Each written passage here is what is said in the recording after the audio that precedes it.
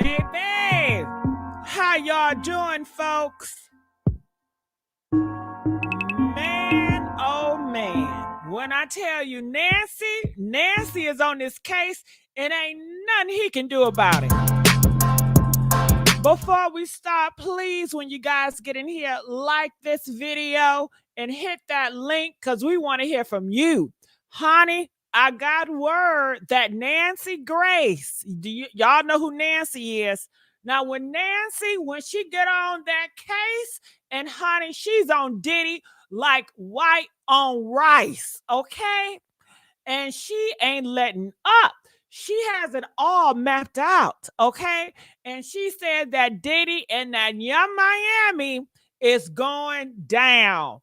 Young Miami rapper that turned into a street worker, okay? It's going down.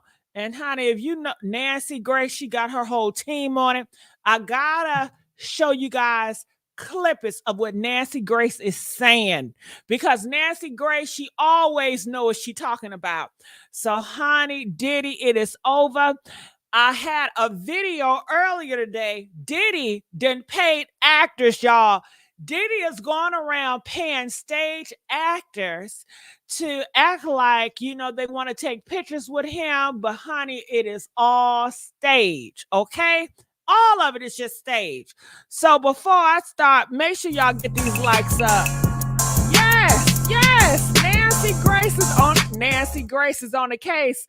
Don't that just rhyme? And amen. Thank goodness that somebody cares like Nancy to really put Diddy in his place. They are on him and they're going to get him.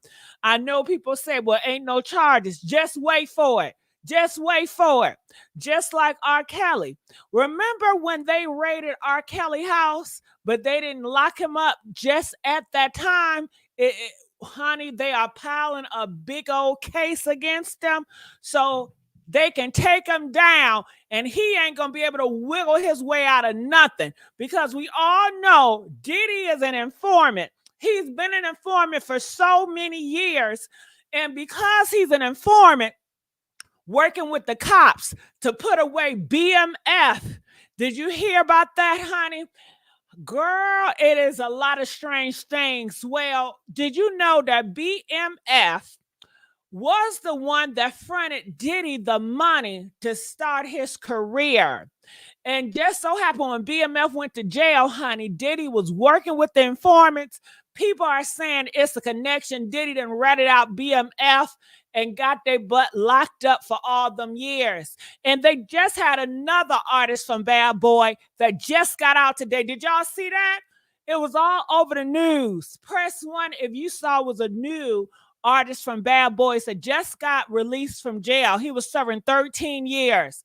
And what I'm telling you, when you under P. Diddy, either your butt gonna go to jail for something he did that you're gonna have to take the fall for. And why you got to take the fall for it? Because most likely they say Diddy, he like to have Diddy parties where it get real Diddy-ish, okay? And he put stuff in these men drinks, and then he take them in the back and he has his way, and he video record these men getting dug out. He video record these men being a bottom, getting taken, their manhood being taken on camera. And then when the men don't want to do what he want them to do, he say, oh, buddy, let's not forget about this night. And he reminds them, send them little clips of videotapes of them being a power bottom, of them giving him head, or him giving them a golden shower. And, they don't want that image out of there. And then that's when they submit to Diddy and they take the fall. They go to jail. They do whatever Diddy want. And if they stand up against Diddy, one way or another, he take them out of here. He get them out of here. Y'all all heard that video audio footage of Meek Mills getting dug out, okay? Press 7 if you heard Meek Mills, okay, screaming for his life after Diddy was taking his behind the Pound Town. But that's why I'm so happy that Nancy Grace is on the case. Okay. Let's get these likes up. And I see 2 people up here. I appreciate y'all, Nat and Frozen Babe. But we need more people. Y'all need to hit this line. Hit at the top if you got something to say, because we want to hear from you. Yesterday, we had a hell of a show. Mike, where you at? Mike, we enjoyed you. He came with informative information. See, Allie, where you at, host? Girl, you know you the girl with the mostest. Where you at, see, Allie? Yesterday we was on a live. If y'all have not seen that live, y'all got to check it out. It was legendary. See, Allen, you done dropped off. I didn't even know you were left. And then we had Breaker Heart, Heartbreaker. Honey, where you at? Okay, honey, it was a show last night. K Ben, Miss Lady A, where you at, baby? All right, so I want to play a little clip of Nancy. Check this out. You guys got.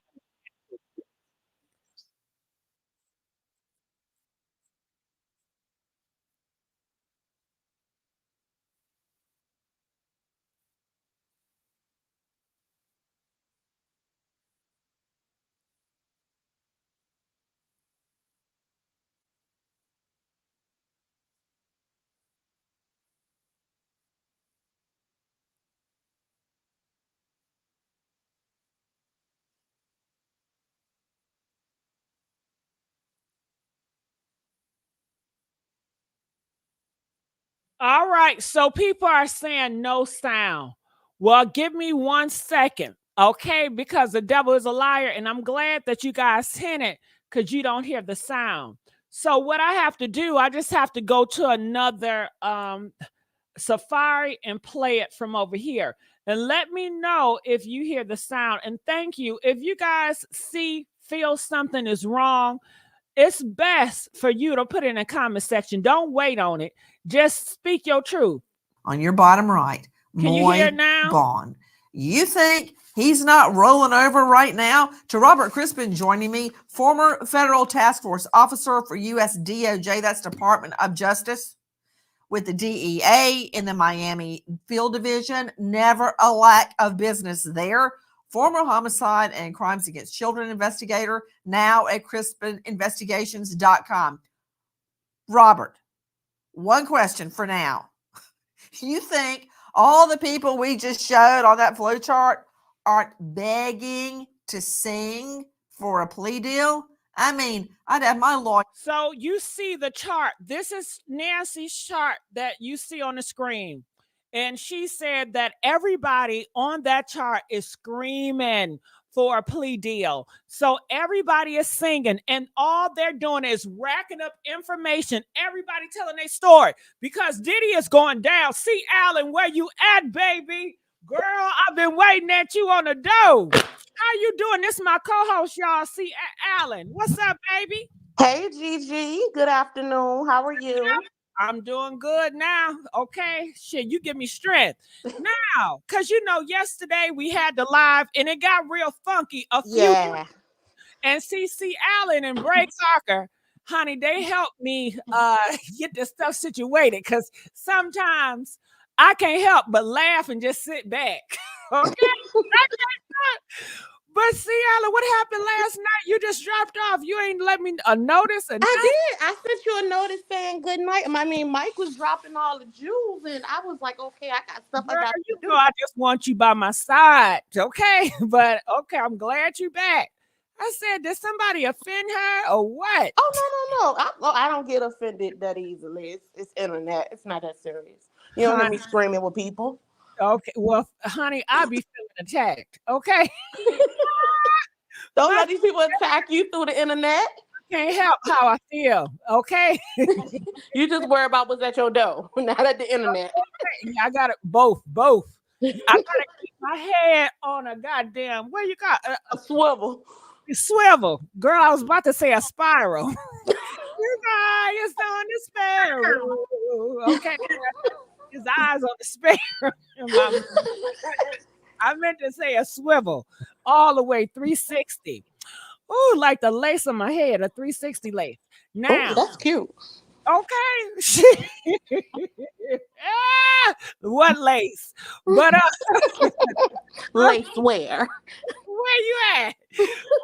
What are your thoughts about Nancy? Nancy Grace is on the case, and she says that all these guys that you see on the chart, she made up a whole chart, and she says they are singing Diddy is going down, Young Miami is going down. Nancy Grace called Young Miami a rapper turned prostitute. I mean, Young Miami said it. I mean, she called herself that. But Nancy Grace, for her to have a chart that detailed, I want to know who her intel is because I don't disagree with her chart at all. Well, you know what? I will say this, C. Allen. They are saying that the people that is bringing down Diddy is a big company. It's big. You know, they had Homeland Security, and that is all the agents.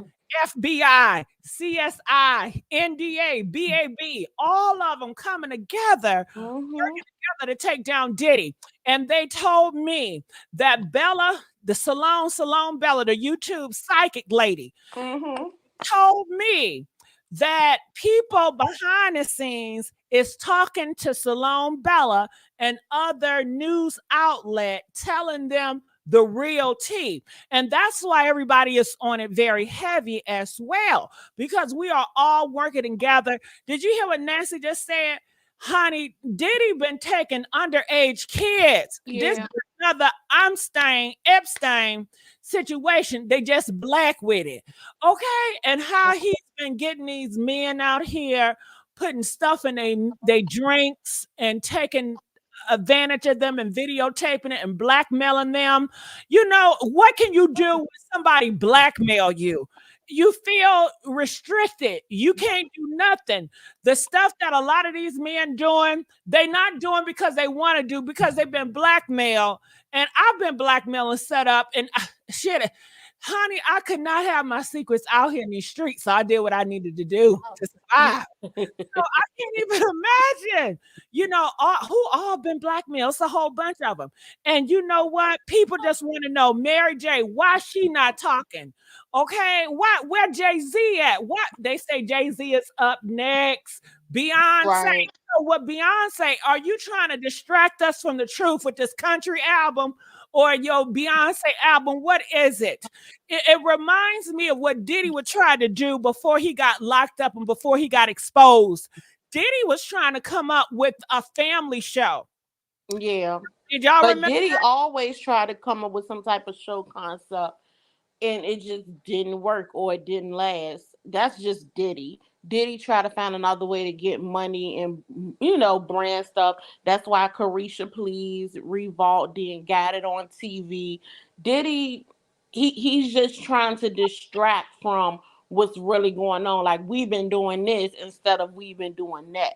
Because she's definitely involved in some other things. She definitely has been his mule. And the reason why it's like Homeland Security and things like that, because he has done stuff out of the country that has been put back on the U.S. soil. So it's a lot with Diddy. It's a lot with Diddy. That little boy already done got locked up for him. Anytime I'm not trying to be funny. Anytime a white boy get locked up before a black man, you know it's some stuff with it. You know, it's some stuff with it. And when you say white, it hurts my heart about Ava. Do you guys know that Diddy adopted a stepdaughter or a daughter? Press one if you knew that Diddy adopted a white girl. Okay. Press 5 if you did not know that. Honey, if you did not know it, let me tell you. Diddy adopted this white girl named Ava. Okay. But where is Ava? And where is Ava? We cannot find Ava. Okay. They are telling me Ava then came out and did a video post on her social media, but they say that is fake. It's AI.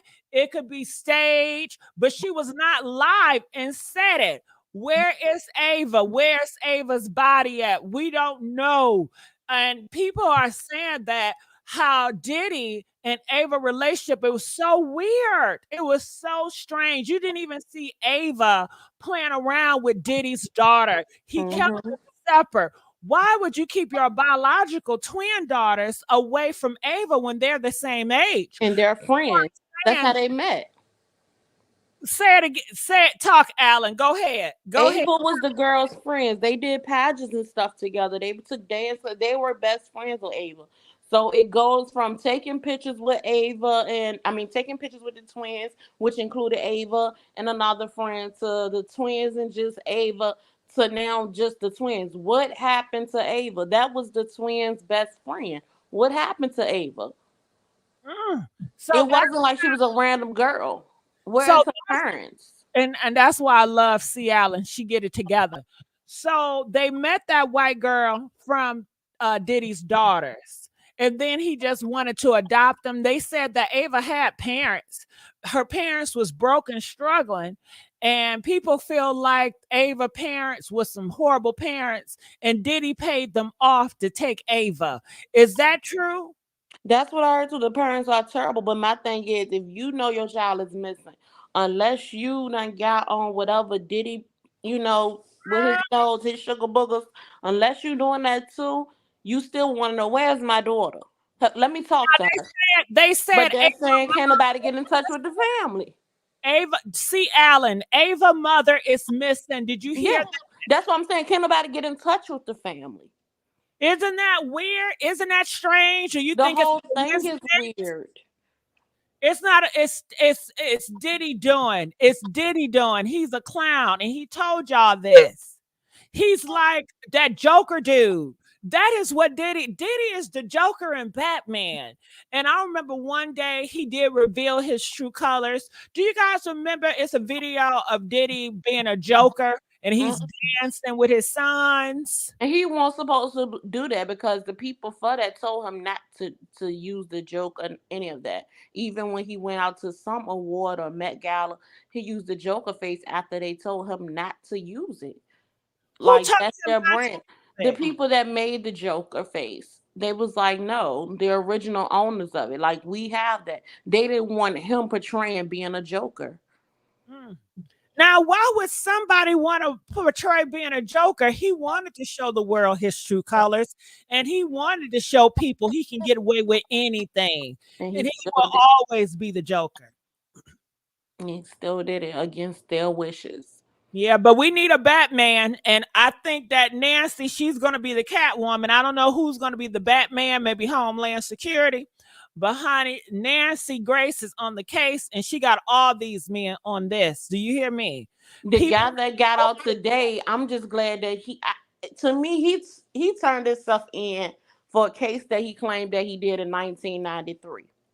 So he turned himself in around 2001 ish. that's the name you're talking about. Okay, you G'd guys, up. it's a rapper Yeah, that was G'd up. under bad boy that just got released. He did 13 years in 13 years. law. 13 years. Diddy always messing up people's lives. But He see, this is not related to Diddy per se. We don't know.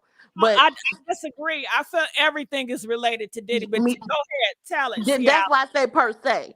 yeah, So he's somebody got shot in 1993 in Harlem. So he went into the Harlem precinct around 2001 and was like, "Oh, I didn't know that person died. I did it." Like, he was real remorseful and all of that. So that's how he got 15 to life. And then he got clemency to be released today. I just find it kind of hard. Like Mace would say, Harlem on the rise. P. Diddy got ties to Harlem. So 1993, that's around the time he was in New York. So to me, that's kind of suspect that you waited almost, what, 10 years? You waited 8 years to tell them, oh, I didn't know the person died. I did it out of remorse to do possibly life, because you didn't know your sentence at first, to possibly be sentenced to life, but you got 15 to life, and then they gave you clemency because of the things that you did within the jail. so he just volunteered to take that 13 years. Correct. He walked into the precinct. Now Yep. you know ain't no nigga doing that. You After know, 8 years, they ain't catch you. honey, Diddy is an informant, and he made a deal. Bring that man up in here, and we'll do X, Y, and Z or something. Okay? Diddy hand is all on this. I blame Diddy. he's under bad boy, and you know Diddy has a control freak issue. He controls everybody that's under that bad boy. Every single thing. He is obsessed with control. They say he would just follow Cassie. Even when Cassie was with her new man, Nick, and had the baby, he would still be out there stalking her. He got time on his hands. A lot of these men with all this money, you would think ain't no way you got time to be around stalking and looking and following people because you're busy. Hell no, they got time. He got time to do all these Diddy parties and to get all these underage girls and boys for fun pleasure, of demonic pleasure for all these celebrities and stuff, honey. It's the list goes on. But I want to play a little bit more Nancy, and I want y'all to call up in here. And thanks to y'all for being up in here. On the phone yesterday, working a deal so I wouldn't spend the next 50 years in the penitentiary. Listen, they know it's coming, and they're trying to get the best seat in the house, and they're going to these prosecutors saying, what can I give you? Let's sit down, let's talk, because those chairs are going to fill up really fast once this thing starts to unwind and once people start getting arrested. But if I can back up just 2 seconds about that search warrant, you know, I'm not real sure that an indictment is going to come out this quickly, because there's a lot of electronics that were taken. And I will tell you, from doing multiple federal search warrants and taking a lot of electronic devices, that stuff takes time to go through systematically. You got to retrieve data that's been deleted. And ironically, the hidden cameras that were in Diddy's house are probably going to be the same cameras that are going to sink him. Hey. Did you hear that, C. Allen? Yes, I did. Same cameras that was in Diddy's house. If you guys did not know, Diddy, he is strange with cameras. He got cameras all in the bathroom. I even heard he got a camera inside the toilet, girl. When you sit your butt on the toilet, the camera is all up in your derriere. He got something with booty. He like booty. He is obsessed with behind and dookie shoots. I don't get it. But honey, they say he got cameras in the toilet. What the hell? He got cameras everywhere, every nook and cranny. He got the cameras. So they took all them cameras, and they are going to get all that deleted stuff off the cameras, all the system. And I don't know. They say it's going to take time. They got all the cell phones. They got the laptops, electronics, and they have to go through all that. Yeah. I mean, they have to break through all of it and then retrieve a lot of stuff.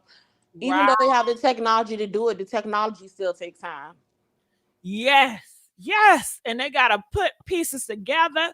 So, honey, when I tell you this is going to be a process. That's why he said he's not going to jail tomorrow.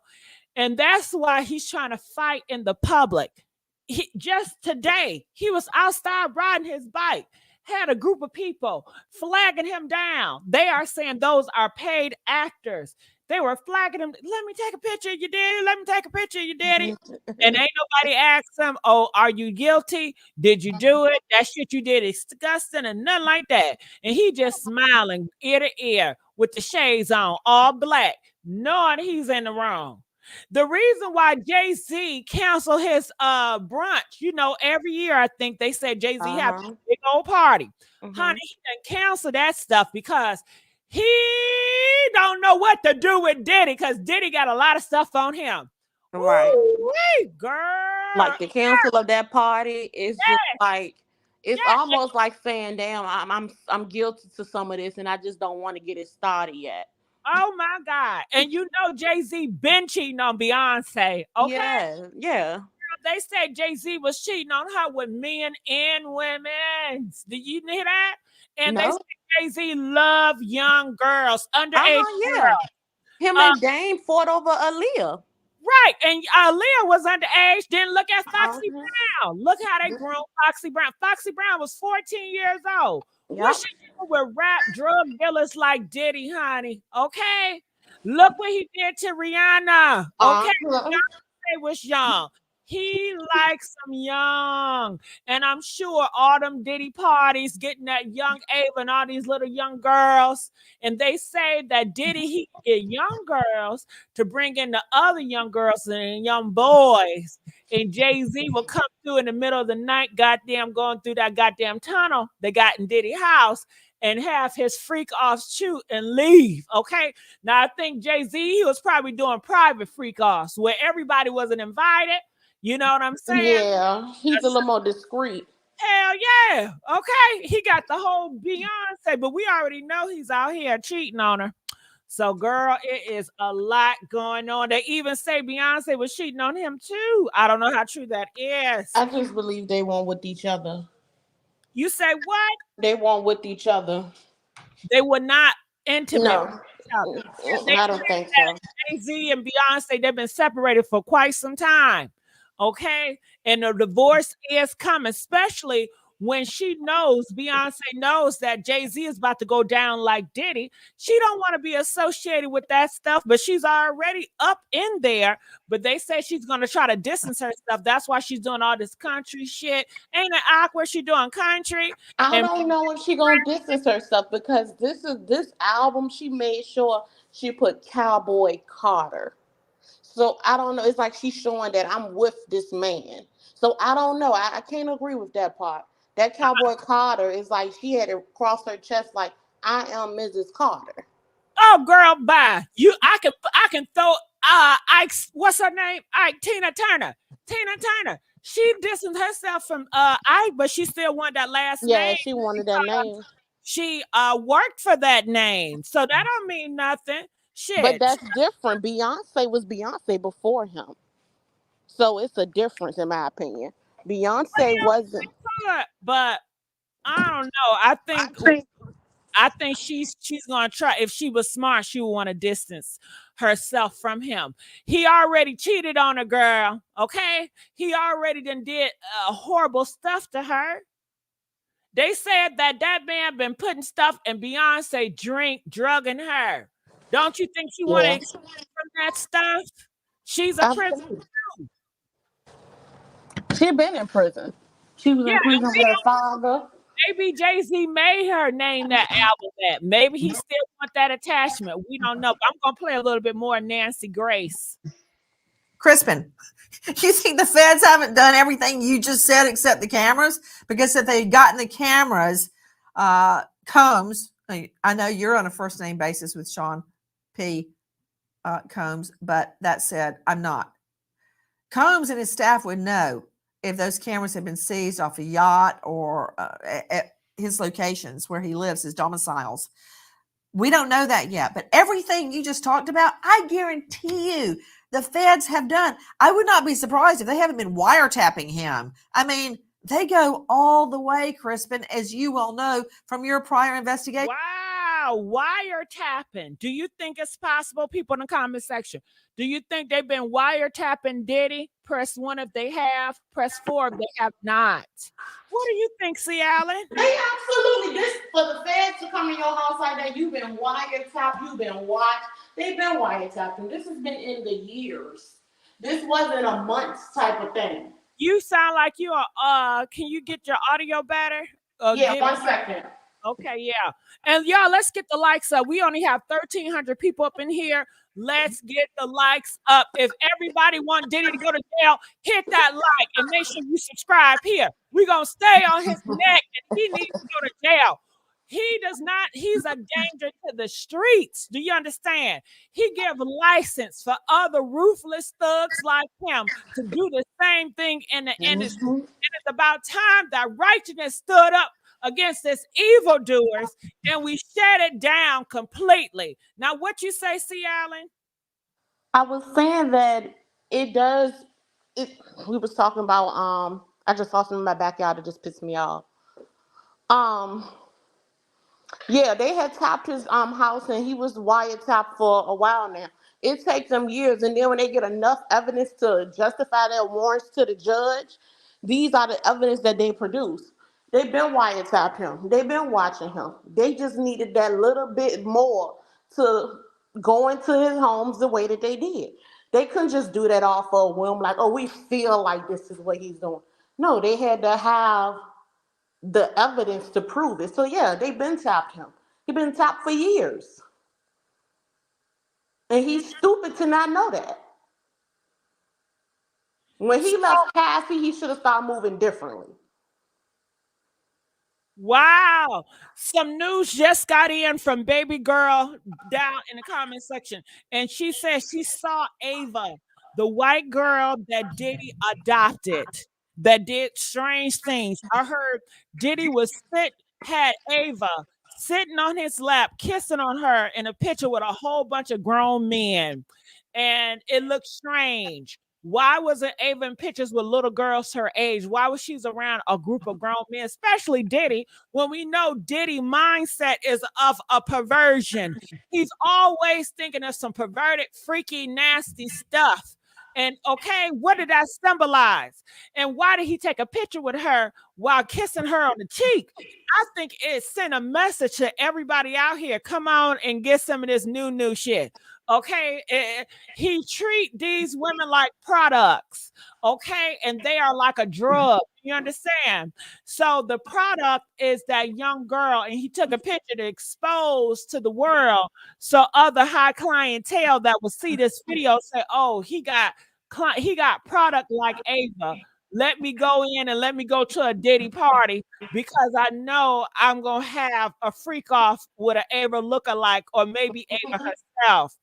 And that's what I think he does. These individuals, they are not human to them. They are just products for him to they're items. Get off of and to make money off of. But she said that she saw Ava biological father on video last week and he was crying his tears out. He said that the mom is really on sugar boogers really, really bad. And Diddy probably been feeding her all the sugar boogers she can eat. For that girl. Just to get that goddamn girl. And it just let you know that he don't care about nobody. And why would you do this to your daughter's friend? Why would you do this? He's ruthless. He is jealous. He is just ruthless and jealous. Was he jealous that white girl was closer to the twins?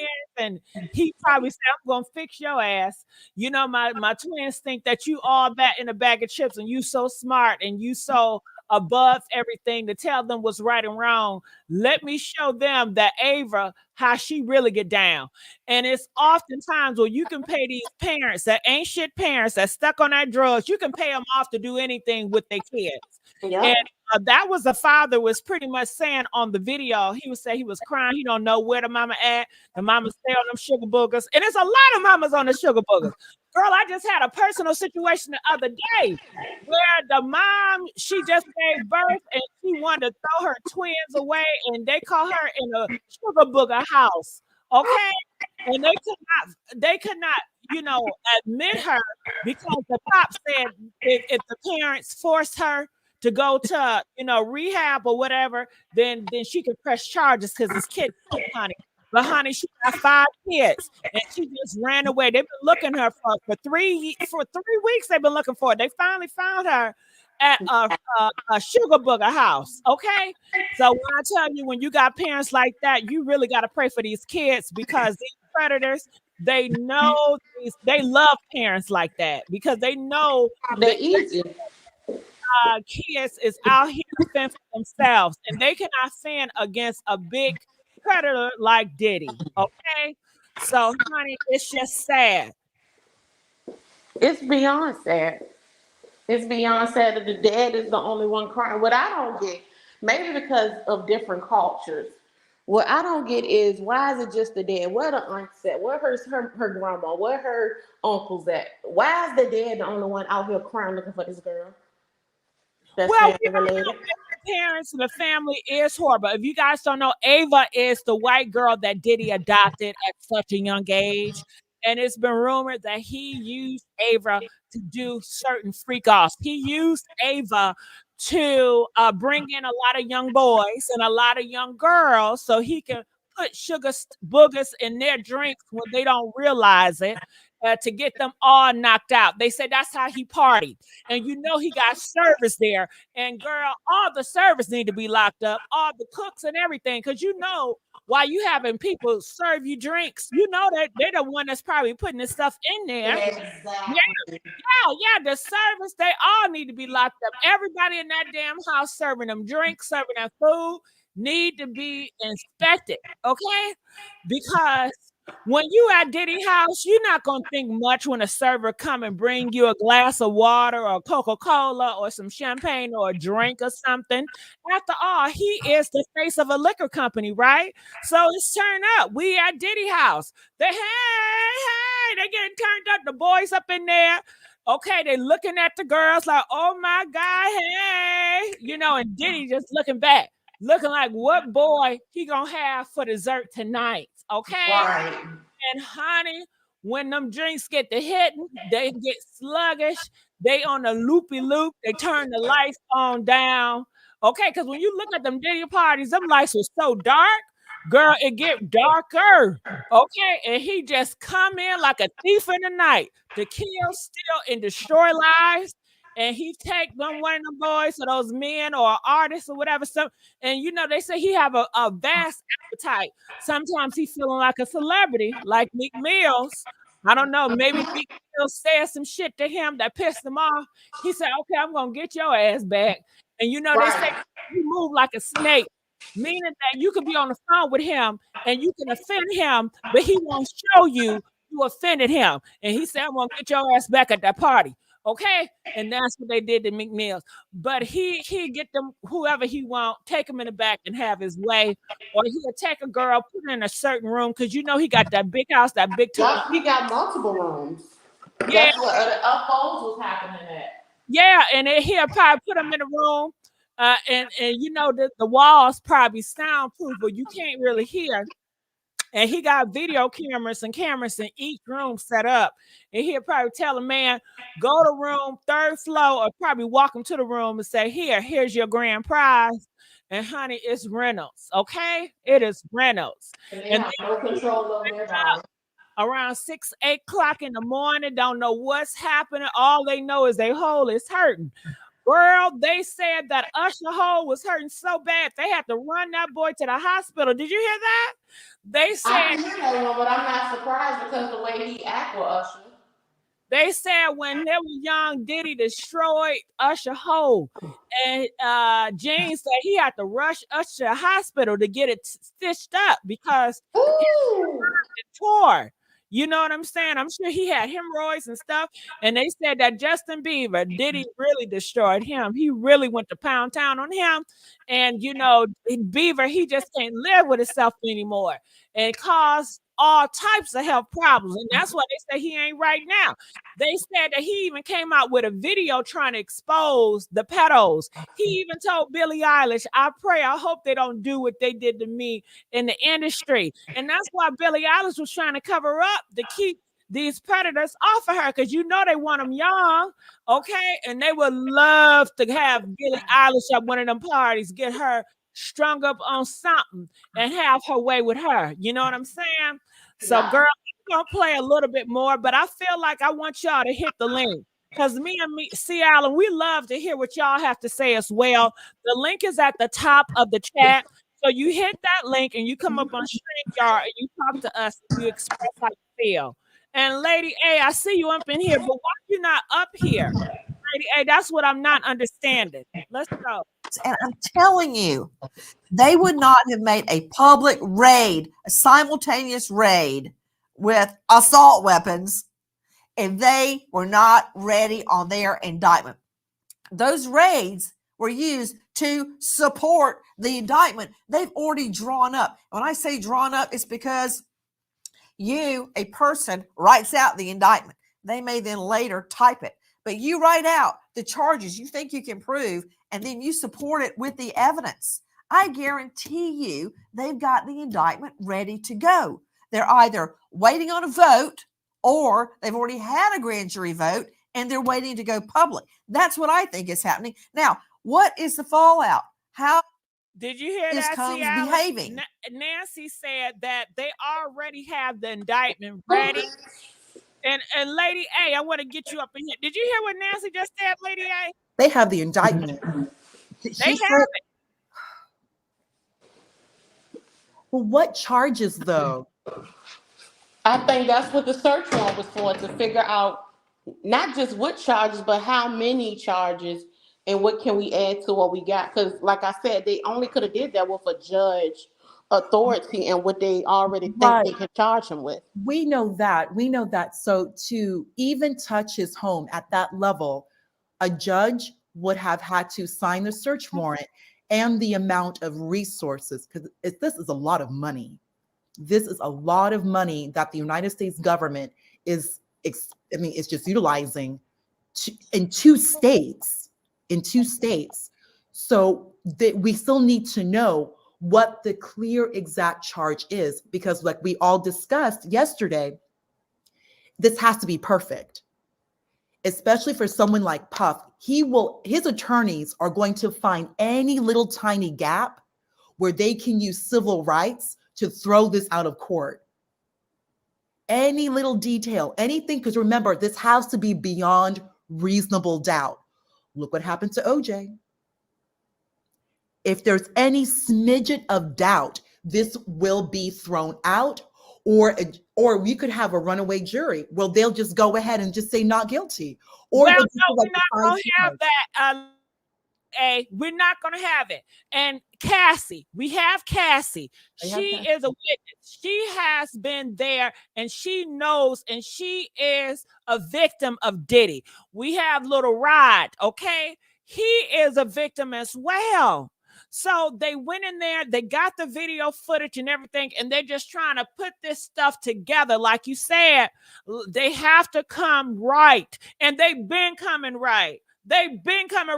And Diddy parents or Diddy's son, Justin Combs' mom, is trying to sue them for coming into the house and being aggressive. And even Stephen A. You just proved me right, Gigi. She doesn't have a case. They're looking to find holes to throw this out. But they don't got no case, Lady A. So remember, if Cassie's case, that's I think it is the SDNY. We discussed yesterday that jurisdiction. That doesn't necessarily mean Homeland Security. We need to know, what is it that Puff has done across state lines that the federal government has the case. Because remember, it's not just Cassie. Cassie's issue really is New York, unless they have something that's interstate commerce, hence Homeland Security. So we need to know, what is it that Puff has done across state lines and possibly internationally that the United States government is going to take him through court. We don't know yet. That's like, what is it that Cassie has now turned state's evidence? Okay. What is it that Puff has done across state lines? Trafficking. So what is it that he's trafficking? Who? He's trafficking bodies. He's trafficking underage, people. Cassie said it. The Rod dude said it. People have seen it. But they need to have cold hard proof though, because this cannot mess up. If they make one mistake, but then they can't try Puff again. It's like trying to find a needle in the haystack. You only have one time to do it. Because if they mess up, they'll never be able to try Puff again. And he will get off, and he'll be able to get off scot-free. And Puff may have had to put up a bond. Well, no, he hadn't. I don't think so. There's no bond yet because he hasn't. They're gonna get him, Lady A, because everybody's involved. And trust me, they're not gonna do this much work to lose out against Diddy. Okay, they have to make a statement, true. And Diddy is the statement they're gonna make, and they're gonna hang him on a cross like they did the rest of them. And he is going down. Make no mistake about it. He knows it. I know it. We know it. It's just the time. Even Bella Salone knows it, okay? So, honey, he's going down, and he has taken across state line people and sugar boogers, drugs, okay? And that's when Young Miami get involved as well. But if it was just drugs, then they were talking DEA. Like the fact it's Homeland goes back to what you're saying, trafficking. then that is such a huge case. In my best Trump voice, you cannot make the slightest mistake, because it's one thing with drugs. That's DEA. That's not even, that's DEA. Okay, whatever. But when we're having Homeland, just like Mike said last night, the HSTI, the HSI, then we need to know it has to be perfect. It's not just Cassie. There has to be other victims, and they need cold hard proof. Hence the raid. Until we see charges, like we need to see what the government is charging Puff. Then right now, anything could happen, because Puff's lawyers are working double time. They are looking for any gap to go against the government. Anything. That's what I'm just concerned about. Because once I wouldn't be concerned. You know why? Because God is on the righteous side, and he will make an example out of Diddy. But I'm glad that you speak for, and you putting doubt in our head. It brings for good conversation, Lady A, and I want you to stay on because you know you my other host. I appreciate it. I'm right here, going nowhere. Zaya, are you there? I don't know if I'm here. Yeah, I'm here. How do you pronounce your name? Zaya. Zaya. Okay, what are your thoughts about this, Zaya? Yeah, Say that again. All right, so it seems like Zaya has lost connection because I don't hear him. All right, so I'm gonna put him down because I didn't hear. Did you guys hear Zaya? It's Mama Combs. It's Puff's mother. She's coming out trying to put root on everybody. Oh, that's Zaya. She's trying to stop things. She sees. Zaya, are you back? Are you there, Zaya? Yeah, Zaya, I'm here. Can you hear me? To come after you. I can hear you. Go ahead. Yeah, like I was saying, I believe that Diddy should go to jail for the crimes that he committed. But I also believe the people such as Cassie, Little Rod, Tiffany Red, all those people, who knew about these crimes and didn't try to say something when they saw something. I don't care if they were a victim. Even if they saw the crimes happening, they need to report it, because how long was Cassie with Diddy, and how many crimes that he committed to other people? And she could have prevented that. Little Rod was holding the camera recording Diddy doing these actions, and he only held it. These people only held onto this information for what? For money purposes, when Diddy didn't pay them for an album, or when Cassie wanted, when Cassie wanted her money or whatnot. I feel like they should definitely go to jail as well. They're accessories to the crime. It doesn't matter if they were a victim. I don't know about Rod, but I would say about Cassie. No, she did not need to go to jail. She was scared. Do you know that man put a pow in her mouth? Do you know how scary that is? She was scared. She thought she was gonna pass away. He put paws on her. He drugged her. He groomed her. She met Diddy, 19 years old, working under. And I hear that. And I hear that. Also, Gigi, just to let you know, one of the girls from the Epstein Island, I'm so sorry to say this, one of those teenage girls, she actually threw herself off a building off Wall Street in New York. So about 7 years later, she threw herself. She committed suicide, and she also was one of the teenagers on Epstein's Island. So just remember that. You're talking about a teenager here who gets sucked in. Thank you, Tajon. Tajon, you know you my girl. I would love for you to call up in here. Just don't cuss though, because she's very passionate.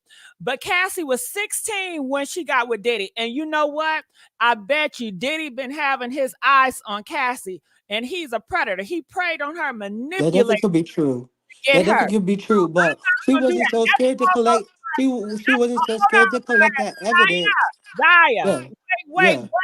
That's like blaming people that get trafficked. Well, you guys were trafficked, and you guys. No, it's not. It's two different things. Wait, hold on, Zaya. You're not gonna overtalk me. You're not gonna do that, Zaya. No, you're not. When you take somebody, and Cassie was kidnapped multiple times, she couldn't leave that house. And when she did try to escape, didn't he hunt her down like a dog? Didn't he hunt her down like the predator he is and dragged her back to the house and put paws on her back again? Cassie don't have no power or no intel or nothing. Shit. At 16, 19, you don't even know who you are. You're trying to figure shit out. And when you see this man that keep on doing horrible stuff and getting away with it, he's an informant. If she go to the police, then what's going to happen? He's still going to lash out at her again. Lady A, you better tell him about that. You said, what you call it?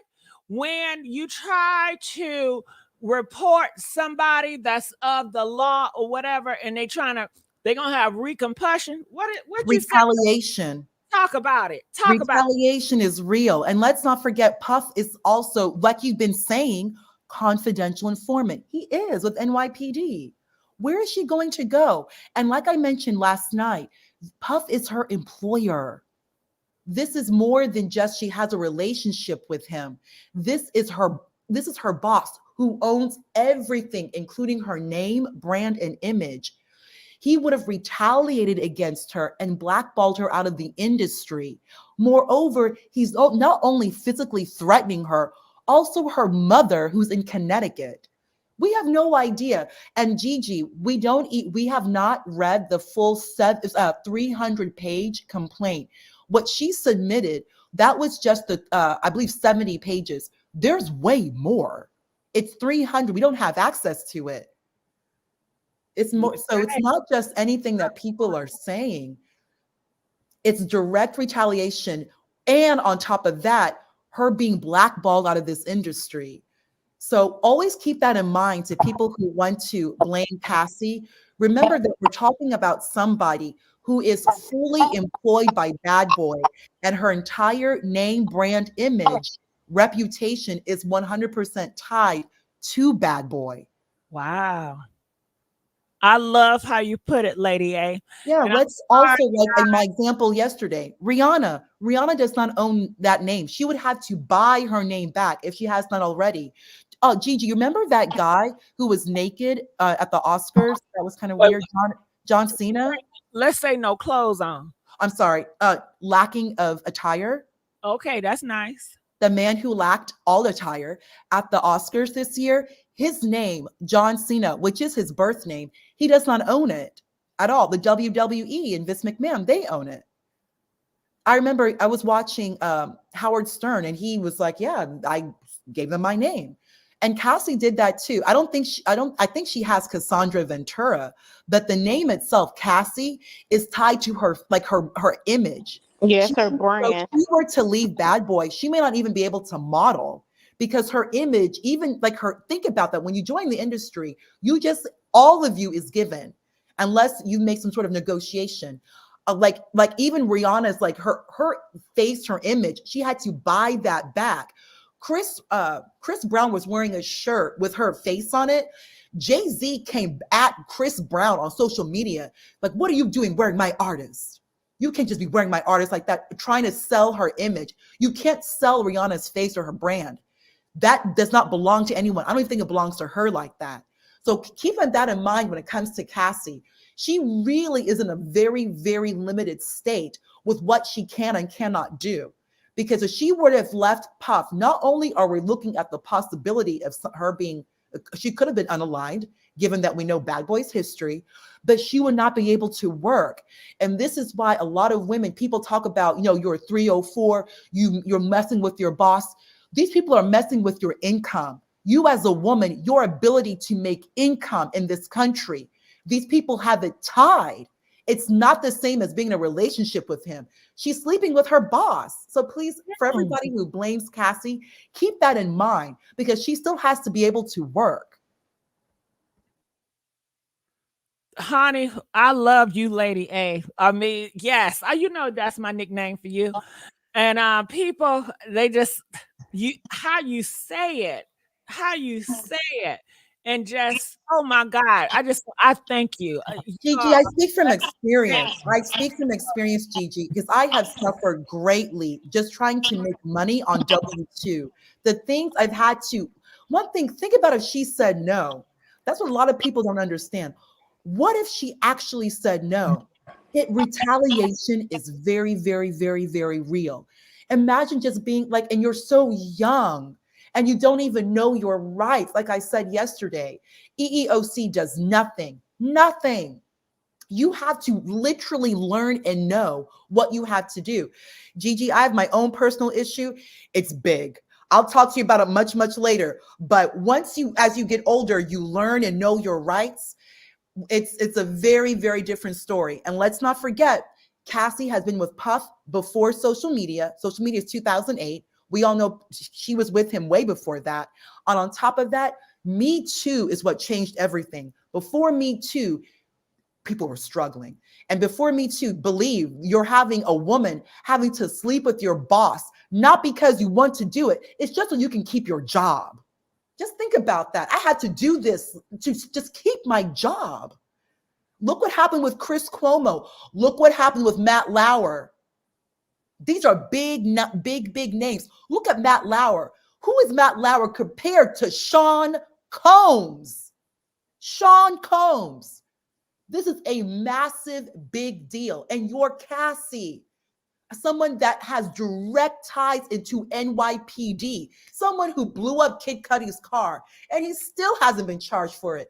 Puff is like, this is what we were talking about yesterday.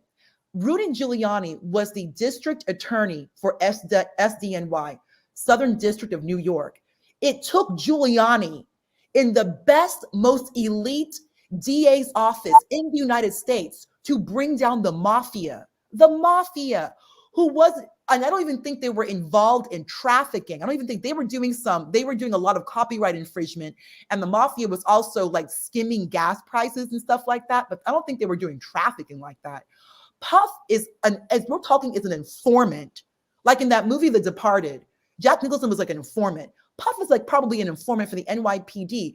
And on top of everything, he's international. There is a very real possibility that he has been trafficking internationally, on top domestically across state lines. This is a massive big deal. And he's been getting away with this for how many years? Too many years. This is the same guy that we have been talking as a collective probably has something to do with Biggie's passing. And he's been getting away with it. And you are Cassie, that many of us, I think some of you in the live chat, we remember Cassie in the Delia's catalog. I know some of you remember Cassie in those Delia's catalog, along with Britney Spears. That's 1999. And you're here, Cassie, you're 19, 20 years old, and you're supposed to do what? To Puff? Y'all, come on. Please look at this in perspective. This is more than just some girl trying to get money and fame and fortune. This is a level of depth that many of us are not going to understand unless you actually have lived life. Like many of us are not really going to get this until you've like actually had a job for like a good 10, 15 years. Like there's no way somebody 22 years old is going to understand how to handle this situation. You are not. You really are not. You have a job. You're with a man who's a police officer. You have a job. You're with a man who is a confidential informant to NYPD. You are. I know that Zaya, come on. You know the history of NYPD. Puff, Miami PD. Puff, LAPD. And who is Cassie? A model who can barely sing but can kind of dance. Y'all, come on. I'm glad you said that because her talent was just modeling. She can't sing, she can't dance. You try to push her as that to make it seem like that's how he's using his artist until he came out like, this is my girlfriend, and she always looked uncomfortable, gave the fake smile like, I'm going along with it. And people like, so why she show up with him? She did not have a choice. This isn't her job. This is Cassie's job. This is all of these things she's doing. This is her work. And her livelihood. This is her livelihood. This is her being able to work outside. Either I do this, or I'm basically looking at the possibility of being unalived, or at the best, not be able to work. Cassie's not going to be able to model if she left Puff. He won't let her do it because that's her image, which is owned by Bad Boy. She can't leave. It's no option. Where's she going to okay, do? get this out your Go mind. to college. You can go to college. That's about it. That's all. The only option Cassie had is to basically just go to college or Lady A. she can't even go to college, and I'm trying to restrain myself, okay? Lord. 'Cause I'm Oh, very Lord. passionate. No, because they was like, you shouldn't be yelling. And I'm sorry, it's in my nature to yell. But okay, listen, I ain't cussing. It's in my nature to cuss, but I'm disciplining myself, okay? Now, she could not leave. I don't know why some of you guys, you feel, well, she could have left. Listen, she had to face death. And if when she did try to leave, she tried to leave multiple times. He hunted her down and dragged her back, manipulated her. Well, if you leave, you ain't gonna get access to this, to that. You are mine. He is controlled. Don't we all know he's a control freak? Not just with Cassie, but everybody else. Cassie to him is his property. When you have a man that feel like he is God, remember, a lot of guys, they are jealous gods. They don't want nobody having power, access, or anything to their property. And that is how Diddy relationship to Cassie, that is his property. He owns her, and he made sure he manipulated her. It was a very easy for him because she was 16. And like Lady A says, you know, when you're 16, 19 years old, you don't know your rights. Hell, some of y'all 30, y'all still don't know your damn rights, okay? You don't know your rights. You don't know everything. And even if she did exercise her rights, if she went to what do you call that place when you go at your job and you're trying The to EEOC, the if you Equal Employment Office, Equal Employment Opportunity, the EEOC. or HR. Oh, they're the worst. HR is for the company. They would have The Diddy ruined her family life. company. If she would have went to HR to complain that her boss Bad is boss. being very aggressive and she does not feel comfortable, what would happen? Do you think they're Retaliation. Retaliation. And I'm speaking from experience. They will retaliate against you. Moreover, remember, they can just fire you. They can just, and they're because most of these states are at will. They gonna tell Diddy, and Diddy yeah, drag your butt and say, oh yeah, you gonna do that. He probably gonna beat her, choke her, do horrible stuff, probably tell her I would do X, Y, and Z to your family. When you're dealing with an evil monster or predator like this, you can't do nothing. It's just like a goddamn rabbit being locked up in a room with a lion. Do you really think that rabbit got a choice? That's just, well, rabbit, just leave. Let's leave. And honey, the lion is at the door growling. Arr! And you want the rabbit to leave? And that rabbit know once it goes close, that lion is going to devour them. That rabbit can't leave. It cannot. It's not an option. Go ahead, Miss Lady A. I'm sorry. Is she there? No, I'm right here. Do you remember? One thing is the type of threats that you can make to a 19-year-old.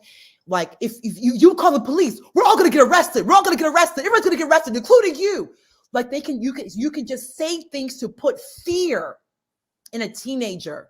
You can put fear in an early 20-year-old. They don't know their rights. You're always using the police as a weapon. Let's remember that. And this happens to many, many young people, whether they're in college, in the university, you're in the dorms, and you're having these men coming after you, men who don't even go to the school, men who just old men harassing young girls, and also at the workplace. So you're at work, you're at school. They can just keep using the threats of the police. Let's not forget how go ahead. I'm sorry. And I'm sorry to interrupt you. When you're dealing with a thug like Diddy, he will have people in your school coming after you. He will have girls in your school. He will have men coming after you in your school. No matter where you go, he will always hire hitmen to come after you. I've dealt with it when I got blackmail going to school. I didn't realize until a couple of weeks when my ex told me that he had spies following me in the school. He knew people in the school system. So with Diddy, he's a big person. He has really a lot of resources. Back in those days, they praised Diddy. They thought Diddy was everything. He was everything for the Black community, for the Black man. They're not going to allow person like Cassie, because they already give girls a bad reputation. Back in the day, the girls didn't have a voice. Oh yeah, she was with him because she a hoe. All the girls are hoes, or what you think you was there for, and all this, and she has to fight it. All this is a lot to deal with. It is a lot to deal with. You're here, you don't know your civil rights. You don't even know your own human rights. And then you're having someone, like I said yesterday, they're working, and like you're just saying right now, they work as a group. So there you have a group of people who were literally talking, scheming, and scamming against you.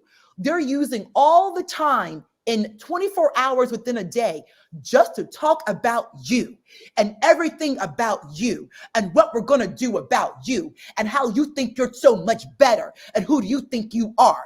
Cassie is uppity, this hostility bitch, this light-skinned bitch. I can go on and on and on. You already have people using whatever jealousy and hatred that they have against Cassie, because remember, she's the one getting all the attention. She's number one now. And Cassie is not Lopez. Lopez was 30 years old. That's a whole other conversation. She knew and wanted the life. Cassie, we're talking 18, 19. What is she going to do? And what she doesn't even know. She doesn't know anything. So Puff not only gets a girl prettier than Lopez, and also younger than Lopez, and taller than Lopez, and thinner than Lopez, and also has that look. You know, Puff does like, he does like Asians. So there we go. It's like a whole win in every situation. Lady A, and I love how you talking, everything you talking right, but ain't he the same as Russell? Didn't he pry on 16, 17-year-old models too? Kimora, thank you bringing that up. And that's why Kimora and Cassie, they can relate. I'm sure Kimora sees herself in young Cassie. You remember the guy I brought up, Tr3, the live chat, of course, knows Tr3. Tr3 did MTV a lot. Tr3 outright said he remembers meeting a 16-year-old Kimora Lee Simmons with Russell. Kimora has been with Russell Simmons since she was a teenager. Russell went to her high school, like to pick her up. And I remember that even when I was in high school. When I was in high school, Gigi, and I'm here going, Gigi, I went to an all-girls white high school. And even those girls, one girl, her boyfriend, 28 years old, would come and pick her up. I even remember the license plate. She's an attorney now. She was 15, and she would tell me everything. I still remember. I remember her name. I remember this guy is 27, 28 years old, driving a red Honda Prelude, picking up a 15-year-old at her high school, an all-girls Catholic high school. Believe how these men move. These things happen a lot, and no one says anything. And yes, they were doing what you thought they were doing. They were doing it. She told me in detail. But I wanted to get back to Cassie. Yeah. This is what happened. This is what keeps happening. You have growth, and that's R. Kelly and Aaliyah age.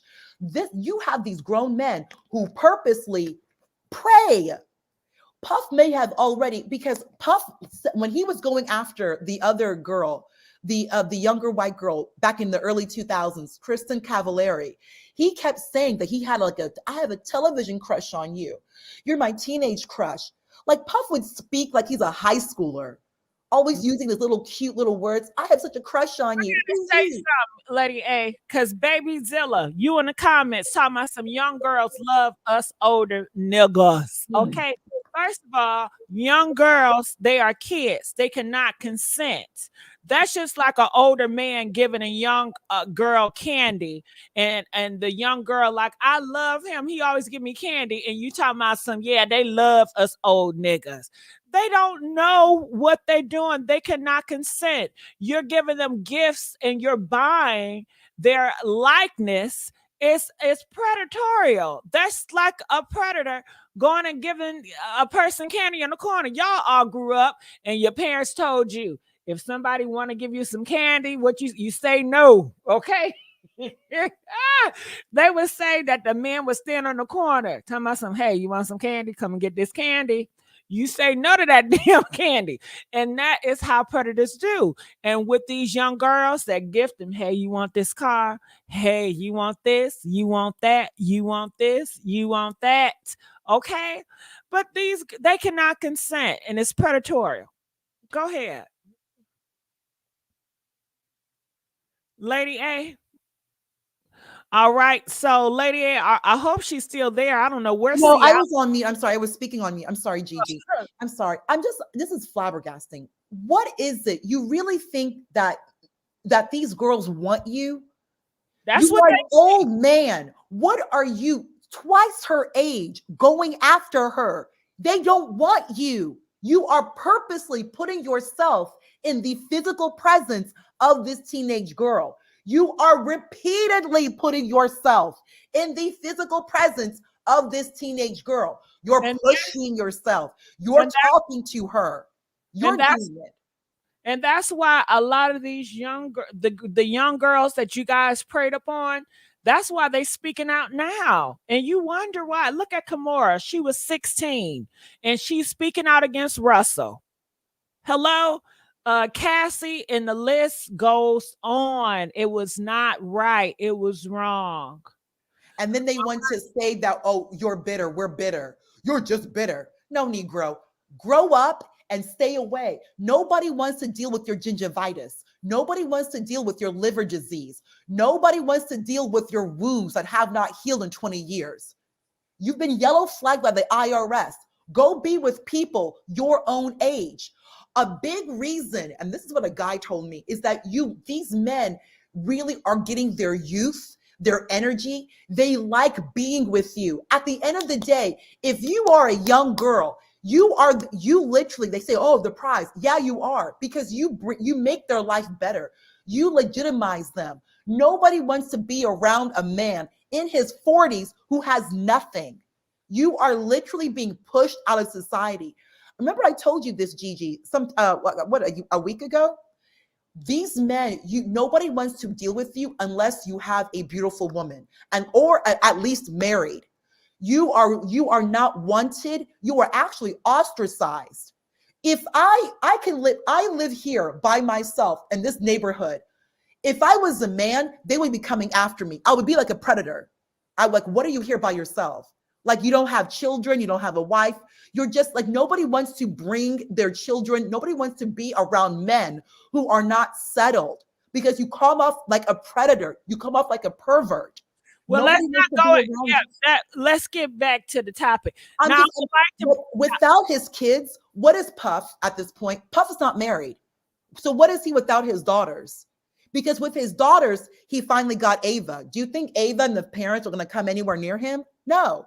He's using his children to legitimize his presence. That's why he's always hanging around these kids. Quincy, Christian, all of them, the twins, Chance.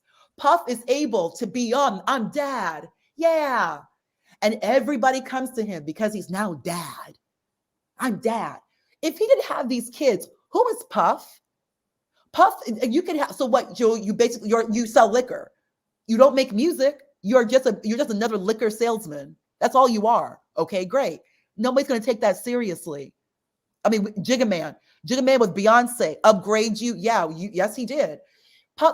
Jay-Z would not have this access. He would not be working with this type of money if it wasn't Beyonce. Puff is the exact same thing. Puff always took Cassie everywhere. We always saw Cassie Puff on the red carpet all the time. And he always got attention because Cassie looks like Cassie. Puff, like, what is he going to do? Remember when Jennifer Lopez wore that green dress? All the attention was on her. And it benefited Puff because he's with a beautiful woman getting a lot of attention in the Versace dress. We make your life better. So stop acting like you're benefiting us.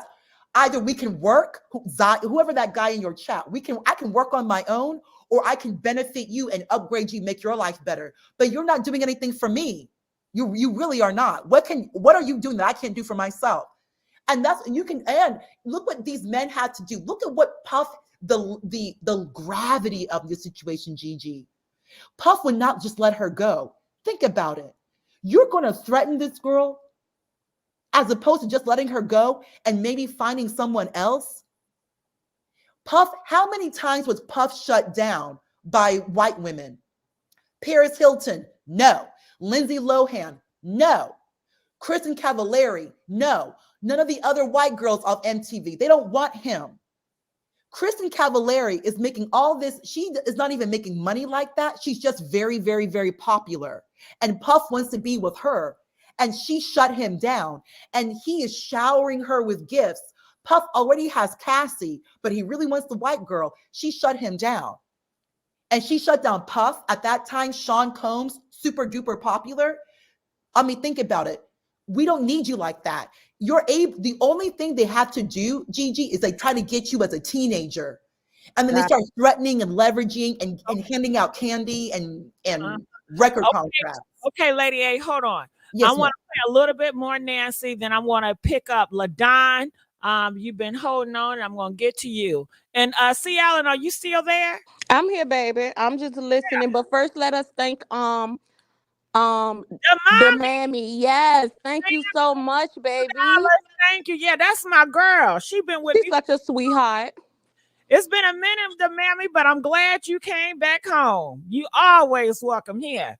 All right, so I want to play a little bit more, and then I'm going to go pick up some more callers. Because a jury could take into account what occurred before, during, and after. To Dr. John Delatorre joining me, a psychologist, mediator specializing in forensic psychology, a witch hunt.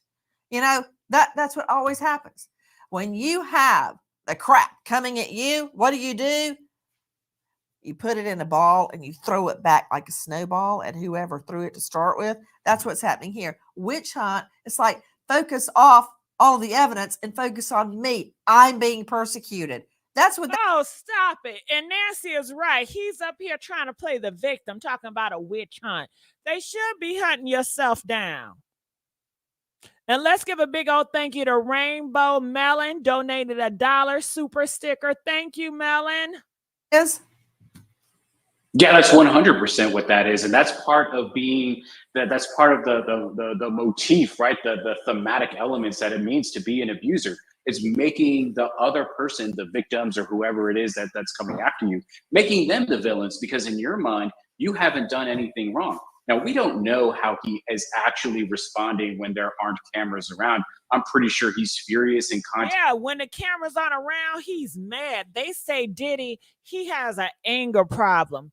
They say Diddy lashes out. He likes to put paws on people. He likes to break stuff. And just the fact that they just talked about how Diddy, he likes to play victim. I can't even imagine the stuff he told Cassie. Look what you're doing to me. This is going to be all your fault and all this, and trying to make her like she's bad. And you know, he did a whole bunch of talking. That's what he's good at, running his mouth. Now let's bring up LaDon. How you doing, LaDon? Good. How are you?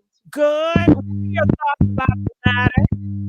What's the Well, first of all, I agree with a little bit of everybody, but what I want to say, people need to realize people got different characters and self-esteem and makeup, even parents, you know. I don't want to blame Cassie's parents because I don't know enough about them, but what I would say is Cassie is not the best singer. She's a great dancer and a performer like J-Lo, right? So I think he honed in on that because Puffy can make anybody a star, you know, and he started out controlling her. But I want to say they are supposed to raise doubt, but that don't mean nothing. They have more than enough. There's people that ain't even pressing charges that can be witnesses. The things that he did to some of the people that were on his label, it's insane. That rap group, the boys, one of them got mental health issues allegedly. I'm gonna say allegedly because I heard him on his live, but I don't know who else did. Um, and he to this day suffers because of what Diddy did to him. Um, he is an evil person, and this is a different day and age. If Bill Cosby can get convicted when it wasn't cameras and photos and internet like it is now, Puffy's going down. He is. He's going all the way down. I don't Understand me? what's that noise? Okay, LaDon, I won't put you down because it's a lot of noise. But yes, C. Allen, Lady A, what are your thoughts about what LaDon just She hit it right on the head, and that's pretty much what my thought was. If Bill Cosby can, go down for Benadryl, and this is years ago, decades ago, then Puffy, the only thing is the people involved, they could be co-conspirators and they're scared. That's why they're talking though. So that's why, like with the people around them, they played a role. They didn't they didn't seek aid for certain people. All of them can be considered co-conspirators. That's why he get them involved. Because he like, you can't tell because your hand is more dirty than my hand. Because he get those people to do it. So it's kind of like a catch-22. Okay, do I stay quiet or do I tell on myself? Because that's what you're ultimately doing. What was your role in it? The people that's around, they all have a role in it. even Jay-Z? Did y'all hear that? Even Jay-Z got a role in it. Ooh, did you really think these thugs can change? I mean, Diddy, how he came up was ruthless. And Jay-Z, how they came up was ruthless. And girl, can I tell y'all something about Jay-Z? Honey, I was listening to Nas song, and when Nas and Jay-Z was beefing, and honey, when I tell you, Nas told a lot of truth, and it came to fruition. Even Nas said in that Jay-Z song that he like young girls and he like boys too. And they said that the Rockefeller man, he passed away from the high five, and he was just saying a whole bunch. He said, well, why would you name your record company? I was getting ready to say that for Ether. Passed away from a high five. And he was just saying so much about how Jay-Z wanted to take Biggie down. And then I started thinking, well, shit, Diddy wanted to take Biggie down because Biggie was going off to a different record. And then Jay-Z wanted to take Biggie down because he wanted to be on top. So Correct. both of them was in cahoots to take And the same thing with Aaliyah. Yeah. He wanted Aaliyah gone so he can make sure Beyonce was on top. Aaliyah, that Rock the Boat video, her last video that she did, to me, they said that they told her that the plane is overweight. Why didn't they remove some of the equipment, even if she had to get back to the States? Why didn't they remove some of the equipment or just tell some of the people, like, hey, get off, the plane's overweight, blah, blah, blah. But the plane still took off. She knew too much. They had to let her go. She knew too much. And she would have surpassed Beyonce, and she wouldn't have to do no Cowboy Carter. And also because she was with Dame too. And like I said, Jay-Z wanted Aaliyah. And if you notice, Dame distanced himself from Jay-Z and all of this because of stuff like this. I'm not saying Dame hands are 100% clean, but he made sure he didn't get as dirty as they got. Well, they are also saying that Diddy, he was supposed to pay off certain people to take out Tupac. And when they took him out, Diddy did not pay. Did y'all hear that? That sounds like him. Mm-hmm. That sounds like something he would do. Because that was so wild. Like at the end of the day, Gigi, that was on the Strip. Like, how do you just take somebody out on a Vegas, like the Strip, at a Mike Tyson fight, nonetheless? So weird. But if I'm not mistaken, wasn't the same pow used for both of them? Really? Oh, okay. Oh, I didn't know. Y'all hear C. Allen? C. Allen said, was it true? Did you guys ever hear the same pow was used to take out Biggie Smalls and Tupac. Press 1 if that's correct. You heard that too. Press 5 if you ain't never heard no stuff like that. And these criminals, The mammy. they must not been smart. Why would you use the same pow to take out these individuals? Who come on now? Why would you do that, C. Allen? If you ain't think it was gonna get recovered, because I honestly don't know, because the shell casing will prove that it's the same thing. So I don't know if it was trying to send a message or whatever, but it's just weird. But even with the whole thing with Tupac was talking in the hospital and everything. Tupac didn't just pass. Tupac was talking and everything after his situation. Then all of a sudden something happened. He was conscious in everything. They said Jay-Z out here pound his own brother. What type of man would do that? Did y'all hear that? Yes, he did. He did that to his brother. He Why did he pow his own brother, his own flesh and blood? He did. couldn't He just walk away. said why. And it still wasn't justifiable in my opinion. That's your blood. I just don't get why you would do that to your own brother. And they say he just like a Diddy. He's very controlling over his women. He sees them as property. They said that he stabbed a man over a woman. Did you hear about that? Jay-Z out here slicing, dicing people over women. I mean, look at how the little situation played out because Dame had her. These men are ruthless. They are. They are what they say in their music songs, because in the music songs, they claim to be ruthless too. I agree. Somebody said Jay-Z needs to claim all his kids. I agree with that. I heard, did you guys hear that he took out one of his mistress? The one with the MS? What's that? The MF? What is that? Multiple sclerosis.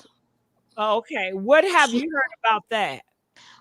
Pretty much that went silent, but she was already the girl mom. She has MS, and her mom died prematurely, in my opinion, because I have MS as well. I got diagnosed at 19. I'm in my mid-30s now. Now, MS can be, depends on the speed. They call her Kathy White. You right.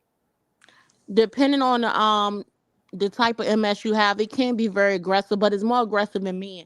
But it's not to the point where it will just up and kill you, especially in the time that we live in with science. So MS just kind of makes you weaker, stuff like that, but it doesn't affect your organs, things like that. That MS story just don't sit right with me. Got it. Having MS and seeing other people and going to have my treatment and seeing people who's in their 60s, 70s and had it before the science even came out for it. And they're just in, hover around, they're still mobile. So it just don't make sense. She was too young and had access to the science to get the help that she needed. So do you think that Jay-Z has something to do with taking her out of here? It don't sit right for me. I'm from the DMV area. You see, Alan, I think he did it. I think he did it because, first of all, birds of the feather flock together. Diddy, we know he took out Kim Porter, Heavy D, and a lot of other people. He was trying to take out Al B. Sure over a woman. And honey, Jay-Z, he knows. You don't think he knows what the wrong that Diddy is doing?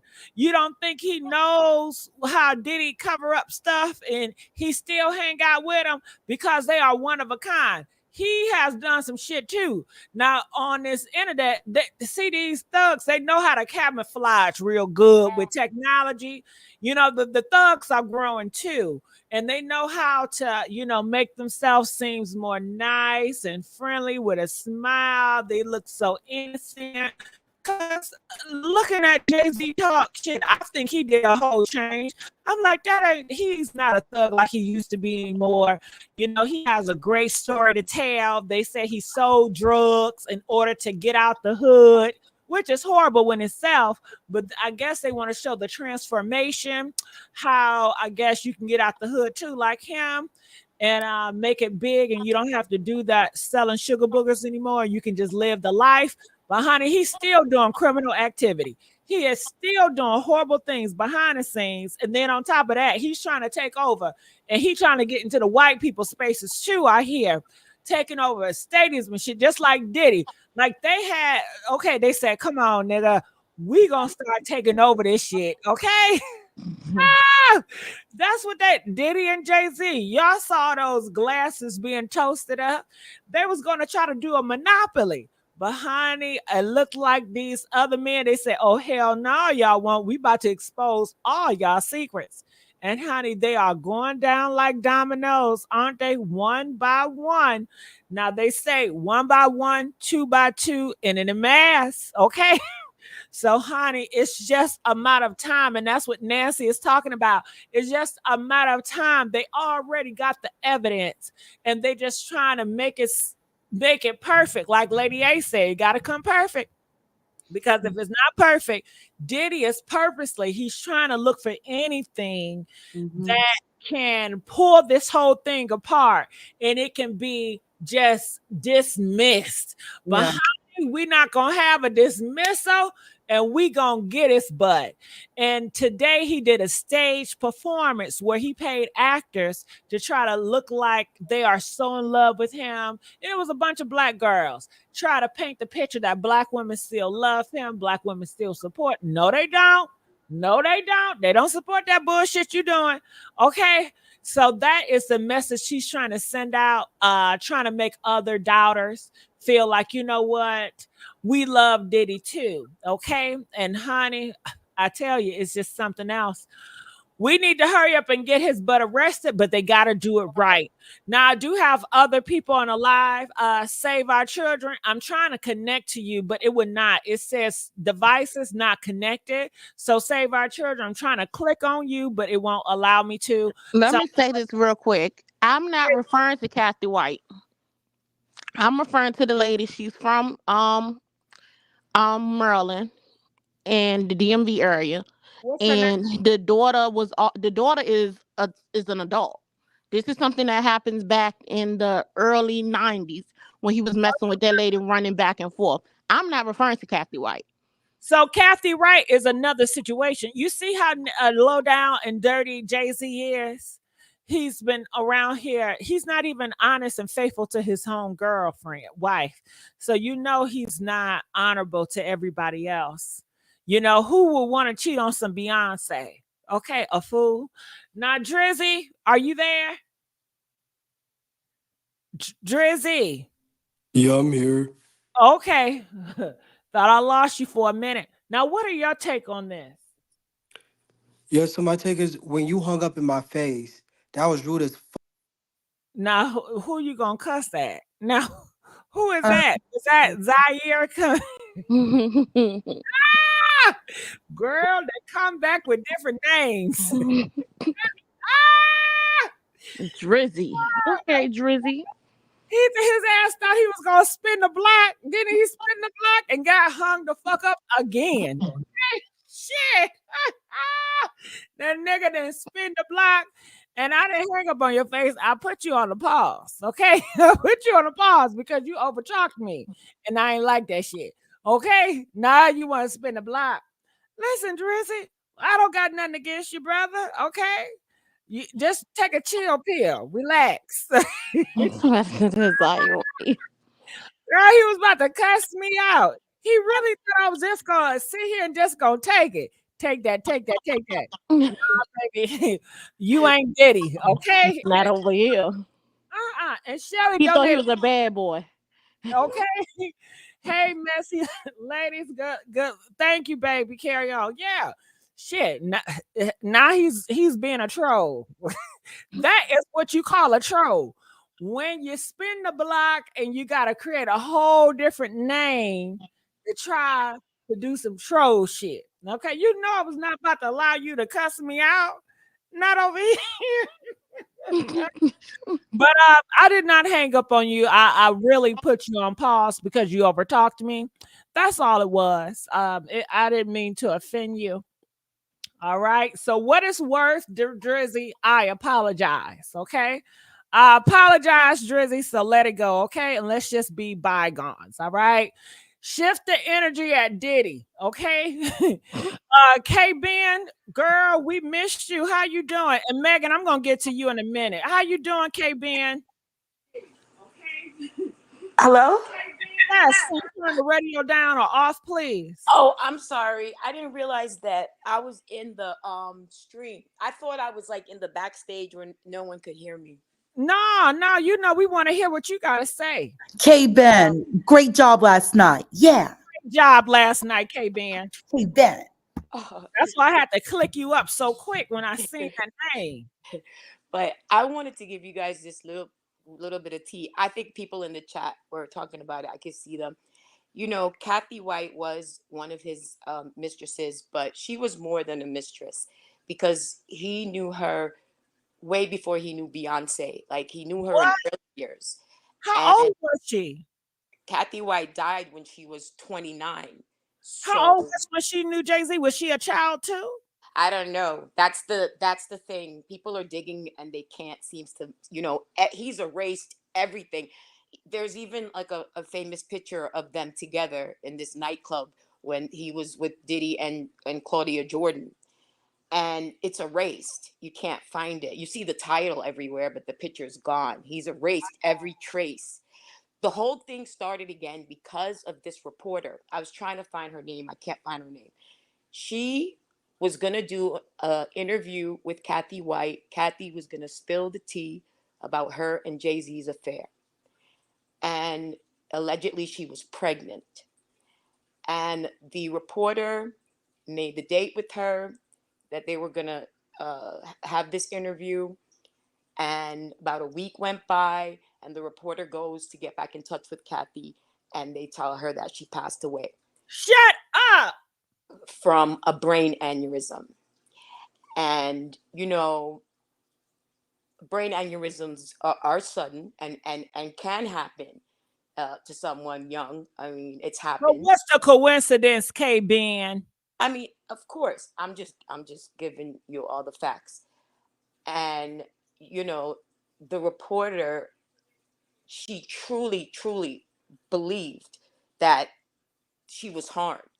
She was convinced that she was harmed. She said there was absolutely no way that this woman died 1 week before she's going to give me this information about her and Jay-Z. And mind you, this is when Beyonce did that big announcement on the MTV Awards and showed that she was pregnant. So Beyonce was pregnant and allegedly she was pregnant and she was going to spill the tea. Could you imagine the scandal? That would have knocked Jay-Z right off he would never have been who he was today if that scandal had came out. And that's why he had to get rid of her. And he did anything that necessary. And the picture paint, because he already slice and dice a man over a woman. So he does crazy stuff over women. Jay-Z, he shot his own brother. He shot his own brother. Yep, look it up. You have to get the whole story. I was reading through a bunch of stuff and I saw that story, but I didn't finish reading it. But he and his brother, and he shot his brother. He's a gangster. I mean, he really is. I mean, Marcy Projects at that time was rough. It was like you didn't go through there. If you didn't know anyone who hung out over there and you didn't go in there. It didn't matter what you were, girl, boy. Like if you didn't know people over there, stay out of there.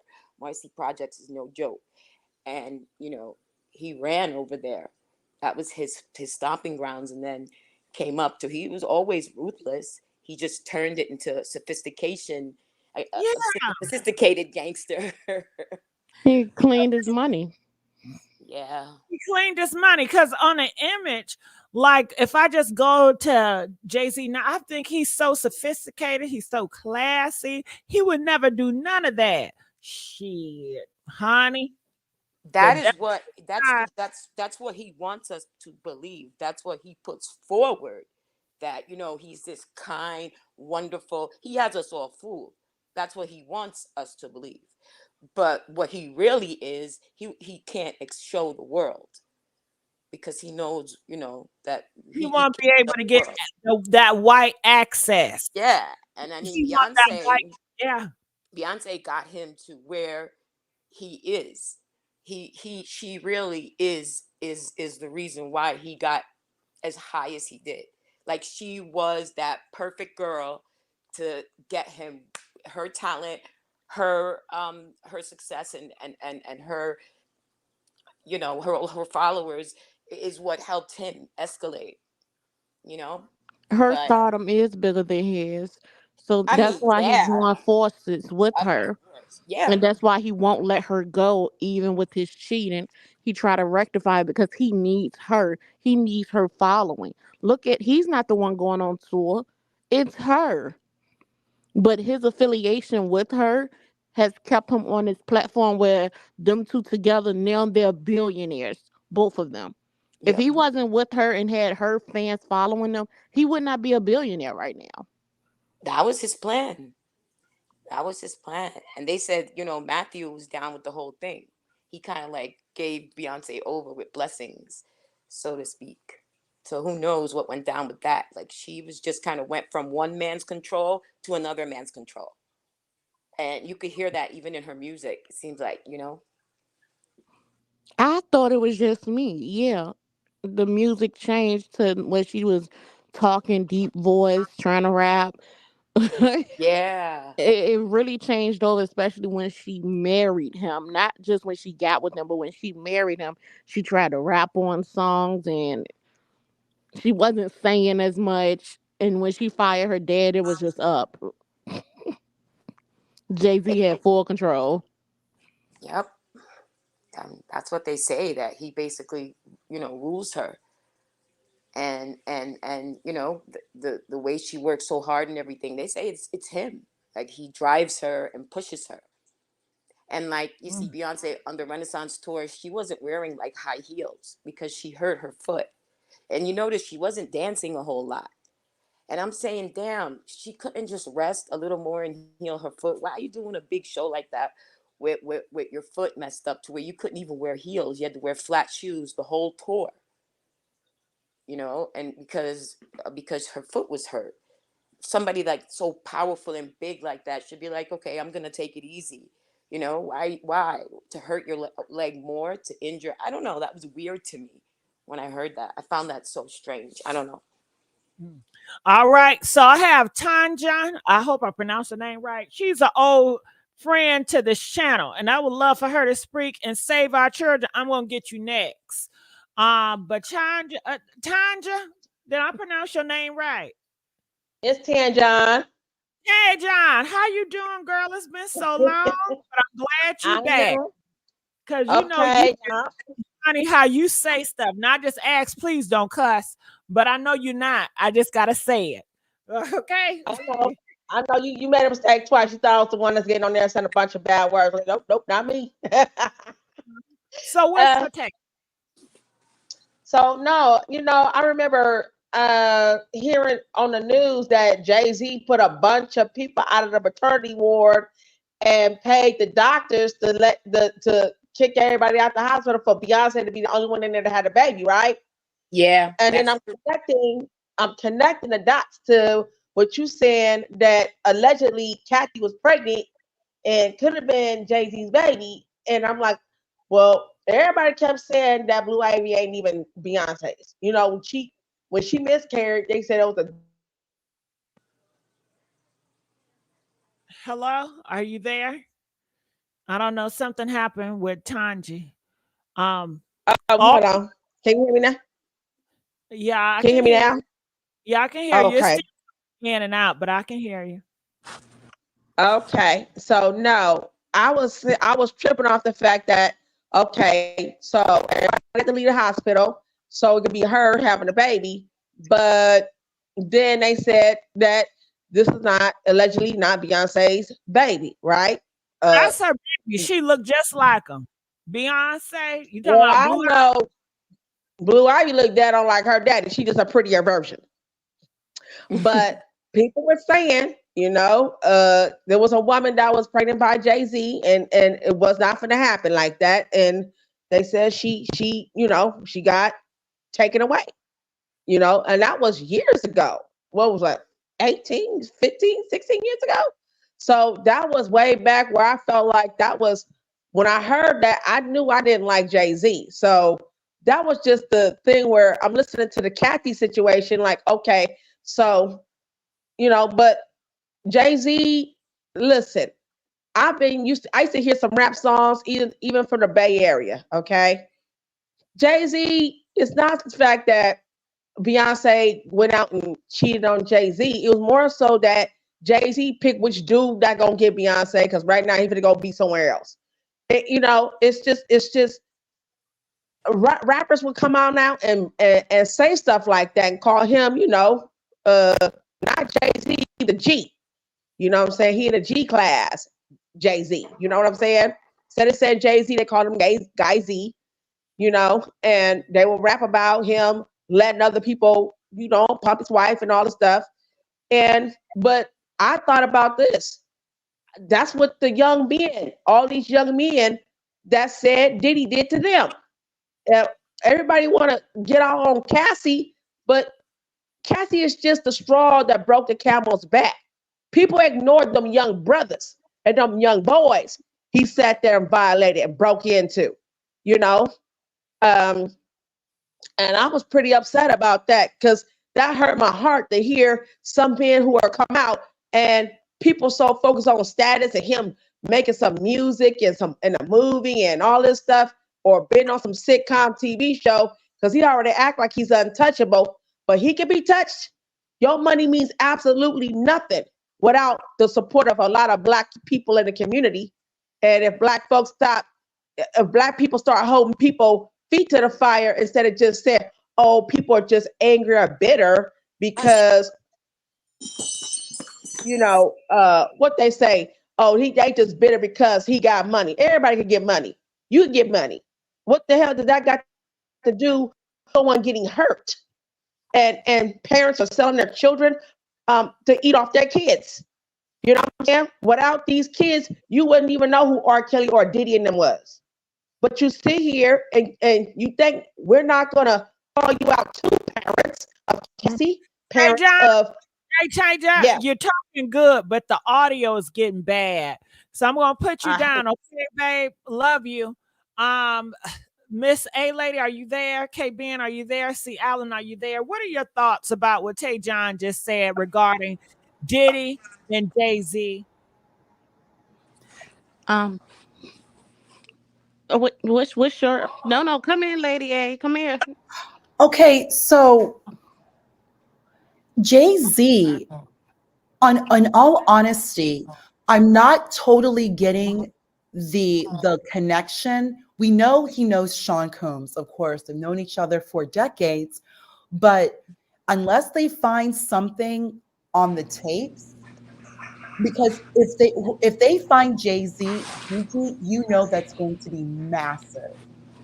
It is going to be. Lady A, do you really think that Jay-Z is going to allow that? Do you think that Jay-Z is in the background trying to help Diddy behind the scenes? I think that's a really good question. Press 3. Hold on. He couldn't even help Dame. We all know that Jay-Z, you know what he did with Dame and Rockefeller. Like, he really... I don't know everything, but you don't think today is different? Today time is different? Maybe he's more powerful now? I want to know. Press 3 if you think that Jay-Z is helping Diddy behind the scenes. Press 5 if Jay-Z is not. But what exactly is Sean Combs now? With all due respect, Gigi, he's not he's not Bad Boy. Where are the artists? Like, we all watched Making the Band. Nothing really came out of it except, Sean Combs lining his pocket through MTV's money. He made money, but the artist didn't go anywhere. Danity Kane was very popular. I love them. But it's as if he didn't give all of the level of support and branding he could have. I don't know. Like, Puff just hasn't really done anything. He's been living off what he set up from the early 2000s. Sean John is not new. Making the Band was like well over 10 years ago. There is no other bad boy artist. I remember Puff even saying like 10, 15 years ago that he really wasn't making any money off like artists and the record company. Basically, he's just making money off branding, which is something that, Trump did, where you basically just take your name and brand it and put it everywhere. That's what Trump did. And Puff basically just did that same thing too. I'm just going to brand myself. Jay-Z, kind of, I mean, yes, we can say that with Jay-Z. However, Jay-Z as a rapper or as a lyricist, however you see him, he's incredibly popular overseas. If there's really any one rapper that a non-American knows, they know who Jay-Z is. He's been able to tie his brand and his name to Beyonce, who was incredibly popular. Before Jay-Z, the biggest rapper overseas, really, of course, Wu-Tang as a group and Pac and Biggie, but mainly Pac. Like, honestly, like in South America, Tupac is very, very popular, very popular. I mean, Jay-Z is like as a brand, but he has so much going on with him. Jay-Z, like I mentioned to you, he is very much Wall Street. Jay-Z is one of the largest shareholders of Berkshire Hathaway. That's where his money has gone. When they say the $1 billion in the elevator, that's Berkshire. That's Berkshire. So Jay-Z just can't move any which way. Either Jay-Z is tied to Sean Combs through whatever the tapes are, what's on the tape, or Jay-Z needs to get off. And one of your people already said, one of the live chats said that Jay-Z has canceled Rock Nation Brunch. And Jay-Z also canceled something else where French Montana usually performs. So Jay-Z is divesting himself from Puff, Sean Combs. And from what we are also hearing, Beyonce is divesting herself from Jigga Man. So hip hop is kind of moving itself away from each other. I don't think that Jay-Z is really helping Sean Combs at this point, because this is bad. And Jay-Z cannot hurt his brand, because if Jay-Z gets involved, we can't have Beyonce into this. This has nothing to do with Beyonce. That's also messing up Destiny's Child's legacy. Like a Jigga Man, like Beyonce did her job, but you had to settle this on your own. Now, Lady A, what my take is, what if Diddy know a lot of information, bad stuff about Jay-Z? Do Jay-Z fears that Diddy is going to expose him even more? But I wonder, expose what? I don't think that's true. Oh, yes, excuse me, K-Ban? Yes. I think that he definitely is in fear. The word on the streets is that him and Beyonce are already separated, that they've been living separate lives and just been showing us, just because their brand, their name together is a brand. It's a business relationship now. It's not a marriage anymore. Marriage falls somewhere in the bottom. Now it's business, money, and their brand. And the word is that they're not even together. They're living separate lives right now. Even when at the Grammys, when he called her young lady, that was kind of weird. That's like when he said, I don't want to embarrass this young lady right there. I was like, why did he just call his wife young lady at the Grammys? I don't know, I don't know. But that's what they're saying, that they're not even together. I think that she's preparing for something. And, I don't know what tea Jason Lee had that he was trying to blackmail her with. That's something else too. But she's trying to distance herself. That's why she put out her country album, her hair products, everything so fast, because she's trying to build up her income before something goes down with Jay-Z. That's what I believe. I believe that Diddy will say something to protect himself or to help himself. But I believe that Jay-Z is protected by the elites. They're still protecting him. I believe that. But Beyonce's supposed to be doing a residency in Vegas as well. So that's like, okay, let me stop touring just in case and be, isolated in this one spot just in case I need to be.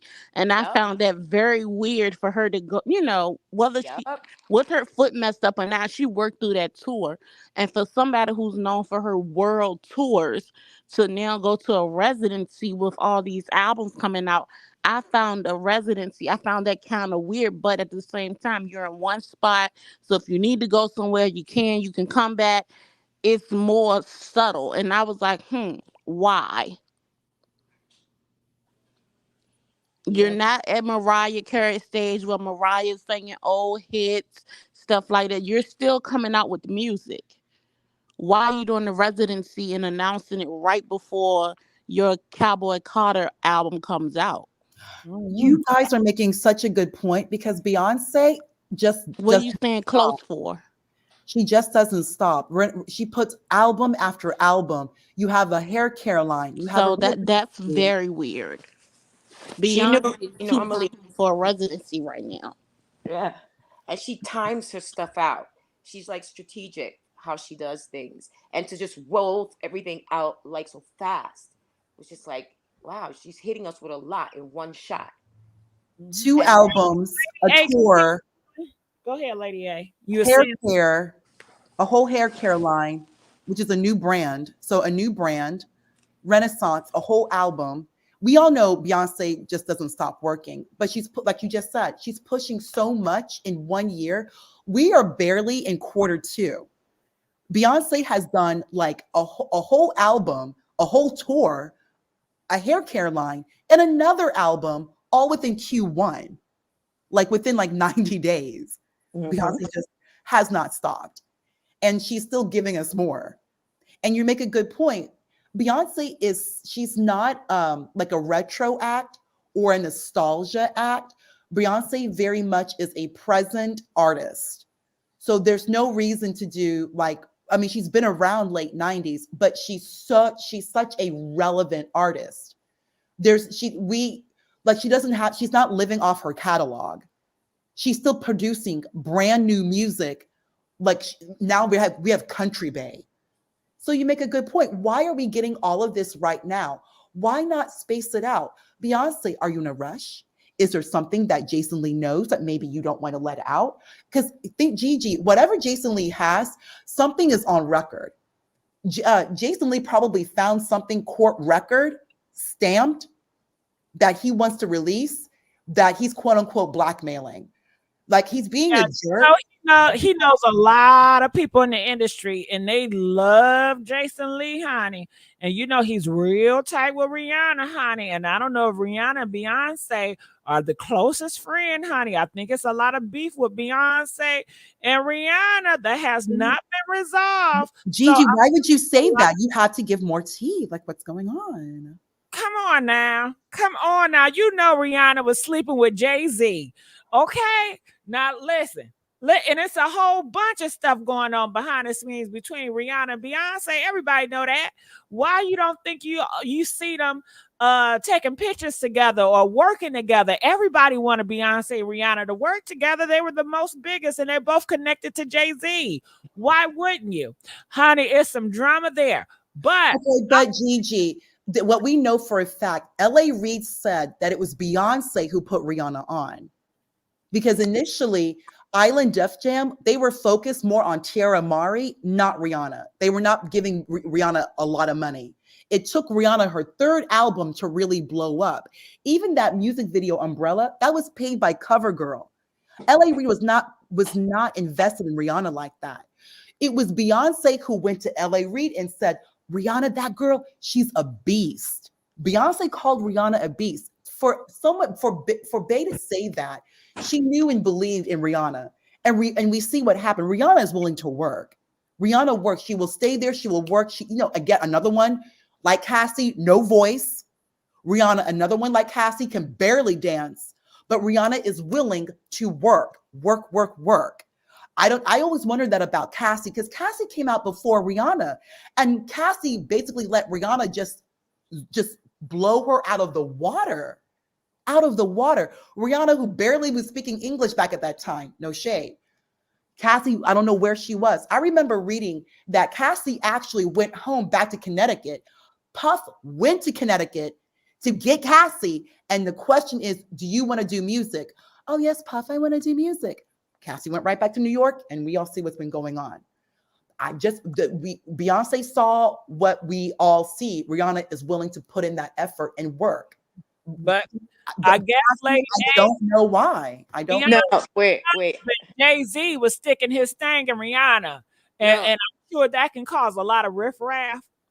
Well, Gigi, that is rumored too, but the reason why Beyonce bigged up Rihanna is because she couldn't stand Tia Marie because she was messing with Jay-Z. Damn. K-Ben always come through. Always messing with say it, K-Ben. No, but that's again. I don't know about listen, I don't know about Rihanna, but Jay-Z and Tia Marie is facts. You could find that. That's facts. He was messing with her. There's blind items. I remember one blind item I read a while ago that said an A-list rapper is messing with his protege, which was Tia Marie, while his A-list girlfriend is always in his face, which was Beyonce. And she and him he was sampling her when he wanted to, and Beyonce knew about it, found out about it. Yeah.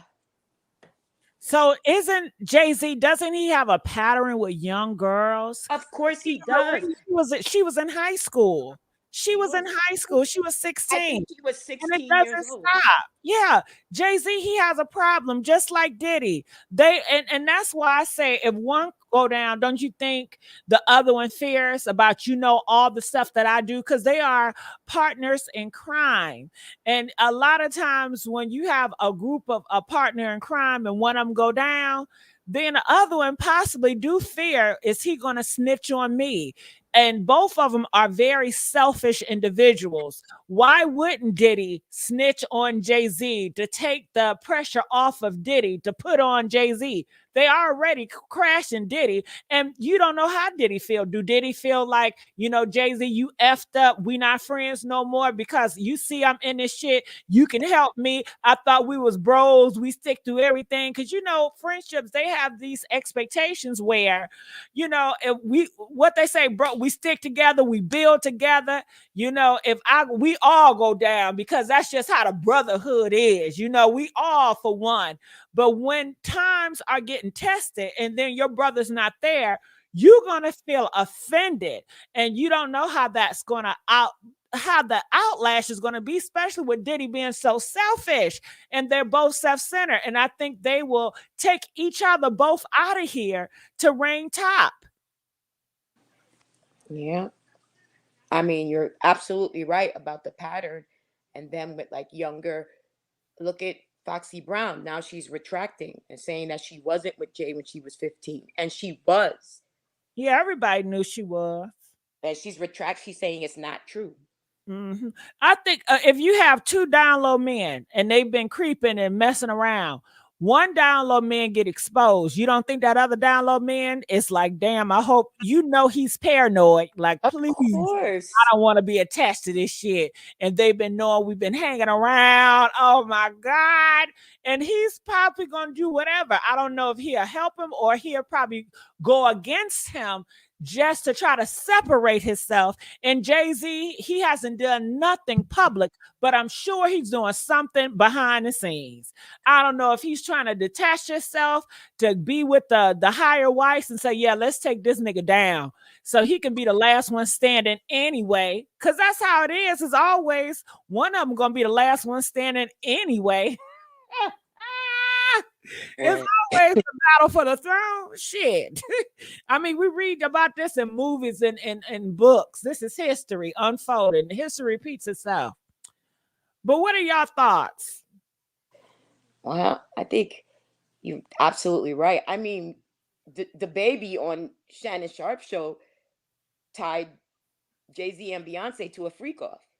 He said he was at Diddy's party, and remember, Diddy tried to mess with him. He kept touching him. He said everybody left the party and there were only 15 people there. And Beyonce and Jay-Z was two of the people. And people were getting kind of weird. And then Puffy started messing with him. Yeah, he wanted to eat his behind out. And he ran up out of there, but he was like shaking and like scared on Shannon Sharp show when he was talking about it. Mm. Yeah, they all know what's going on. Shit, and it's not news to them. They just shocked that he about to go to jail for, but they know it's not news for them. Do you think that it's new? They you know they know what's going on. Lady A, what's your thoughts? Lady A, did she leave? No, I'm right here, Gigi. I was just listening. Oh, I'm sorry. I said, what were your thoughts about all of it? You know, the $1 billion on the elevator, how are they going to divest this money? Or what if the government, so premise number one, Jay-Z, Sean Carter is indicted. Premise number two, there are clear criminal charges. If they go after Jay-Z, Beyonce and Jay-Z are married. I'm assuming there's going to be joint assets. From what everyone is saying, they're living separately. We don't know. Maybe that's what Jason Lee has, Gigi. That would be crazy. Like, are they legally separated? Has Jay-Z and Beyonce separated their assets? Because if Beyonce, let's just say hypothetically, oh my goodness, she files for divorce. At the end of the day, like I think K-Ben, you said so, of course, correct. They are a brand in and of itself, like those two together. This is still going to affect Beyonce, and what will it do when it comes to her assets, and not just her reputation, but Beyonce's assets. Where like they've been together. I don't even know when those two got married. Who knows? But whenever it is, they're still joined. And on top of that, Gigi, they have a home in California. California, after 10 years, is immediate alimony, unless they change their laws. Like, you know, with Tom Cruise and Nicole Kidman, Tom Cruise filed for divorce right before the 10-year period. So he wouldn't have to pay alimony to Nicole Kidman. He just paid child support. If they actually divorced, because remember, we don't know where they got married, but they do have assets in California. Oh, think about Beyonce even having to pay alimony and child support to Jigga Man. Ew. Oh my gosh. Oh. Ew. Those twins are twins. Like, that's a good 10, 15 years of alimony. The thought of Beyonce having to pay alimony and child support, plus what if they go after her assets, the federal government? If Jay-Z's indicted, they're going to go through everything. If they find anything on Jay-Z, Beyonce's assets are in big trouble. It doesn't matter. They're married. And also, Gigi, if Beyonce has been filing or has ever filed taxes, you know why? Phaedra is with Apollo. Apollo went to federal prison for 5 years. Nothing happened to Phaedra. Nothing, except she just made more money and looked more beautiful. The big reason why the government never went after Phaedra is because Phaedra never mixed her money with Apollo. Phaedra never even filed taxes, not once, with Apollo. Phaedra filed married but single. This is the best way as a woman to protect yourself. If your husband is engaging in any type of nonsense, my mother did this, Gigi, you file separately. You go ahead, you claim all your kids. As a woman, never let a man claim your children. Either you claim head of household or you file married but single, but you file your children. You don't let these men file these kids, your children, out of your womb. F that. That's a word. You know, people pay top dollar to get that advice. Oh, these are facts. That's amazing, because a lot of people don't know that. Yeah, no, never. Always as a woman, women, please, all married but single, which is the highest tax bracket, but it's maximum protection. My mother did that, and I know for a fact that's what Phaedra did. Because remember, Phaedra nothing happened to Phaedra. Phaedra also has her bar license. How are you married to a convicted felon? ×2. Apollo just finished a 5-year bid. Nothing happened to Phaedra, and she still has her bar license. Gigi, Bill Clinton, William Jefferson Clinton, he lost his bar license. He was disbarred because he lied under oath regarding Monica. So if Bill Clinton, the president of the United States, was disbarred, how is it Phaedra wasn't disbarred? Thank you. Phaedra's with God. God protected Phaedra. And number one, married but single ladies is very important. I think maybe Beyonce's doing that, maybe, but Beyonce's claiming her children. So that's a great way to protect her. But still, we don't know because again, they're in California, and California has crazy marriage laws. And California, look what they did to Britney. They will put a woman to work. Britney was paying child support like 25, 30,000 a month to Federline, Britney, because it's like 50-50 asset. If anything happens to Beyonce, there's a very good chance her assets are going to be touched. How? I don't know, but she's married to this man. So Jay-Z better divest and never accept a phone call from Sean Combs again. We only know one Sean now. We know Sean Carter. I don't know about this other person you guys know. I don't know about him. Yeah, well, P. Diddy is saying that he's crying, like, why isn't he answering my calls? So he's not picking up. No, he can't pick up. No, because this affects Beyonce. Anything Puff does now, because of this Jay-Z connection, Jay-Z, like the word I said yesterday, the conduit, he could be that back to Beyonce. Whatever nonsense the former Sean Combs, whatever he's doing, Jay-Z could be implicated. Whatever Jay-Z is implicated in, it will go back to Beyonce as the wife, because you are the wife. You take all the benefits, but you also take all the blame. Look at Teresa, Gigi. Look what happened to Teresa. Look what happened to But Teresa. I thought they didn't go to his parties. I thought that was something that they Well, made us. the baby just said that he saw them at the party. Yeah, but that's what And I'm saying. So that's what I'm getting to. Why did they make this big stance before all of this happened? Like, oh no, we don't go to Diddy parties. Now it's pictures of them at Diddy parties, and people have Yeah, seen them. lying, Ciala. You know they I all. know they're lying, but I'm like, why did they lie ahead of time? To me, it's given we know something before he knew something. That's why I'm saying that. Why did y'all try to make it such a big deal that y'all disassociated with him before all of this happened? When we have seen y'all at Diddy party, we done heard Jay-Z talk about it over a decade ago. Diddy party gets wild. Why is he now saying, or before all this happened like a year or two ago, oh no, we don't attend those type of parties. We don't go to them Diddy parties. They different. You How know, would you know unless you go? it's true. You know, Jay-Z stopped Diddy from performing in the Super Bowl with Usher, right? I didn't know that. Really? What? What did Jay-Z do? He, you know, Jay-Z is the one who's in He charge of owns the that. yeah, he's Mm-hmm. of the, and that Diddy was gonna perform with Usher. It was supposed to be Justin Bieber, Diddy, Usher, but this was before this whole thing with Diddy.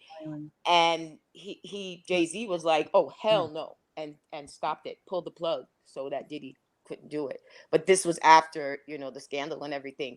But that's just going Oh, to show Jay-Z knew something was coming. Jay-Z. See, I hear what you guys are saying, but And he had to. I believe that Beyonce, they are way ahead of this. There's no way the Carters are gonna sit back and watch this happen and not. I believe that they're already separated. I believe they possibly are already divorced, assets separated. So anything goes down, that Beyonce will not be affected. I cannot see Queen Bee letting her brand get affected for any man. I just don't see it. I believe that she knows better.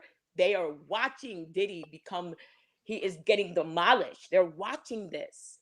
They knew way before. Don't know Sloan Bella, no nothing. They knew way before. They're preparing. They've been living separate lives. They are preparing. There's no way she's gonna stay tied to him, knowing what could possibly come. They are tied in so many ways and for so many years. Like Jaguar Wright said, Diddy, he was sloppy. Sean Carter is smarter. He's more patient, and he did a lot of his dirt in the 90s when social media wasn't really around. No, he's more calculated. I'm not going to say smarter because the stuff that he's doing is still dumb. But Yeah, you're he's right. calculated when he do it. But it's still unnecessary and it's still very, very dumb. He's very discreet with it. So I wouldn't even call it smart. I'm just going to say he's calculated with the dumbness that he does do. But I'm not going to say any of it is smart. It's all dumb. Lady A. All right. Well, we do have some other callers I'm going to add in. Lady A, Oh, are you there? oh, hey, Gigi, do you want me to drop down? No, you girl, don't you ever say that. I always want you to stay up here. I Oh, just thank want to you so hear. much. Oh no, I'm here. I was just getting more coffee. I'll be Oh, right back. I was gonna grab some okay. throat All hydrating.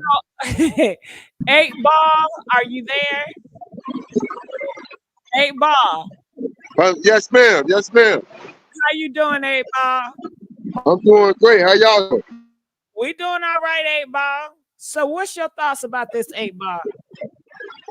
Yeah, I'm sitting there listening to everybody, and I see y'all basically spreading everything on Jay-Z. Really, y'all, let's not put this on Jay-Z. This is really Puffy's problem right now. Whatever his name is, Diddy, and he has been manipulating these peoples and doing what he's been doing. A lot of these people been doing everything under their own wheels. So we have to deter the people that he influenced under the wrong act versus the people that chose to be a part of these parties, these sexual accusations, and also these young women. So we have to let the feds do their job. And as we can see, they really didn't get them with no trafficking, because like I'm saying, who did he traffic? Y'all might as well get him with the putting Mickey's in people's drinks and doing some things to these kids. Other than that, if you don't get these people to come forth to say that this man entice them or coerce them or sprinkle their drink. You haven't heard what Cassie said? Yeah, I heard what Cassie said, but Cassie, you have to understand, Cassidy, she settled out of court. So basically, Cassidy was basically saying when she settled out of court that she was willing to shut her mouth. No, So you got the information wrong. Cassie is working with the peoples to bring him down currently. That's what right off on the judge. That was all. Cassie ain't being quiet. She want that man behind jail and in prison. okay, so why Cassie did was she like the file? Why did public she file a opening case for all on this. him? You said Why what? did, why did she file a case on him? She was the opening for all this, the public opening. They already been doing. Let me tell you something. Look at the time frame from Cassie doing that back at the end of 2024. We're not even in the. I mean, 2023. We're not even in the middle of 2024. And look at everything that has happened. They was very strategic on when to tell her go with your case. Go ahead with it, because it opened up a lot of things that go on with Diddy. And let's see how he'll settle the case. That tells you a Okay, lot as well. Look how yes, quick he settled. yes, he settled. So Yes, he that settled. gave them, okay, why would he settle for whatever disclosed amount? Because the courts know. Why would he settle for this amount in 24 hours unless something in here has to be true? And everything in here is beyond unthinkable and what we already been tapping and hearing. So now we got somebody that's willing to work with us. All of this is calculated with the feds. They have not just started looking at Diddy. Diddy just being realized that he has been stalked. Okay, I understand that. I understand that truly, because I'm totally against men that rape kids and rape women and All beat women. I'm not even for none of that. To where right. I have seven baby mothers. I never hit down one of them, and I respect them to this day as women. I respect all women. I respect kids. So Puffy, you out of order for that. But that's why I was just saying, we need more people like Cassidy to come up to front him off. And if we don't get these people to do that, how are we going to charge him with trafficking? You saying? I'm telling you right now, people are already talking. They just not coming out. They don't want their face revealed. But Oh, okay. they So are behind the scenes. basically I'm talking right. I'm basically talking right, because You telling me something I didn't know that I said that should happen. If y'all want to charge with this, we need more people to talk and come out the closet and refer to the things that he did that's going to But relate to they don't got to trafficking. talk to the public. They got to talk to the judge and the people Yeah, right. that's right. Yeah, so Yeah, that's they what go to the, they're doing. They got plenty of people behind that telling stories on Diddy. But thank you, 8Ball, because I see OG. How you do, girl? I gotta bring OG up here. This is my good girlfriend. It's been so long. How you I doing? know. What's up, Missy? Miss you. How you doing? Good. It's so, girl. You know I need a word from you on this. I missed you. I know. You know, I'll be having to take a break sometime. It's just all mentally crazy, but this is crazy, right? Like, hello to everybody on the panel and the chat. Salute to everybody. Hey, But how are you? I'm good. Um, so the reason why Cassie didn't have a choice but to come forward is because the thing she put in her lawsuit was criminal. So even though she filed her suit and he settled with her and she signed the NDA, if a crime has been committed, all of that is null and void. So she had no choice. And they probably subpoenaed her and she had no choice because she put in her lawsuit that she was trafficked and there was some trafficking. So some of the things that she put in her lawsuit incriminated him for criminal charges. And believe you me, guys, the feds have something. They're just digging for more. But they don't they you know their percentage rate of indictment and charges are like 95 to 99% rate with the Fed. So trust and believe they do have something already, but they're digging to get more, to more evidence, to get more. And believe me, the four witnesses that's already speaking with them, they have to protect them. So they're not going to come out and speak in public. They're going to only speak to, under the advice of their attorneys, to speak to the authorities, right? So, and it does not matter. A sex crime does not necessarily, even, of course, if it's underage children, that's automatic a crime. But you know that sex trafficking can be committed with grown adults. Anytime you are coercing, any type of kidnapping or forcing anyone, even if you're a grown adult, across state line to commit sex crimes or any type of crime of a sexual nature, it doesn't matter that you're an adult. It's still a sex crime if Yeah, you take them across state line, if you take them across international lines. OG, can we call it essay crimes, please? Just because Yes. word, you know how YouTube is. Yes, absolutely. So any type of essay, crime, it doesn't matter if they're underage. It's worse if they're underage, but even if they're adults, it's still an essay crime. Like this, the girl that was 17 years old, and you guys know that she is a Caucasian girl.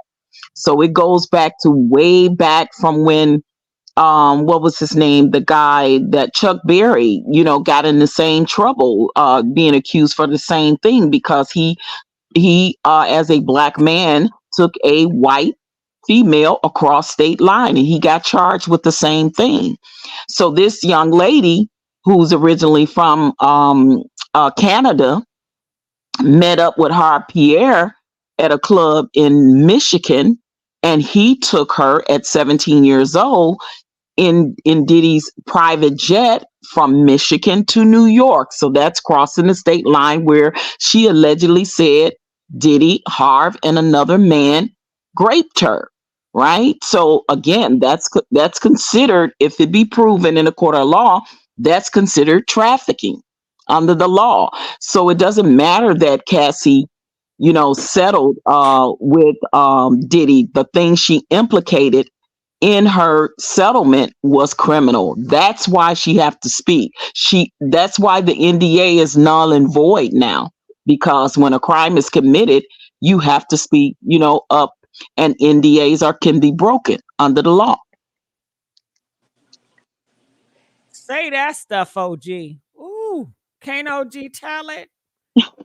So yeah, so trust and believe, you guys. They have something already on Diddy. They just digging for deeper. They want more people to come forward. They want more evidence. And if they got all this evidence that they say they have on the video, if they got any pictures, if they got any hard drive from off of laptops, from off of cameras, from cell phones, from emails, from texts, they are digging so deep, you guys, with this. And it's not going to be something that happens very, very soon. You're talking 30 plus years of possible illegal activity from Diddy. They're going to go back as far back as they can to make things stick. So when they do come down with a charge or an indictment, 9 times out of 10, 80% of that time with the feds, he's going to do if he's found guilty. Now, we know that under the law, of course,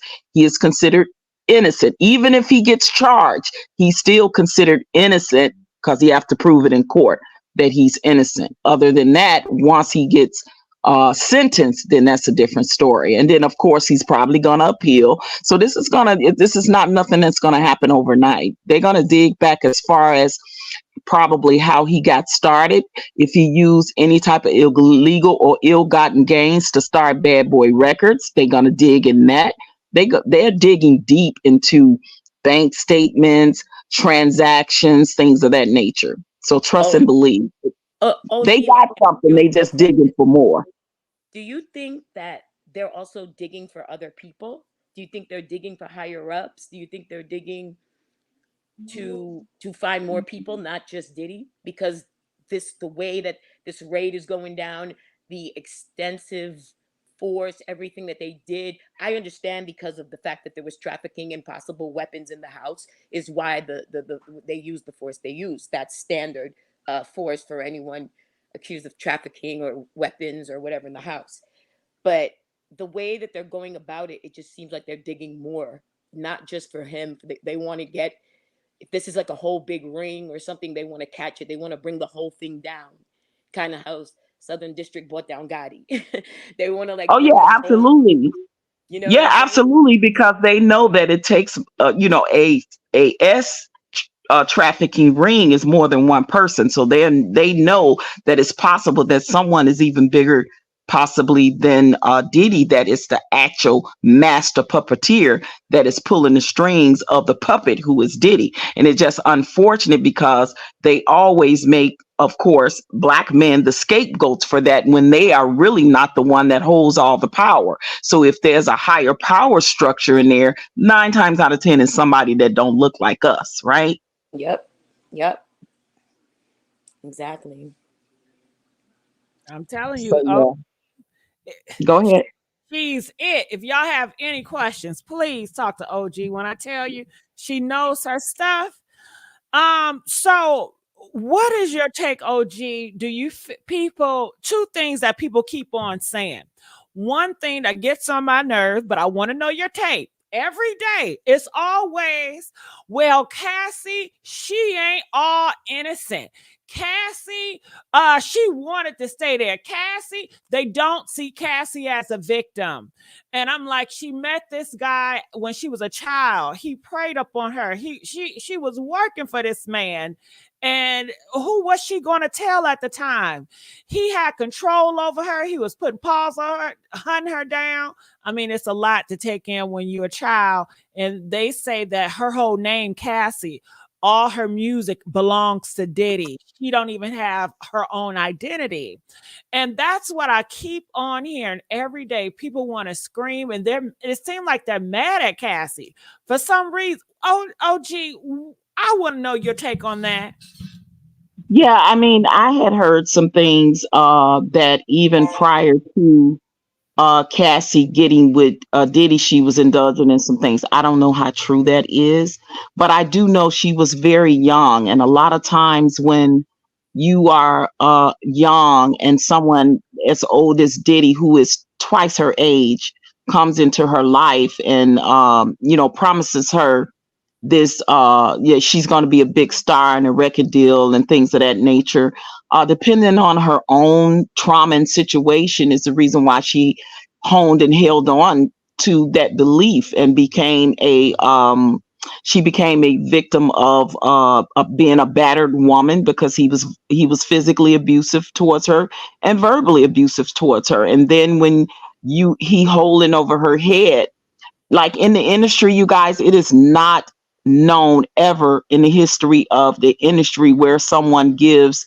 a artist a 10-year a deal, contract deal for 10 albums in 10 years. That's just, it's just not, it don't normally, it doesn't happen that way unless you somebody like a Whitney or a Michael or something. And y'all know that Cassie was not all that. So that was a control issue, for Diddy, and someone that had the resources, the power, the money, and all of that to make that happen for her. She then, being so young and trusted in him that he would do that. But because he is the person that he is, a narcissistic, controlling person, he used all of his power and leverage to coerce her. And then there's a thing called Stockholm syndrome too, where when you are a battered woman and you've been treated as, and misused a certain way by men, people don't understand sometimes why that woman, they think it's so easy for that woman to walk away. And even though she said it was times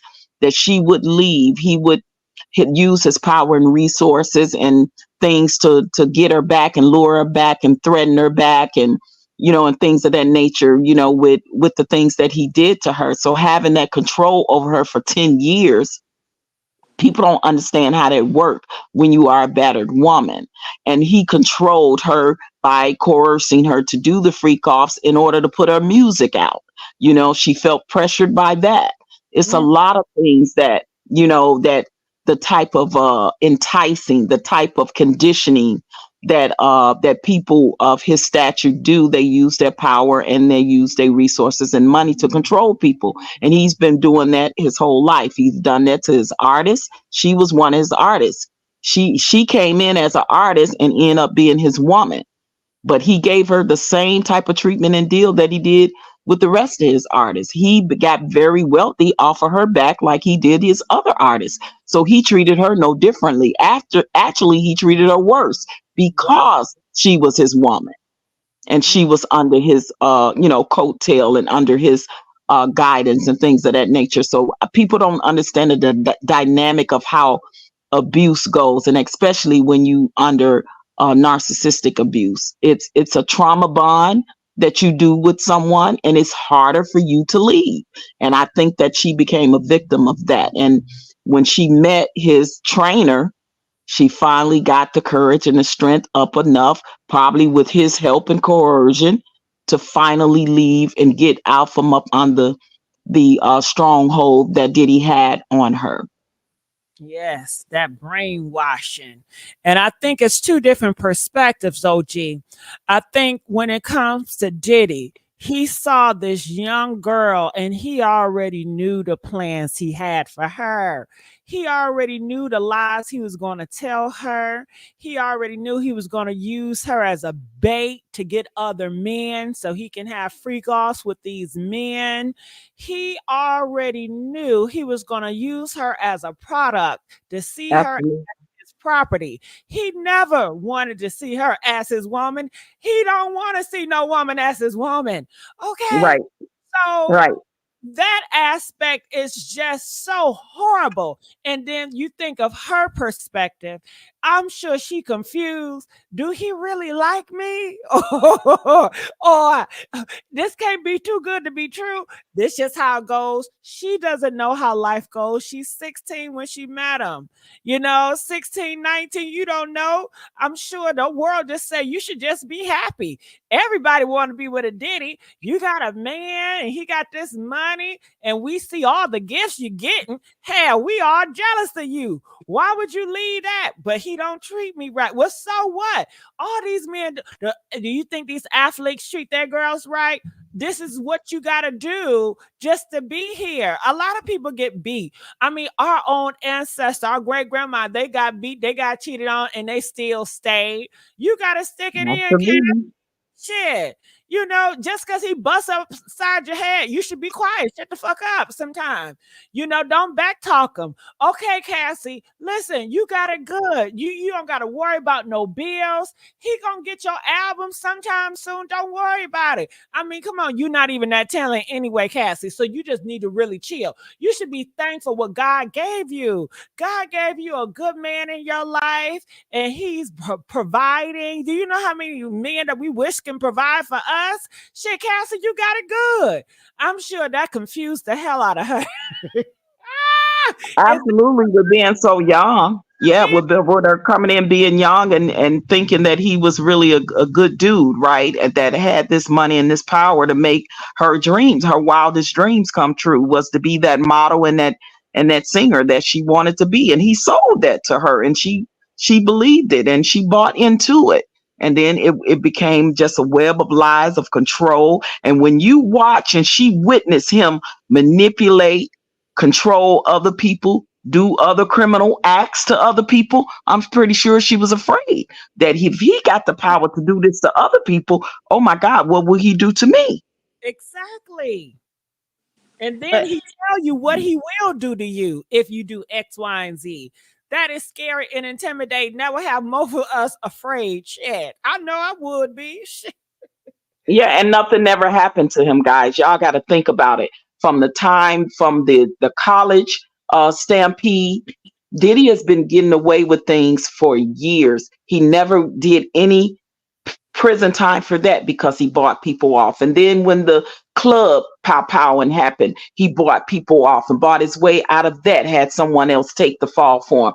And then you go to even when Kid Cudi was interested in Cassie, what did he do? Allegedly, he bombed Kid Cudi's car, and she's saying he's getting away with all of this because he got this power and these resources, and he know people, he could pay people off.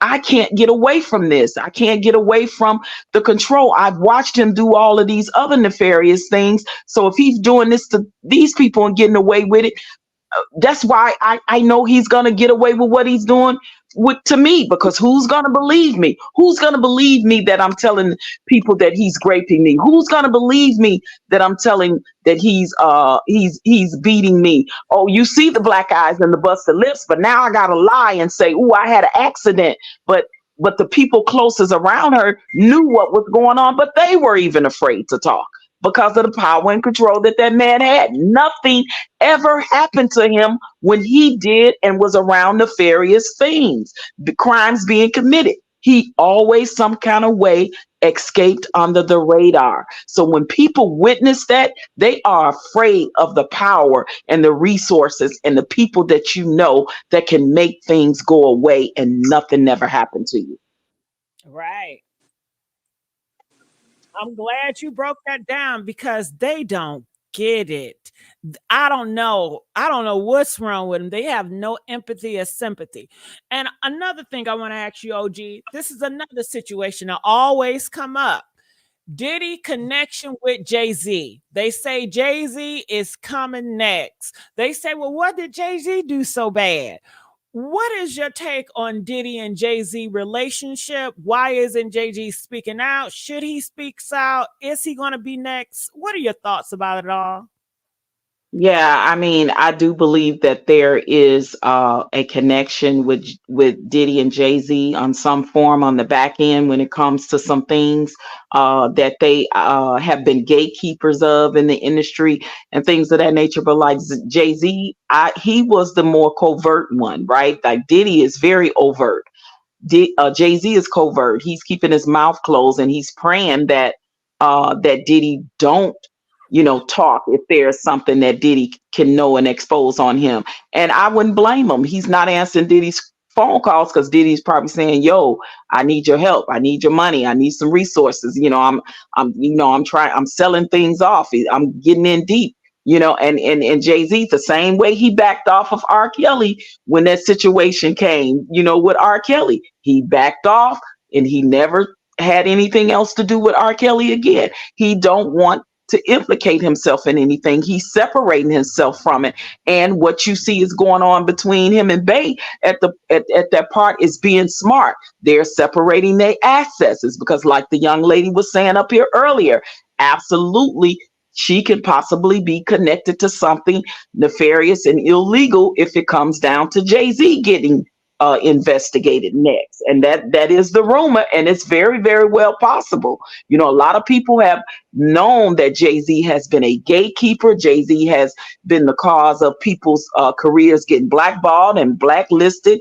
They've said it, but not said, basically came out and said who it was. But some of them have. But like Maya's a prime example of that. When her and Jay-Z did that single, because Maya was the one that got away. Jay-Z wanted her bad, but her family protected her. She said no. She shut him down. And what did he do? He charged her people a wazoo the money to release that album. They paid it off.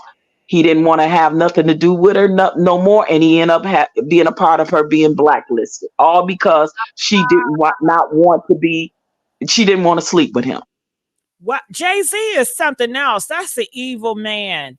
And why, OG, why did he sleep with so many women in the industry and they're all young?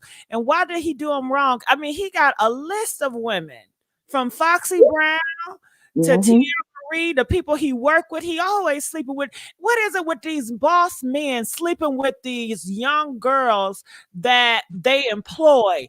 Isn't that like, that's not morally right or something? Isn't that something you shouldn't do? Absolutely, especially if they underage. And I mean, and it's alleged that, rumor that Jay-Z was picking up Foxy Brown in high school, and he was like in his late 20s, and she was like 15 years old, and then you got Emil, you got Cantrell, you got Tierra Marie, you got so many of these young ladies that were allegedly underage that Jay-Z has been involved in. Ever since it goes back 20, 30 years, the same way pretty much as with Diddy, right? So now, only if these allegations are true about Jay-Z, it's going to take the same type of thing to happen. Somebody's going to have to come forward and talk, have some proof, file a lawsuit, and then they start investigating Jay-Z. Other than that, he's going to stay under the radar unless Diddy sings, in which Diddy's life literally can be in jeopardy, because it's alleged that Jay-Z got some hitters out here. For real, for real. Do you think Jay-Z will take Diddy out of here? If not him, somebody else, bigger or tied to will pull a Epstein, if he gets any time. I just believe that Diddy is the type that he won't even last in prison if he get 30, 40 years. Like, I believe he might do it to himself. Like, seriously, he might pull a Epstein. Well, I know it's alleged that Epstein didn't do it himself, but it'll either be the higher ups that want to shut him up, or he will take his own unalive himself, take his own life. I really do believe that Diddy is not the type, because when that college incident happened and all of those people got trampled, 9 people, and one was a pregnant woman. So she lost her life, and her unborn child did as well. And it was alleged then on the streets of New York that Diddy wanted to off himself then. So just imagine having what he have and have everything stripped away from him, and he gets 30, 40 years. He's already 50 something years old. I don't think he would last in prison. I actually think he would unalive himself, or someone that's tied to him that don't want to be exposed will make sure that happens. I think Jay-Z and Diddy, I think they're evil sharks out here. And these are the two people that main from the top. I think Jay-Z would get Diddy off, but make it seem like Diddy then took himself off, since it's already the narrative out here and y'all will believe it. And I don't think nobody will ever find out until years and hundreds of years later. That's how I see it play out. And that's the thing. Both of them allegedly got bodies tied to them, of people mysteriously being unalived around them, and it's being said that it was either pesticide, or it was either some illness mysteriously, or whatever. Like both of them allegedly have bodies, connected to them. So yeah, absolutely. To me, they both one and the same. I agree. One's just more covert with it, and that's Jay-Z. He's very quiet, he's more sneaky, which sometimes those can be the more dangerous ones. See, Diddy himself was a part of his own downfall because he was so overt with his. He's overt, and Jay-Z is the opposite. He's covert. He's very low key, sneaky, more conniving and manipulative in a quiet, sneaky snake kind of way. So those are the ones sometimes even more dangerous. You're right. You just don't know it. K Ken, you have something to say? Lady A, are you still here? Hey Gigi, I'm right back. Just following through, jumping on what the woman just said. Jay-Z, he of course was a drug dealer, and everyone knows that you never get high off your own supply.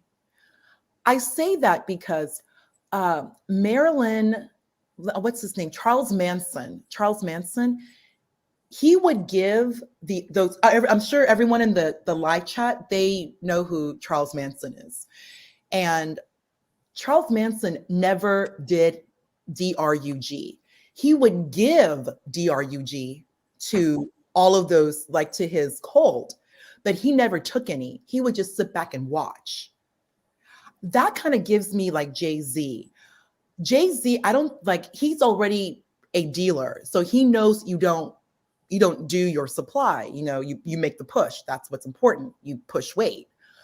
We have all seen Puff under the influence looking foolish with that big, Gucci Mane gut. Before Gucci Mane went to prison, he had that huge gut. And then when he left prison, he really got his body together. Puff just looks so sloppy. And there's so many videos, especially with Diddy and Miami, where Puff looks so sloppy. And all of the pink stuff, the cotton candy that Miami was moving around for him, I think that was that's clearly his personal. Like Puff is not moving weight like that, especially nothing in a duffel bag. If Puff is going to move weight, he's going to move weight. Tennessee, like nothing. Well, it was alleged from and who I think is also talking to the feds, if he is not unalived and got unalived in prison, is that Jonathan Audi guy. Remember when he got arrested for the pow-powing of the Trump situation, when they were interrogating him, he alleged that that's exactly what Puff was doing, and using the liquor as a cover for that, to move weight via private. Yes. Oh yeah. I mean, you guys need to look up the interview, the interrogation that the police officers did with Jonathan Audi, because he absolutely said that this man was a part of the F-offs, and he said some very similar things 6 years ago that Cassie said in her lawsuit. And this man spoke 6 years prior to Cassie's lawsuit. Yeah. So, and he also named Rick Ross, he named DJ Khaled as being involved in the freak offs. He alleged that they were on the DL. He said that he was getting paid. Say it again, OG, because you talk so fast. Okay. I missed some stuff. What? Okay. So Jonathan Audi, it was a guy that was a part of the freak offs, right, in Miami with Diddy and Cassie. So he got arrested for an incident with a pow-powing, some incident that happened at a Trump event. He was the man that did it.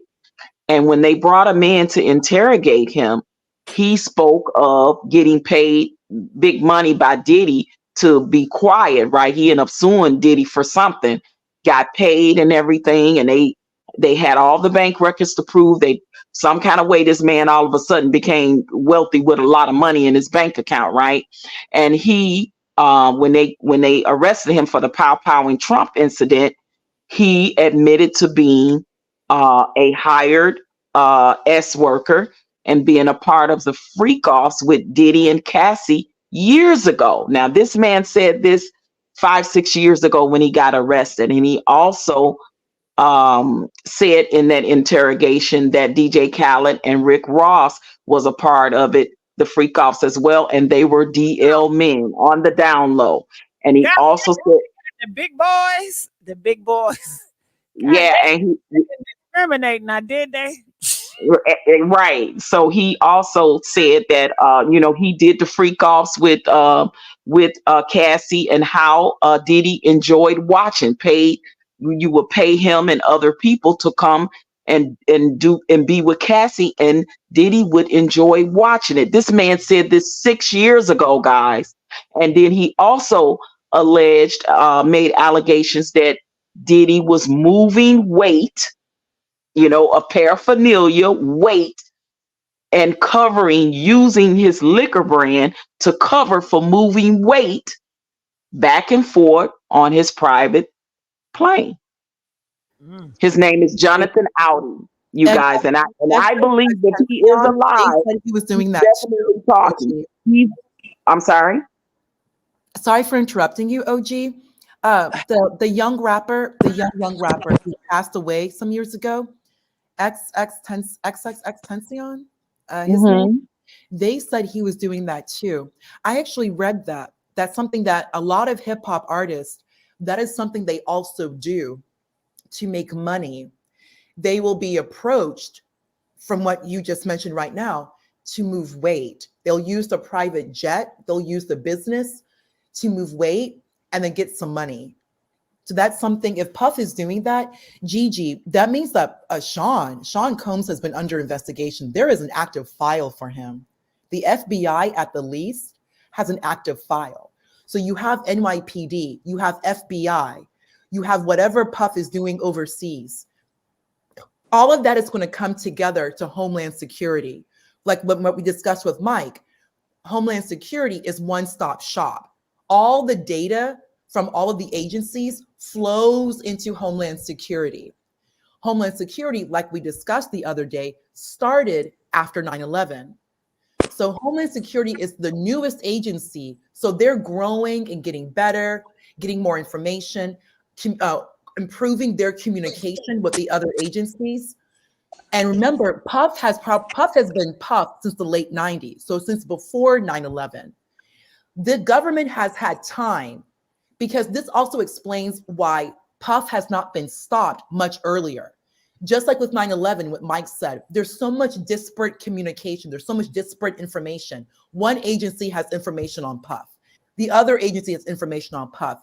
NYPD, which is the city, New York, and the state, they have information on Puff. But nobody has coalesced and brought everything together. Now they have Homeland Security through their Special Investigations Unit, the HSI that Mike mentioned the other day. That's why we're now finally seeing something done, because everybody is now working together in coordination in a way they weren't able to do like 10, 15 years ago. Makes sense? Yeah, and just to piggyback off of that, if they took Jonathan out serious 6 years ago, they've been gaining evidence on Diddy from way back, at least that from that time. If they really believed him and took him serious when he talked about his experience, and it all lined up. He lived in Miami. He was an escort, worked for an escort service, and he actually put himself at those freak offs, was a hired person from Diddy and Cassie, and he even said in the interrogation that how Diddy liked and told Cassie to only go after big, heavily endowed men, like Diddy liked heavily endowed men, and he liked to watch, and he was actually one of the guys that they would hire. So now, if they got that on tape, and if they really believed him and start looking into that, then then that's how long. Listen, the FBI will absolutely have you under investigation for 5, 10, 15 years, guys, because they are patient. They're waiting for the big kahuna to get you. And it does not matter how long it takes them to do it. They're not going to indict and charge you just because you moved a little weed. No, they want the big stuff. They want the SA trafficking. They want the weapons trafficking. They want the paraphernalia heavyweight trafficking. They like because dude had that little weed, that little stuff on him. That was like his little personal stuff that he probably wanted to use on the plane or something. Like, no, they're gonna dig deeper to the bigger person, who's your boss, and how you. And this is another thing. Pay attention. That young man was already a felon and already possibly an informant that could have been a plant put there for said purpose. That's a whole fact, OG. That's a whole fact. Even the fact that he was arrested, they can just put, oh yeah, he had some, GRUG on him. He was arrested. Just like you said, he easily could be an informant. They can cover it up that he was arrested. Working with them. Absolutely. Listen, he's out of jail already, guys. OG. Oh my God. He's out of jail already. So trust and believe they're gonna say, you gonna give us Puff and more information and the bigger person here, or you gonna go down and do some hard time. Give us and tell us what you know. They could easily have put that as distribution. If you think about it, OG, especially with how much he had, they could have easily just charged him. Oh, this is distribution. And he would have gotten time upon time. It's not necessarily trafficking with the amount that he had, but they can put distribution. And that is a whole different can of worms compared to possession. I think they just charged him. I may be wrong with possession or something, but definitely he was not. I mean, you just said it right now. He's released. So clearly he was not charged with distribution. But they could easily just slide on by and say that. Absolutely. It's way bigger, you guys, and trust and believe. Go ahead. OG, what's that? They did believe him. They did believe Jonathan. I actually saw that interview that you were talking about. And they did believe him because he was able to show that Puffy put $5 million in his bank account. Puffy was sloppy. Absolutely. They were able to connect that $5 million to his bank account. So they did believe him. That police officer was listening to him loud and clear. He did not think he was crazy in any way. And it was really interesting when he was talking about DJ Khaled and Rick Ross, like the passion in his voice. He was like, they are gay. He didn't even say DL. Yeah, Rick Ross. Yeah, absolutely. He absolutely. is gay, straight up. And the police officer was like, he said, Rick Ross? He said, Rick Ross and DJ Khaled, they're gay. They're gay. And the police officer was like, okay. And he said, just like OG said, every single thing that Cassie said, he said in that interview. He said that 6 years prior, Cassie, while Diddy watched, and that they would get other escorts, and that he would heavily drug them. They were always heavily drugged. That was why the freak-offs happened so much. And Cassie put in her lawsuit that Diddy held her career over her head because that's how he got her to keep doing the freak-offs. Because he would tell her, if you do this one, I promise we'll work on your music. If you do this one. So that's why she really wanted to be a singer. It was her passion. And he told her, if you do this, I'm going to give you your career. And he held that over her head for the longest time. But another thing about Jonathan OG, you know what's really funny? I can't find anything on this man. It's like he's gone. That's why I believe that. That's why I believe that the FBI protected him and he went underground. Had to, or if he's not wasn't unalived in there, he is under heavy protection, witness protection. You know what I mean? Because he has, like you said, the bank records trace back the evidence, the things that he said. 6 years ago aligns with things that Cassie said in her lawsuit. I'm telling you, they put two and two together, guys. So they could have been, possibly investigating Puffy all the way back from just his interrogation statements with the police. Absolutely. Yep. So And OG, just if I like may Kathy also White. OG, think about something. K-Ben, OG. Let's just kind of flip it the other way. Michael Jackson was under FBI investigation for well over a decade. Michael Jackson, they closed Mm-hmm. it. They found nothing. Let's Yep. also think about Michael Jackson. All these issues that he had started in 93. He passes away in 08. We are now in 2024.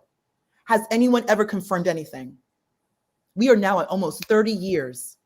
The whole Correct. issue with Michael Jackson. Who else have we heard? When we think of these victims, who else?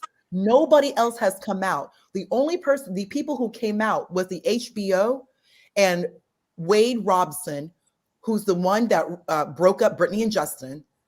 Wade Robson, who broke up Britney and Justin, and then that other guy who directly lied.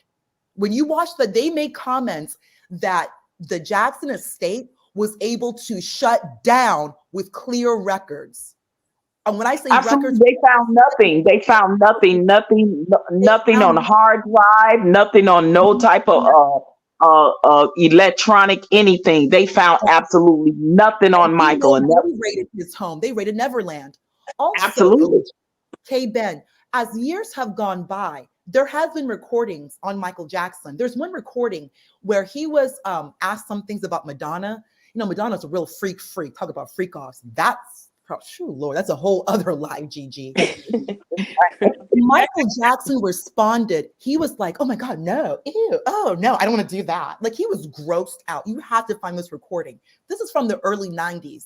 What we are now seeing as time has progressed, that if we're going to even question Michael Jackson's innocence, if they did it or if he did it, whatever, there's no pattern behavior that we have seen over 30 years that implies or attributes that Michael Jackson did what they were accusing. Nothing. And you have to look at we have found is more and more evidence that makes like, you know what, MJ probably did not do this, because we keep finding information about him, not only disproving what those HBO guys said, but also just his personality. Like, we're not like we have R. Kelly recordings, but the Michael Jackson recordings where they're talking about like pervy behavior and Madonna wanting to go to some like S&M thing. Like, Madonna's a freak. Michael Jackson is so like disgusted. Like, you have to hear this. Like, it's like he went back to like, ew, oh no, I don't want to do that. Gross. Oh my God. Like, he was so freaked out, disturbed, disgusted. Like, the thought to even do something like that. Yeah, I believe that they were trying to entrap Michael for sure. And you got to take a look back at even what 20 something at least years ago, when Corey Feldman came out exposing a lot of people that had M'd him and essayed him and Corey Hames, and he actually spent lots of time with Michael Jackson. Now, if he's outing everybody else, and Michael Jackson was the only one he said that never touched him, never got inappropriate with him, never did anything with him, but everybody else he outed, from the agents to the managers to producers and directors on the sets that him and Corey Haim worked on. Now, he outed everybody, but he said the one person that they wanted so bad for me to say did something to me did not do anything to me. OG, let's on top of that, Macaulay Culkin, I was just going to say that. Thank you, K-Ben. They also, MJ did nothing. We all know MJ was a little bit weird. Okay, we can talk about him, the bet. That's just, and Macaulay Culkin actually went on Joe Rogan and went into detail about Michael Jackson's house. Like, the fact that MJ's bedroom was like 5,000 square feet. Like, it literally was like a house on top of a house on top of a house. So Macaulay Culkin just shut all that down. He just shut all that down. We can talk about. A lot of people don't know that the young man that was forced to that Michael Jackson had to settle with You guys know years later he came out on some British network and talk show and told his story and said that his parents were actually the one that coerced him to do that.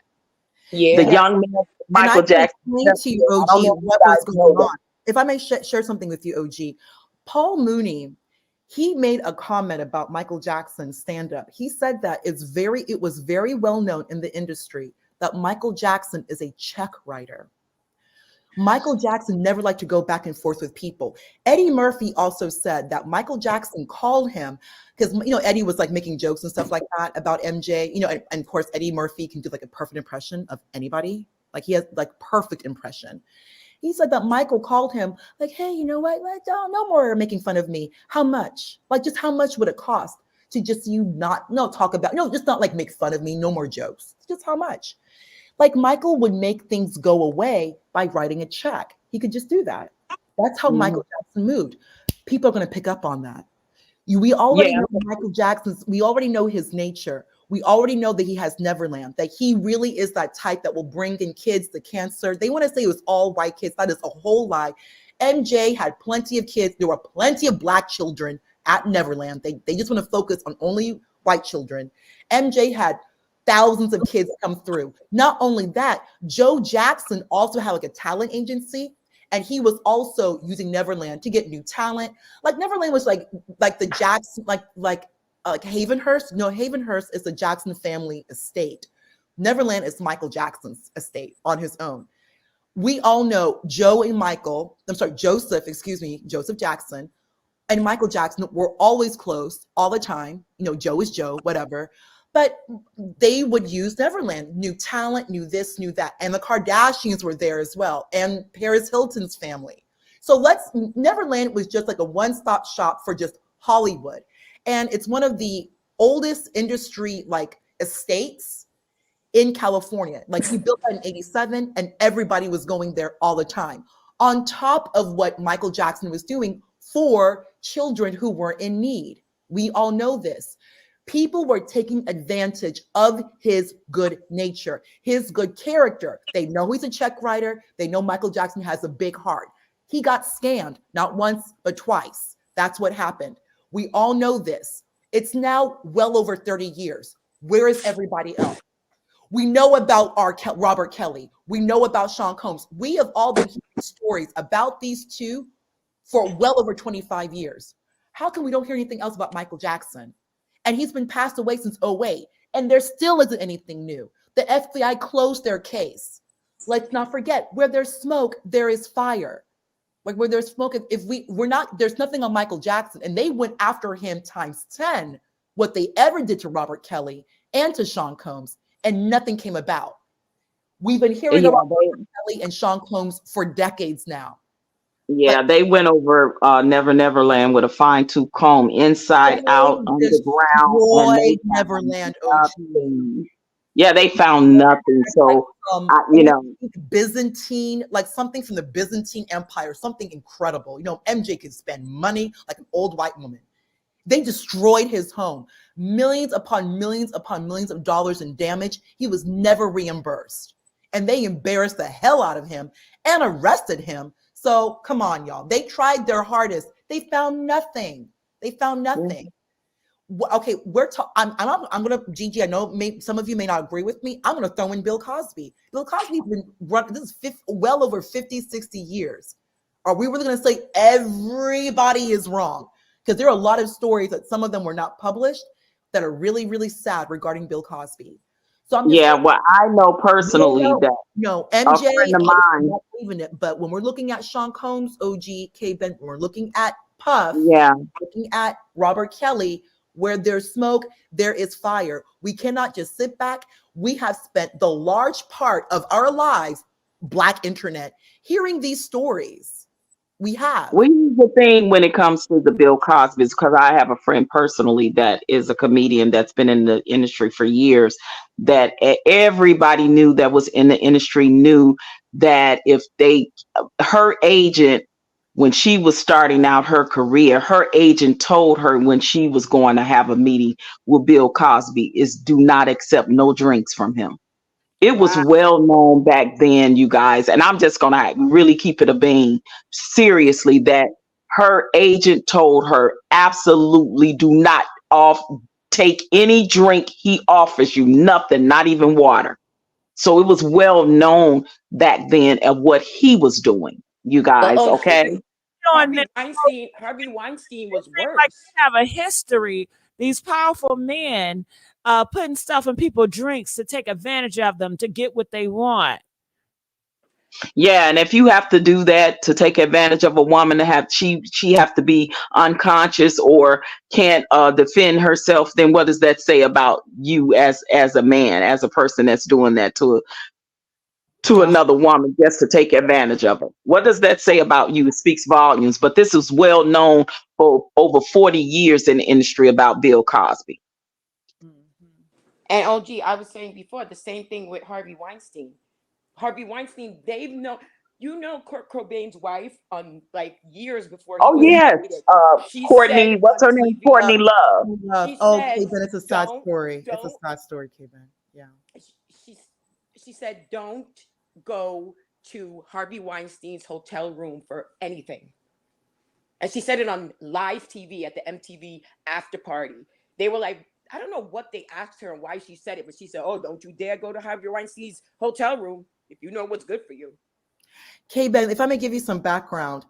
Okay, so you already know Kurt Cobain's wife, she did a movie in the late 90s. She actually was nominated for a Golden Globe, The People versus Larry Flint. That movie, of course, was produced by Miramax. OG, I mean, you clearly have some background. Miramax run, I mean, just where do we begin? Miramax, every Oscar winner, Best Female, came through Miramax. Like, I can list these movies off my head. Miramax is who put Gwyneth Paltrow on. You know that. Shakespeare in Love. She won the Oscar. It's so horrible. Oh my God. OG K-Ben. Okay. I don't know if Gigi's okay with me telling this, but Salma Hayek, her story, oh, it's sad. It's really, really sad. He did her so wrong. He did her really, really wrong. Well, I'm gonna just recently a athlete came out because he overheard a conversation that that Harvey Weinstein had with someone in regards to, remember way back when Holly Berry was struggling getting B-list movies, and it's alleged that she indulged in a Weinstein in a Harvey Weinstein's escapade to get her Oscar for winning for what was it, Monsters Ball. Yeah, Yeah, she had to put out. Salma it's alleged Hayek. that she absolutely did it, you guys. Had to put out because Harvey Weinstein, you remember her movie, her magnum opus, like that movie, Frida, the movie that she put up. He refused. So I won't go too deep, maybe later, like the background, her story. But long story short, OG, he refused to release the movie unless he slept with her. He refused because he went ahead. Because remember, the movie's already optioned. The movie's done, produced, it's Miramax. He refused, like, well, like he was going to stop the release because not only he's producing, Miramax also does distribution. And distribution is another word. It's something else that we need to talk about because distribution is a huge deal. Like, I know I'm jumping around, but Michael Jackson's attorney, Tom Mesereau, he actually spoke to Master P, Percy, back in the late 90s. Percy paid Tom Mesereau in the late 90s over $20,000 for some game. Tom Mesereau told Percy, No Limit Records, Master P, what you need to do. You have to own distribution. You have to own distribution. That's how No Limit really, really jumped off because Master P knew there's certain facets that you have to own and control. Now let's move forward. Harvey Weinstein. Weinstein already has production, Miramax, but they also have distribution. That is how Weinstein was able to keep these women under lock by halting distribution of their movies. Salma Hayek is over here. This movie, Frida, which is like the biggest thing for her. This is like her career. She's working with a director, a woman named Julie Taymor. Julie Taymor is the woman who put The Lion King on stage, the director. So a woman and a woman. They make the movie. It's great. Awesome. Let's go ahead and distribute it, right? No, Salma. Harvey Weinstein called her to the hotel room, talking about you got to put out and like take a shower with me. He did that to her. And think about it, OG. The movie went out. We all know the movie, and the movie was in wide distribution, and he was Absolutely. nominated. So we can all deduce what we want to deduce. But right now, her husband is tied to that whole what's the name of that designer Beyonce situation, and yeah, that whole alleged stuff that goes on behind the scenes with the children. Her husband is tied to that, so it's a deep, long rabbit hole, you guys, of a lot of men when they get in power and how they use that power to control people, or to either blacklist them, blackball them, or either stop their bag or cancel them. The rabbit holes goes deep, and it's been going on for a long, long time. Now take the whole Nickelodeon situation that just recently came out since that documentary, and we know before Nickelodeon there was Disney. So when you talking about the rabbit hole goes far and deep back, it goes of how Judy Garland was treated, Shirley Temple was treated, Alfalfa from the little rascal guys was treated. The rabbit hole goes deep of how these men use their power to manipulate, to abuse these, from children all the way up to adults. That's facts. Let's talk about Kim Richards. Kim Richards, we don't, because of course you're correct. Judy Garland went through so much. It's so sad. And her daughter, Liza Minnelli, they went through a lot. Kim Richards literally had to crawl so that her sister, Kathy Hilton, and of course, Paris Hilton could run. Kim Richards went through a lot. Kim Richards, I don't think she was abused. She never said that when she was on Little House on the Prairie. Michael Landon was a good man. When he passed away in the 90s, she never said anything. But she did mention she went through a lot. Like on the Love Boat, when she did that show, when she was like, remember back in the day, OG, like you were basically tied to the studio, like you had a contract with the studio. They did it a lot back then, not so much now because there's way more diversity in Hollywood, but back then you were like tied to the studio and or the production company. Of course, OG, of course, K-Ben. I don't even need to go into details. Aaron Spelling, massive producer. I mean, yes, and everything else. Kim Richards went through an immense amount of hell throughout her career. And like, that's why she's so troubled, because she really, really was abused in Hollywood. And Kim Richards is a Disney kid. She did a movie that I think some of you may remember, Escape from Blair Witch Mountain. I remember watching it as a kid. But something, things happen. Yeah, there too. Things happened to her there too. And then also, she mentioned that something happened to her on the set of that movie Porky's. Yeah, and just like on with Saved by the Bell, Locke Voorhees, same thing with her. Something happened to her, and probably some of the other children as well on Saved by the Bell. It's like I said, it's a deep rabbit hole from the Disney all the way to the Nickelodeon. You see, I don't know if you guys have watched that documentary, but I mean, I haven't watched it yet, but just the things that snippets that I've seen and heard of some of the horrible things that was done to the guy from what was it, Jake and Drake, or Jake and Josh, or Drake and Josh, one of him, and some of the other kids. Yeah, and we all know that what happened to Amanda Bynes. Like, her story is just horrific because she was so young, having inappropriate relationships and behaviors with Dan Snyder, who, and this is the difference between of what going to end up happening possibly to a Diddy as opposed to Dan Snyder, who was allowed to resign and was given a $7 million check to go sit down and be quiet and hush. No charges ever came for him. And it was alleged that him and Amanda Bynes was in a whole relationship when she was 13. It was alleged that she got pregnant and had a secret, unaliving of a child. That everybody knew she was on set giving this man massages on set in front of people when she was 13 and he was a grown full man. It was very inappropriate. And now look at her and what's happening with her. Because her parents never protected her. And OG, let's again kind of flip this to parents who did protect their children. Kirk and Candace Cameron.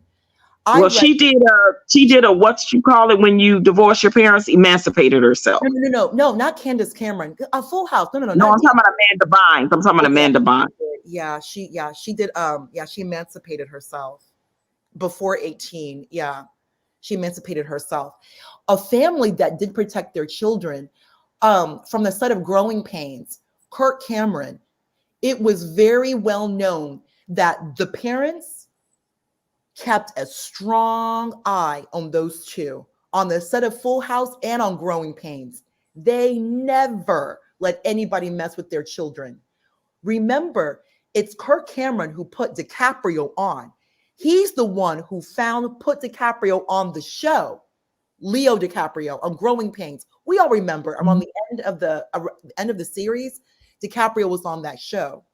Mm-hmm. Kirk Cameron, he was being pushed to get into movies because he was like, they were going to transition him. There was money, there was backing. Kirk Cameron, he himself as an adult male, because we all remember how he was so cute and he was so popular. Oh my God, I loved him. Mm-hmm. Yeah, he was like the teenage heartthrob. He was. And everybody liked him. The white girls, the black girls, everybody. He was just so adorable. He is the one who left Hollywood to go to God. Notice after the show, he completely just left this nonsense, went to God. Now, he did those movies about the rapture. Yeah, he did all these Christian movies. So DiCaprio, OG, who is the actor? Now think about it. Who is the super famous actor from back in the day that DiCaprio replaced after he OD'd? You know who it is. If you think about it. River Phoenix. You know it. Think you and your memory. Yes. It was well known. River Phoenix was being abused horribly. Yeah. Horribly, he was being abused badly. Yeah, his story was very, very sad. And then they wonder why these kids end up getting addicted to drugs, alcohol, and then, end up, having mental issues and things of that nature down the line. Is because when it happens to them that young, that's their way of dealing with their pain and and they put their pain into drugs or alcohol or whatever, and they become addicted, then they have mental issues, right? Like, because when Corey Feldman first told his story, and Corey Haim was not strong and brave enough to tell his story, but him and Corey was best friends, and he before he passed away, he made Corey Feldman vow to please tell his story when he passed away, because he had a feeling he was gonna be unalived at a young age. But the thing about it is, Corey Haim ended up being token as the pass around guy in Hollywood to a lot of men and women, because he was bisexual. A lot of men especially passed him around. He was known to be that because he ended up getting addicted to drugs and everything, and they knew that. So he would be that pass around Hollywood guy at the parties where you feed him the drugs and all of that, and he would, they would have their way with him. But he made Corey Feldman promise to tell his story before he passed, which Corey Feldman did, and and the whole allegations of who was the first one that actually abused him was the true person who Corey Feldman came out and said it in his book, and came out and said it in the documentary, and it was Charlie Sheen. Mm. Yeah, we actually spoke about that yesterday, that it was Charlie Sheen. And that, I did just, wow. And Charlie Sheen, and also it is known that Martin Sheen is a big time. I like both as actors. Martin Sheen is just, we all know who this man is, a legend in this industry. And like, he is a known alcoholic, alcoholic. And not only that, Martin Sheen, his best friend, buddy, is Michael Douglas. And, and his father is another huge industry, Kirk Douglas. And we don't even know like the gravity and the extent of what they have been going through. Melanie Griffith, she's like, she herself is third generation Hollywood. Her daughter, Dakota Johnson, is like fourth generation. Her father, Miami Vice, everybody knows him. He's another generation Hollywood. All of them. Well, I know we all know Melanie Griffith had some issues. Very issues. Her mother was famous. Her mother, Tippi Hedren, her mother was famous for the movie The Birds with Alfred Hitchcock. Oh, that's an old movie, but it's a classic. That was Melanie Griffith's mother that played in that movie. And then, of course, in Psycho, Jamie, her mother was the woman in that movie. Jamie Curtis. Yeah. Jamie Lee Curtis. Her mother, I think her mother is what, Vivian Lee? Am I saying her name correctly, OG? Vivian Lee, and her dad was Tony Curtis. So both of her parents were actor, like big time actor, or the part of the Rat Pack, like just super duper actor, massive actor. And we all like, this is like Hollywood like comes from itself. They just birth themselves. But yet they don't protect. We can even talk about the Barrymores. Drew Barrymore, she went through a lot as a kid with her well-to-do family. SNL as a kid, you know what she said? She made a joke about drinking, like, I'm a Barrymore, give me a double. Like she was the youngest host of SNL. She started drinking at like 12, 13 years old, getting high and all of that. She was drinking at 7, clubbing at 10. Clubbing at 10. And there's footage of her clubbing in Hollywood, age 10. Wow. That's Drew Barrymore, clubbing, drinking, age 7. And they were making jokes about it on SNL because she's a Barrymore. She's the granddaughter of John Barrymore, huge actor. Like, let's encourage this stuff.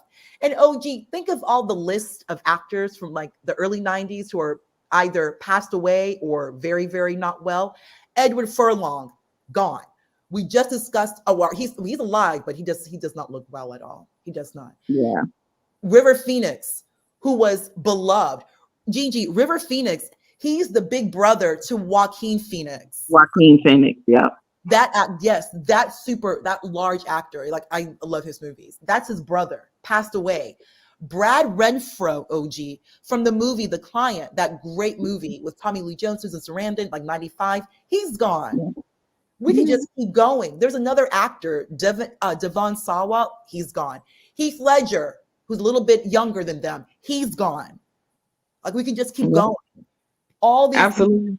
And let's not forget, there's also Weinstein, because he's the big guy in the 90s. Weinstein. So Miramax was actually an offshoot. Like, they got their start off Disney. Miramax is actually a Disney company. Disney let Harvey Weinstein and his brother, Bob Weinstein, have full creative control. Full control. Plus, their movies really don't cost that much. Harvey, that's the reason why all of our movies suck right now, OG. If you really think about it, because the movie man is Weinstein. All of these really funny, great movies that we enjoyed in the 90s all come out of Miramax. Everything. Moreover, is one thing, Harvey Weinstein always promoted women. All of his movies starred women. Like, you really didn't see that until him. And these women are getting Oscars. And these movies don't really cost that much money because Harvey Weinstein understands a good script. So he can get the money and he will bring a massive return. All of his movies still generate money and they don't cost that much to make. So no one is saying anything to him because he's the movie man that makes the money. And his movies cost nothing because it's really just a good script. Yeah. Lady A, I'm sorry. redirect. No, you're doing great. You're giving us so much information. We love it. But the audience, we want to move back to Diddy. We want to stay on Diddy. We don't want Diddy to slip through the cracks. Diddy and Weinstein know each other. You can look it up. They partied together. Diddy and Weinstein knew each other. Big time. They did. Diddy knew Harvey and Bob. And Epstein, you know, he was on the island as well. His name was in there. And also, did he have two properties on Star Island? Both of them got raided during that raid. So they all partied and did some of those after parties and things of that nature together. Now I have friends in the business that went to Diddy parties, right? Like, cause I come from entertainment, right? And I come from Vegas, and we know Vegas is wild like that too, but everything is legal in Vegas when it comes to certain areas, when it comes to like prostitution and and things of that nature, right? So OG, they I put the link of Harvey Weinstein and Puff together. It's in the chat, the private chat. okay.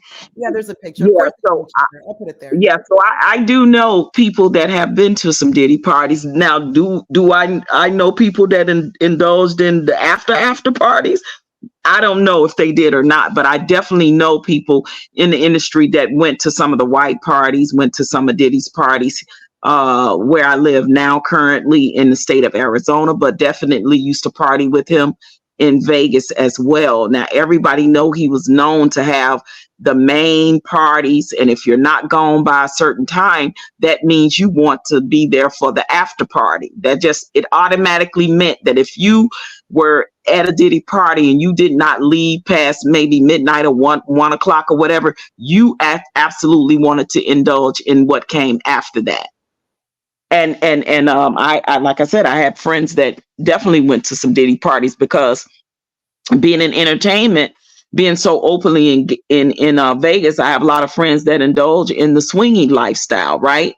I met a lot of people that was in the corn industry there because Vegas is the corn capital of the world. They have the corn Grammys in Vegas every year, and they come from all over the world. And we know that some of our famous rappers and sports people, they go to the corn Grammys in Vegas every year. It's a big multi-billion-dollar industry, right? That AVN gross. The AVN. Yeah. So Diddy was tied to that as well. So, and when they would come to Vegas, they would party at, this person mansion, party, and they would have the main party. And then like I said, if you stay there after a certain time, that means you want to indulge in other parties. That means you are open to any and every, whether it's same sex, opposite sex, group sex, trip that, whatever it was that they was down for doing in that moment, you were down for. And of course, it was always being under the influence of something, because you would start off in the regular party with like the drinking and just the regular stuff like that. But then that after party, they bringing out whatever floats your boats, the uppers, the downers, the powder, the whatever that you wanted to do and engage in, all of the above. It's going to get bad because that's something I kind of always knew. Weinstein and Puff really know each other. Like they really, really, really know each other. They're both New Yorkers. They're both in the industry. They have known each other for decades. They're okay. I'm just speculating. Once they started with Weinstein, there could have been other information regarding Puff that they were finding out when it comes to Weinstein. The only reason, because I remember way back when Harvey Weinstein was actually present at one of Diddy's white parties. Like he was like one of the few, like a lot of white people, but he was one of the few like really not attractive white people that was at Puff's parties. I'm like, what is? Yeah, he was not an attractive man. Yeah, absolutely. And then you're finding out, it's like, oh my gosh, this is Harvey Weinstein. Now, what I'm wondering though, Lady A, is are they going to, once they get all the names of the people that was on Diddy's flight log, and that's in his phone and on any tapes, video, are they going to release these names like they allegedly did with the Epstein list? I'm wondering if that's going to be whenever all this starts to unfold, especially the flight log, because that's going to speak volumes as to some possibility of trafficking, right? And putting names and dates to people that have to sign their names. That's FAA regulations. You have to sign that, a flight log when you're, in the air. That's just the law. So this is gonna, this web is getting woven, very, very, very, very tight. And I know it's a lot of people that are very, very nervous and hoping that during their tenure of run, participating in those after parties, are they on anything incriminating? Because he allegedly had all of this a lot of the tapings of these escapades without people's knowledge. So it was a one-way situation. Like they didn't know, a lot of them did not know that they were being recording. And this is another thing that it's alleged that he used them to blackmail people, especially like artists and rappers and people that he wanted to hold this control and power over. Wow, he just is a monopoly controlling everybody. Now, I You do know have what? The several fact that Weinstein is shut down, it makes sense for Puff to be shut down too. They found something. Somebody has said something about these two. They've known each other for a very long time. Like they're cool. Weinstein and Puff. Something has been found. There of course is going to be more, but these two are connected. And if OG, they may have a recording of Harvey Weinstein and somebody else. We don't even know. Yeah, you never know. That's why I say people are very quiet and tight-lipped. They praying, they trust and believe whatever God they believe in or higher power. They are praying that they are nowhere on none of them tapes when they know they have engaged in any type of type of nefarious behavior. Question to ask is, what was Puff doing? Where was Puff? What actions were he taking around the time that Harvey Weinstein was arrested? Like, Harvey Weinstein is going down. Where was Puff? Like, that's a really, really interesting question. But see, the thing about men like them is they don't think it's going to happen to them. So Puff never stopped his behavior. He may have slowed down during that Weinstein era, but his behavior continued to happen. Look, hence Little Rod. Something was going on long after this whole Epstein and Weinstein situation. So he thought that he was invincible because he's been getting away with so much for over 30 years. They think they are above the law. You know what an interesting thing to do is look through Weinstein's movies and to see if there's any, like, I'm going to go ahead and check, like the movie, like the actual movie Bad Boys, because the original Bad Boys was produced by two people named Jerry Bruckheimer and Don Simpson. You know, they did action movies. One of them passed away, but these new Bad Boy movies, it's like, is Miramax involved? Anything touched, if anything, Miramax and Sean Combs, that's a connection. That's Weinstein and Puff. Like, that's it. You have Puff doesn't do movies. He's a recording artist, and then he has his brands. Whenever he's going to attach his music to a movie, who's the producer? If the producer is Miramax, that's a massive connection. That means Puff and Sean Combs, that means that Puff and Weinstein have been in transaction. They've been moving money, and probably women and men too. Like, that's something for people to look at. There is, if we think of the time, we have like 20 years, the 90s, mainly like the past 20 years. If you see anything, Bad Boy, Puff, or any Bad Boy recording artist, Sean Combs with Weinstein, either Harvey or Bob, it doesn't matter, or anything with Miramax, those two are connected, and there may be more down the rabbit hole. Like, there has to be. There's going to be. I want to know, what do you guys think about Young Miami? Now, Nancy feel like Young Miami is going down as well, and we haven't really shed no light on Young Miami. So I wanted to get sex worker. That's all. Like, it's sad. Look what Nancy Grace just said. Gigi, sex staff worker, S worker, right? But staff, is she going to do SO worker? Is she going to do any time? Oh yeah, probably. Unless it's evidence, they're going to put if they can her. If they can tie her to anything illegal or criminal, absolutely she could risk doing some time, like she said, unless she turns some type of evidence or Miami herself state evidence against Puffy, and they give her a deal, then she can possibly get maybe house arrest and some probation or a fine or something. But I see now that you got the federal government, Homeland Security, it's going to go beyond that with her, because if he was allegedly giving her all this money and she didn't pay taxes on it, the IRS is going to get involved in the situation where she's regarded. If he was allegedly giving her this $250,000 a month, was she paying taxes on that? So that's another issue. If they don't get her for one thing, that then can they be get her for answered another thing. because she was put as an employee of Bad Boy. So there's going to be taxes. That's how Puff would control these women. Even with Gina, the girl that went on Tasha K, they were being paid like Bad Boy employees.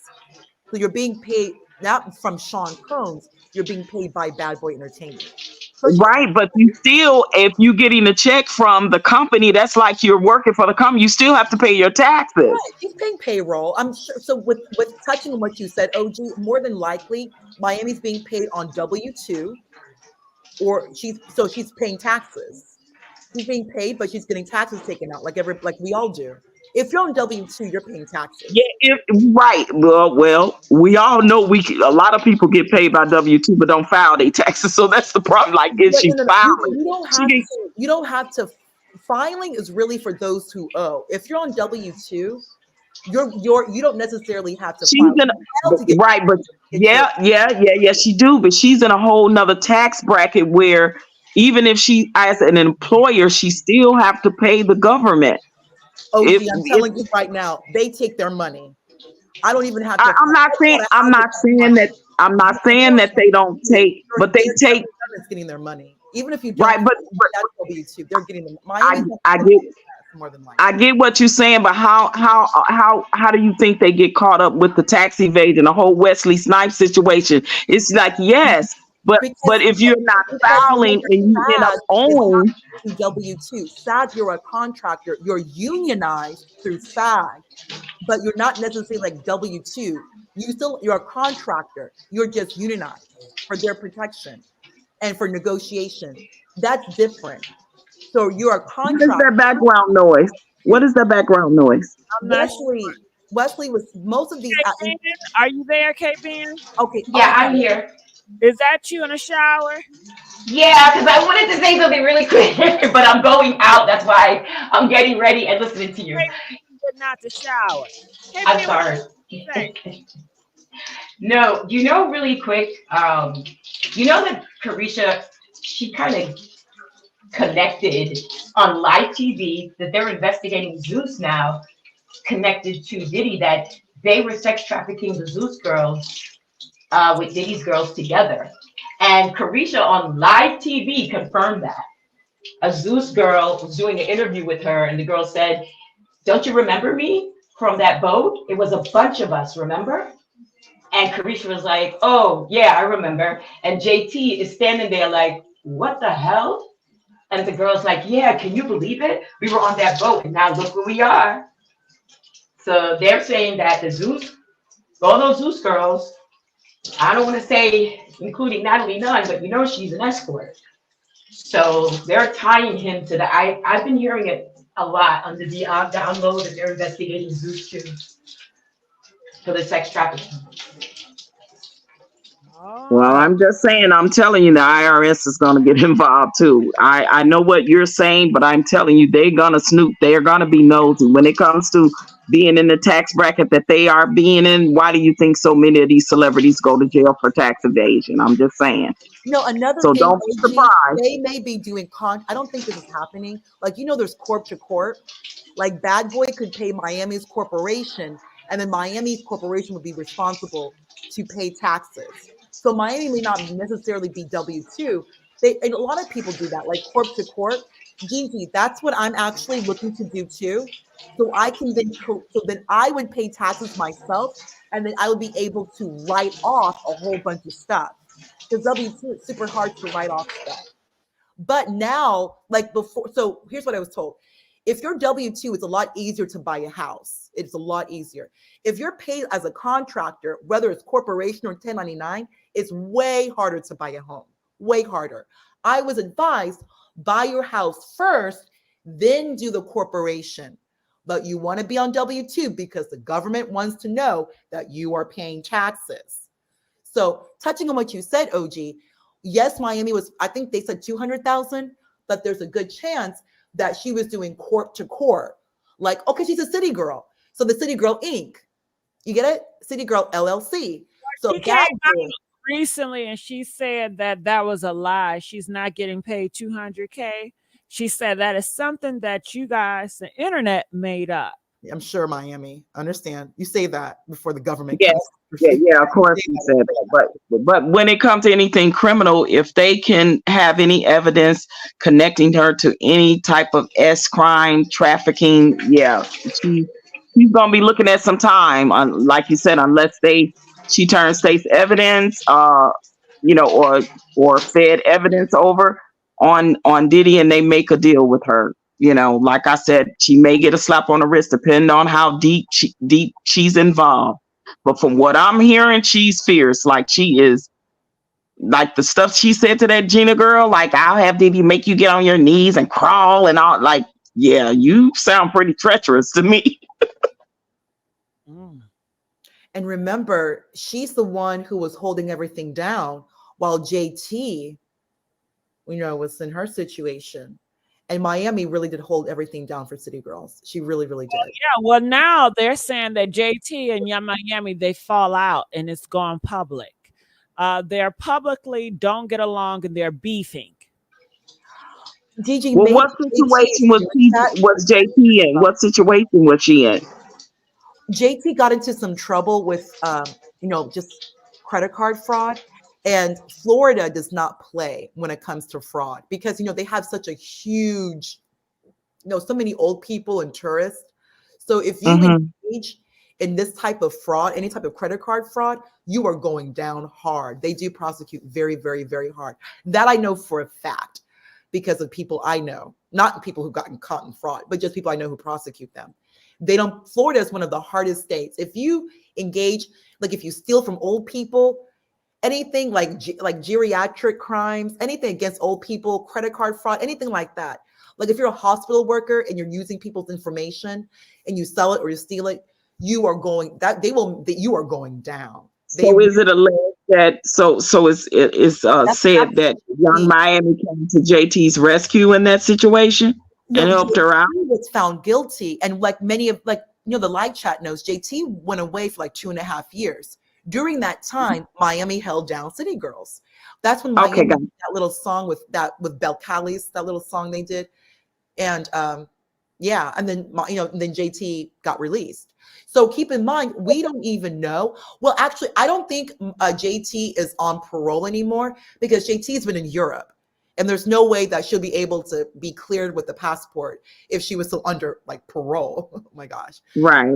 Yeah. JT has been, JT is not going to be like Apollo Nida getting in trouble again. JT clearly wants to get away from this and not associate herself with Miami and Puff.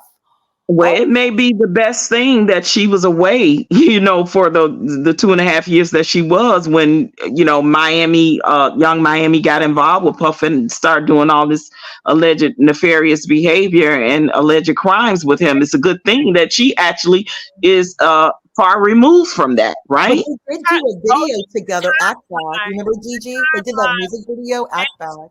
Hold on. The timeline is JT in jail. She gets out of jail and she's dating this rapper guy, and then Young Miami dating Diddy. So when Young Miami started to get involved with Diddy, JT was already out. Okay. But I'm not hearing JT's name ringing in any hallways of this whole situation with Young Miami and Diddy, right? So she's far removed. Like she has not been mentioning anything. Yeah, she had her whole life with another man that she had going on at the same time. Young Miami was with Diddy, so they were separate. Okay, gotcha. Okay. Well, I know she's glad of that. I know she, probably don't, hate that what's happening to a girl happening to her, but really in that situation, it's really nothing she can do. She can't really hold it down in a way of maybe the way Young Miami held it down for her, because that's a whole different scenario now. Like, so I mean, probably being there for and being a friend, but like other than that and support system, but like, yeah, if she goes away, and depends on how deeply involved Young Miami is, Miami might be looking at some hard time herself. Yeah, Miami may be doing federal time for a very long. I mean, unless she turns state's evidence. Yeah, and federal is 80%. So you doing majority of that time with federal. Federal is 80%. Yeah, just real quickly, Gigi, just to remind OG, when it comes to federal, you heard what happened to Elizabeth Holmes, right, OG? The white woman. Just tell it. Tell it. Sarah knows. Yeah. Long story short, Gigi. Yeah, she got in big trouble. She basically pulled kind of like a Martha Stewart, because Martha Stewart went to Martha Stewart, Snoop Dogg's girlfriend. She went to prison, Gigi, for a tip. Cat Williams even mentioned that in his stand-up. Like, Martha Stewart went to prison, federal prison for a tip. Like, she gave a tip, because her company. Yeah, tipping off. What is it called? Like a tipping off in the stock industry. So Oprah, one of the reasons Oprah has never, I know, I'm sorry, live chat, give me like 2 minutes live chat. I'm sorry, just 2 minutes live chat. I know you guys want to keep it on Miami, just real quickly. Martha Stewart is Snoop Dogg's girlfriend. Martha Stewart is a convicted felon. She is a convicted felon. Why? She IPO'd her company, her brand. She IPO'd her brand, something Oprah wanted to do. However, Oprah did not do that because of what happened to Martha Stewart. Martha Stewart now has initial public offering. Her company is now public. It's a company that can now be traded on the stock exchange. It's a very big deal. It's a very, very big deal. I mean, it's the stock market. What happened was, they said that Martha Stewart gave her friend, just like Cat Williams said in his stand-up, a tip. The SEC came after Martha Stewart, and they convicted her, and she went to prison, federal prison, for like a few years. So she got out. It's over. It's fine. Then she starts hanging out with Snoop Dogg. Fast forward, another white woman, young white woman named Elizabeth Holmes. She had a business called Theranos, which was basically supposed to do like diagnostics. Like, you put like a little bit of blood, and we can like figure out all. Oh yeah, I remember hearing this story of this woman. Yeah, Yes. you did. Well, OG, she federal prison, and this woman has like two small babies, and they sent her to prison because of what she did in the stock market. Long story short, they don't care. They will put white women. This is the only crime that they will put white women in prison, federal prison. And she's in prison for 10 years. And like you said, OG, it's 80%. She's not coming out until she's 50. This is a white woman, and she's breastfeeding. Government did not care. You are going to federal prison. And like you just said, OG, and you are correct, you have to do 80% of your time. So she's gone for a very long time. And like I said, it depends on how deep with Young Miami, because she may not be able to make no deal. I mean, depends on how deeply involved she is, guys. I'm just gonna keep it a bean. Miami, I love Miami, but she's not that bright. I love Miami, but she really is not that bright. She's not. To turn state's evidence and tell them everything. She's a mother. Just do it. Don't go through that. May save her a little bit, and she don't have a record or anything like that. She's never been convicted of a crime. That may help her. Like, at this level, of course. I mean, but if this was JT, I would be in tears right now, because JT would be in massive trouble. Massive trouble. If this was JT doing all of this. And like I said, JT was in that music video, Act Bad, with Miami and Puff. But if JT would be in prison, right? I mean, if this was Miami or JT's, because of her past, and she is a convicted felon, she is convicted, she would be in prison right now. She would be in big trouble. That's like what happened with Apollo Nida. Like, the exact same thing. You're now in trouble again for a federal crime. What in the world? So yeah, Miami just needs to do the right thing and just turn everything in, because she cannot like this. Don't do this. And this is trafficking. You want to be tied to a case like this? trafficking. JT was fraud. This is trafficking, Homeland Security. She's in massive trouble. The SEC will convict you and you're in federal prison. Miami is going to look at big trouble having Homeland Security come after her. Guys, what about J Lo? Can she still be in trouble for lying to the grand jury so long ago? Yes. I Yes. don't From think what there's they're any. saying, it's a possibility if they open up this case. Now, I do know that the statute of limitations is up as far as OG, that's remember, concerned. But OG, hold on, remember, hold on, hold on, respectfully, hold this is on, hold on, hold on, NYPD. hold It's on, not hold federal. on, hold on. Hold on, let me talk. Hold on. I know. I'm saying because it is now federal and they may find a loophole, she absolutely possibly can get be charged. Possible, allegedly. Yes, I wanted to say that, but I you didn't let me finish. But yeah, Wow. Wow. Club So New she's York probably lawyered up. was a state issue. That's New York State. So the statute of trust and limitations believe. has J nothing. Lo is she's talking to lawyers. She's already, believe me, she's getting her ducks in a row with it, talking to attorneys like how bad can this get, et cetera, et cetera. Let me get my legal team on it right now. And all of that, because yeah, I think she knows that it's a possibility she will be can be in trouble for sure. What I was trying to say is that situation that happened in the late 90s at Club New York, that was a state case. So yes, your point regarding statute of limitations is warranted.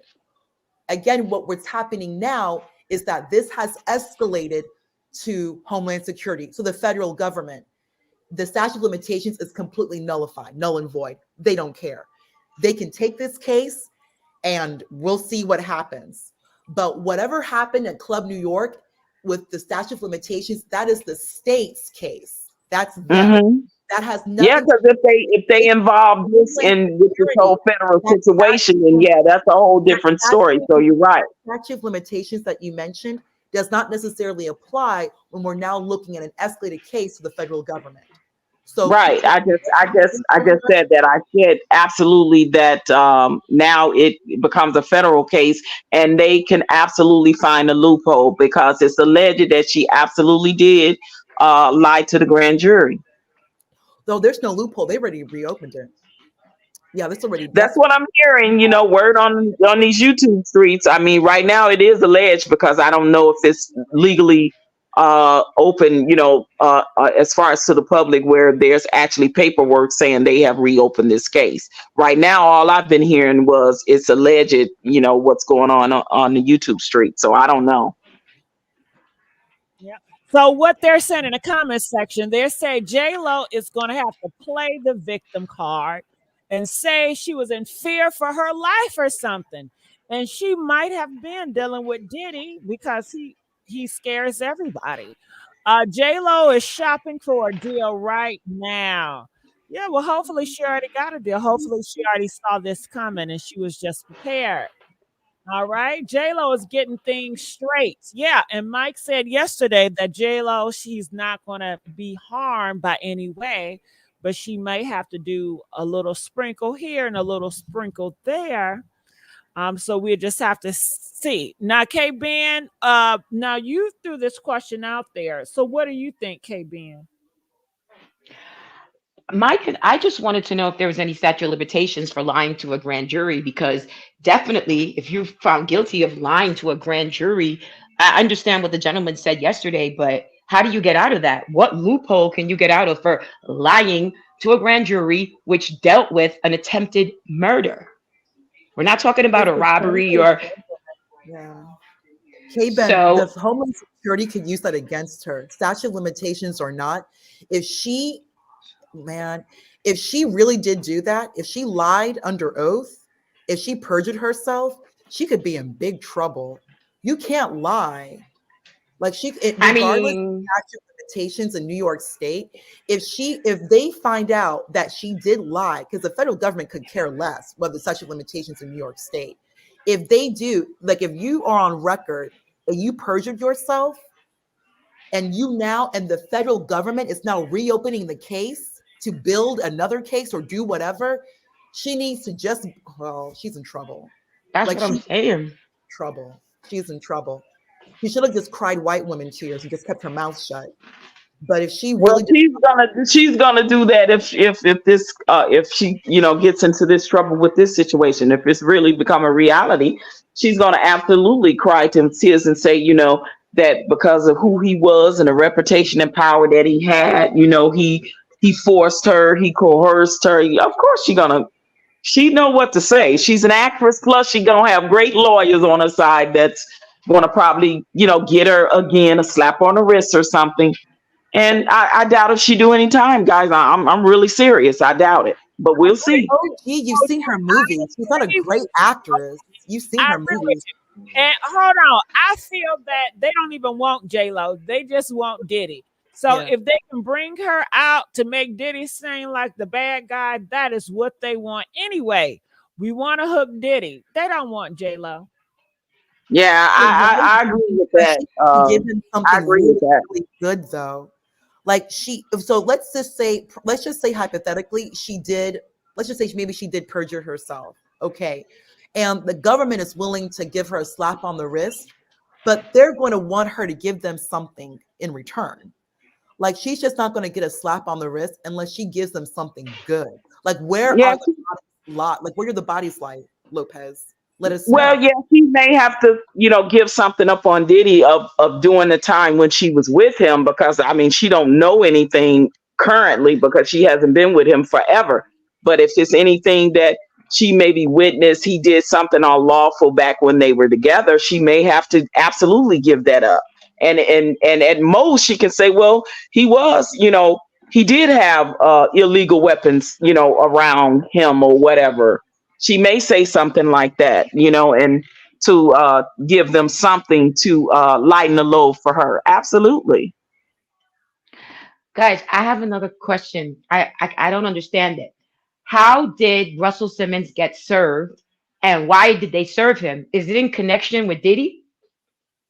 No, it's in connection to his graping of his former executive. She had him served over in Bali. So some kind of way she hired a process server over there in Bali to serve him with the court papers because she's suing him. He graped her like 20 something years ago.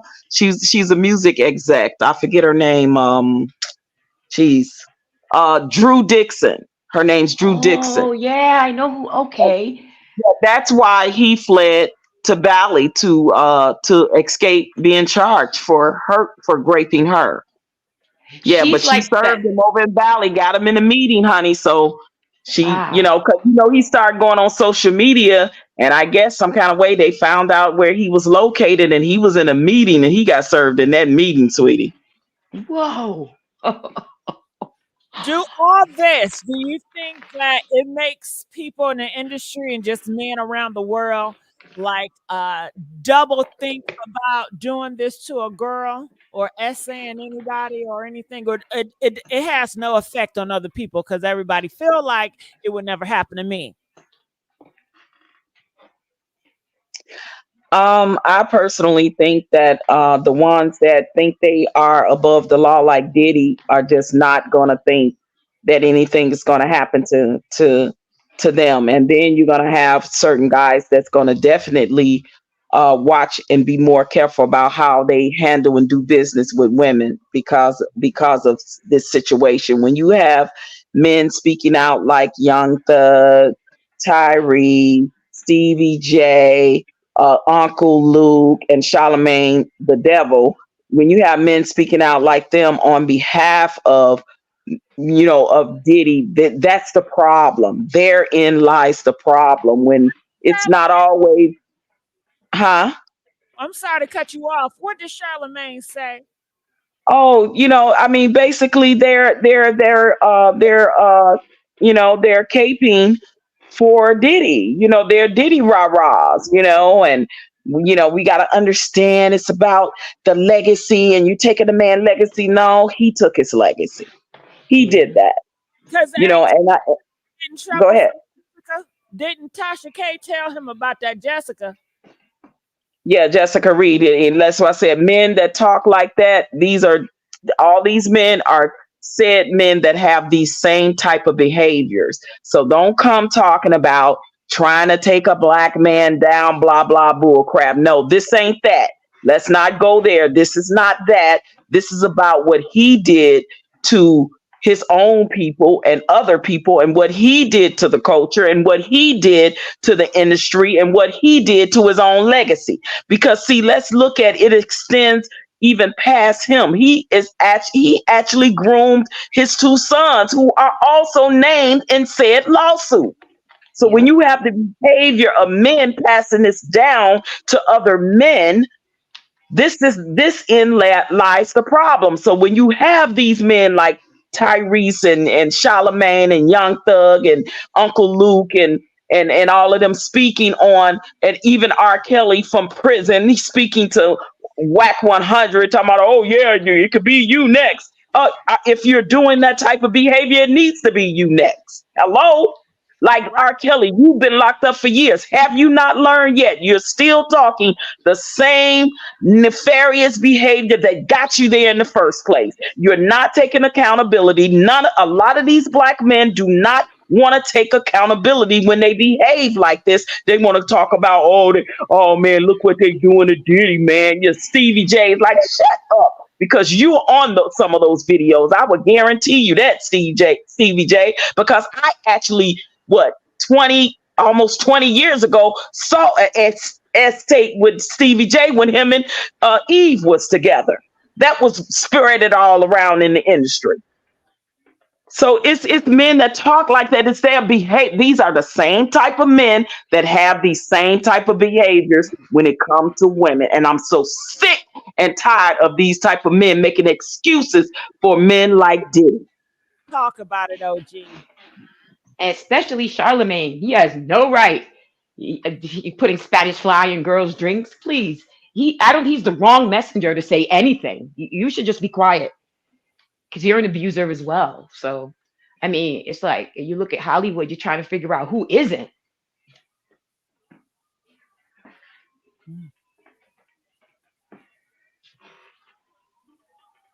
Yeah, it's sickening.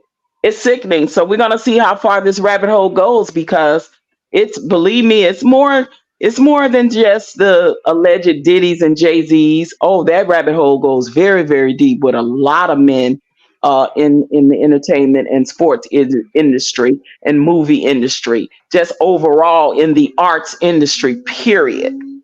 That this behavior has been going on for decades, and it has to stop. And if it be us taking the L in hip hop and R&B after coming up on 50 years of celebrating the anniversary of it, and we have people like your Diddy's and your Jay-Z's and so forth of the world, yeah, we'll take that L, because you are the problem.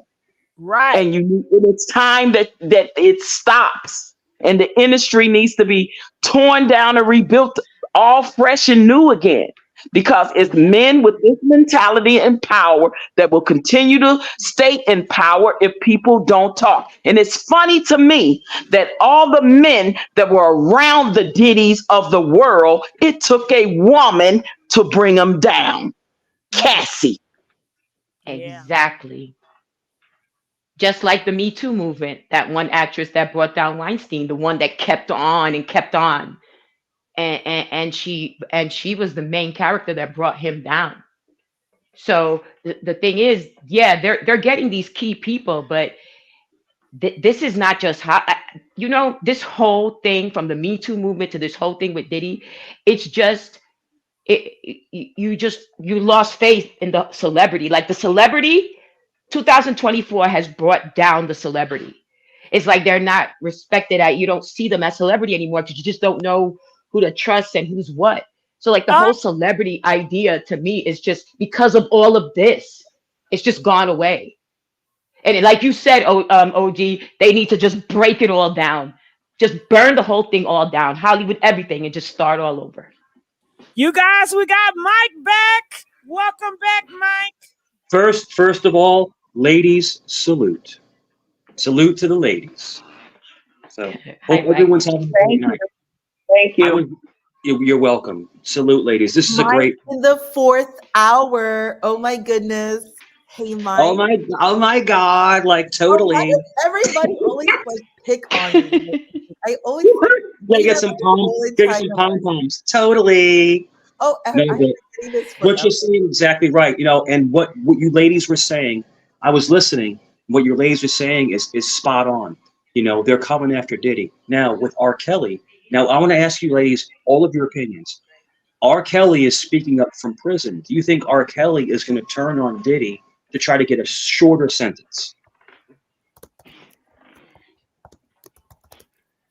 Well, I would say absolutely not, because I think he would have did it, years ago, early Yeah. on. They have this sickening alliance to each other for some reason. The only way I could see somebody turning over on Diddy is to save their own skin. And R. Kelly hasn't done that. And I absolutely believe he knows some dirt on Diddy, just the way Diddy knows on R. Kelly, and they know on Jay-Z, and Jay-Z knows on them. But they have this weird alliance to each other, right? Where they won't do it. And he's literally in prison talking to Whack 100, and he is not changing his narrative. He's saying, "Oh, well, it could be you next." Okay, if you're saying that, you know who you're talking to. You know the men that are in the industry that are doing these nefarious things. So you know absolutely who you're talking to. You're talking to the men that watched and covered and procured you while you did it. No doubt. I mean, you're on point. I mean, I can't disagree with what you're saying. It's you're 100 in what you're saying. You know, but I think, ladies, I think when we start to see who was really involved, we're going to be shocked. We're going to see people that were involved in this that we would never expected to be involved in, because people. Go ahead. No, I'm sorry, Mike. I don't even know that is because I feel like we're so desensitized that nothing shocks me anymore. Like I don't even when they said Prince Harry was involved, everyone's like clutching their pearls. I was just like, okay. Like nothing shocks me. I'm just so I don't know desensitized. why. His uncle, Prince Andrew, was a part of Epstein Island and underage girls. So why are they shocked by these people's names? Nothing and no one's name should shock them anymore. So, well, let me ask you, ladies, a question. Why the heck? All this stuff in Diddy's coming out, right? Within what, a week or two? All this stuff's coming out within a week or two, right? So they're getting down to it. Why do we not have the list of Epstein's clients? Where is it? Well, they released about 3 or 4 lists. They said 3 or 4 of them was fake, some of them was real, some people names was real, some was fake on there. It just became this big old ball of confusion and mess when it came to Epstein's list. And we never got the real full list of everybody, because I absolutely believe that there are names on there for people that are high up. They are judges, they're politicians, they are high up in law enforcement, they're high up in corporate America. That's why they're still protecting these type of individuals. 100. That's why I don't believe we'll ever see the real legitimate full list of Epstein's law. You're talking about on Epstein's stuff, ex-presidents, United States president. You're talking about CEOs. You're talking about I don't mind saying the name, Bill Gates. You're talking about all these people are implicated in all this stuff, like the richest men in the world. Absolutely. You know? So they have all this power to keep that list redacted. In other words, they're not letting the truth come out. They're gonna come after Diddy with 1,000 miles an hour, but I'm not saying Diddy doesn't deserve it. Excuse me, ladies. That's not what I'm saying. But we deserve the truth on Epstein. We deserve the truth, and we haven't got the truth. And of course, and try telling that to the law, the criminal justice system that's holding back the real list for real. Why is that? Is because of, like I said, a lot of those people in the criminal justice system names are also on said list. You're talking about influence. So, Diddy being a very, very influencing rap star and a mogul and all that other stuff, that's great. but he's not a president. He's not a head of state. He's not the richest man in the world. Like, what I'm trying to say, sis, is that they're protecting one guy, but they're going after another. Let's go after all of these people because they're all terrible. Go ahead, please. Oh my God, look at Stephen Hawkins. What the heck was he doing on Epstein Island? To be honest, they said he was one of the freakiest. And he's supposed to be the most intelligent man in the world. He has the highest IQ in the entire world, even though he's passed away. Sorry, Stephen. But what the heck was he doing at Epstein Island? Like, really? Exactly. Yeah. The Again, biggest- some of the most powerful people in the world are on that list. Yep. Excuse me, the biggest perpetrator, allegedly, so I'm going to say allegedly so no one gets in trouble. The biggest perpetrator, allegedly, is Bill Clinton. That's allegedly. And the Clinton family has massive power. And I guess he was on his plane, what was like 30 times or something like that? Mm-hmm. Yeah. And, you know, and I don't know. And then remember, was her name Virginia Dufresne? Was that her name? There's pictures of her with Prince Andrew, where he's got his arm around her. Well, yeah, Yes. she's the one. She sued him. That's why Prince Andrew's case went so far, because the woman he abused, she took this all the way, and she sued him, and she won. Yeah, The the royals, royal family paid her off. the royals, to keep her quiet. exactly. She probably signed an NDA. She probably could never talk about it, write a book about it. And again, it goes, unpunished, unscathed. It gets swept under the rug, and the royal family continued to be the royal family. Let me tell you something, ladies. Let me tell you something. So the way the royal family works is it's a monarchy. But let me tell you something. Prince Andrew was the only, I believe, prince to ever be completely removed. Now, Prince Harry, when he married Meghan Markle, they split ties, but they didn't like crap on him. You know what I'm saying? He could still go to the castle and stuff like that. You know, like when Prince Charles became the king, God bless the Queen when she passed away, Prince Charles was the king, but still Prince Harry could come there but they don't want the other cat there. They don't even want him in the freaking building. They took all of his attributes away. They basically wrote him off. So that dude was on Epstein Island. He was, and he was doing some nefarious stuff with that young girl. He was, he's in the picture with her. That's back then there was no picture cropping and no. Right. That's an actual picture. Can't deny that. Yeah. And but he did. But he did, OG. He denied it on national TV. He said he didn't recall being there, and he doesn't know. How could you not? He don't recall being there. He don't recall that. He's looking at himself in the picture going, I don't recall being there. Whatever. I forget all of a sudden. I must have bumped my head. That was him major gaslighting us, you guys. Like that was major gaslighting at its highest, right? At its peak. So that's he's a prince. So he's in line for the throne. You know what I'm saying?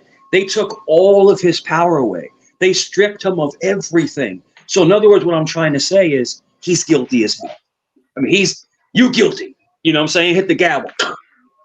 So the queen that's her son, right? That's her son, I think.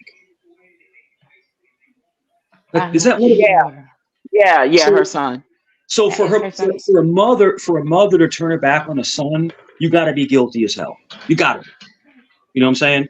If you lose mama's love, you guilty. So that's just all. That's how I feel about it. But he looks grimy. He looks like a grimy dude. You know what I'm saying? He just looks gross. But he got caught up. And Epstein, the whole thing with Epstein and Puffy. Let me tell you something, ladies. Puffy and Epstein are exactly like. They would secretly record everything. So now they got you. Now they got you forever. And if you turn on them, they'll release that clip. The blackmail. I mean, because I absolutely believe it was Diddy that years ago released his own S tape with Cassie, the one that got into the hands of 50 Cent and a lot of the other rappers in the industry. Like when 50 called Diddy when they were on talking terms and said, yo, I'm looking at this video. Is this your girl? Like, he was like, yeah, that's my girl. He was like, yo, like, so how you feel about this? He was like, yo, where you get that from or whatever. But I absolutely believe it was Diddy that absolutely leaked it himself, just the way I believe Stevie J leaked the tape of him and Eve when they broke up. It's like they get mad at them, and then they have these tapes, and then they release the tapes where everybody can see they S tapes. It's crazy, but they do the leaking themselves. You talking about Eve from Rough Riders? Yeah. Her and Stevie J. I saw it years ago. Yes. Yeah. Eve was fine. I'm sorry, ladies. She was fire. Like, she was a beautiful woman.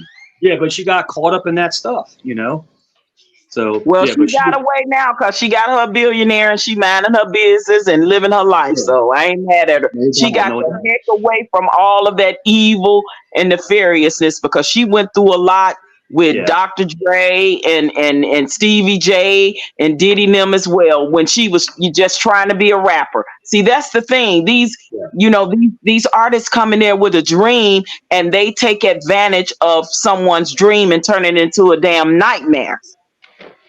And I think, and you're right. And I think when Eve was with Rough Riders, when she was at DMX, she was safe.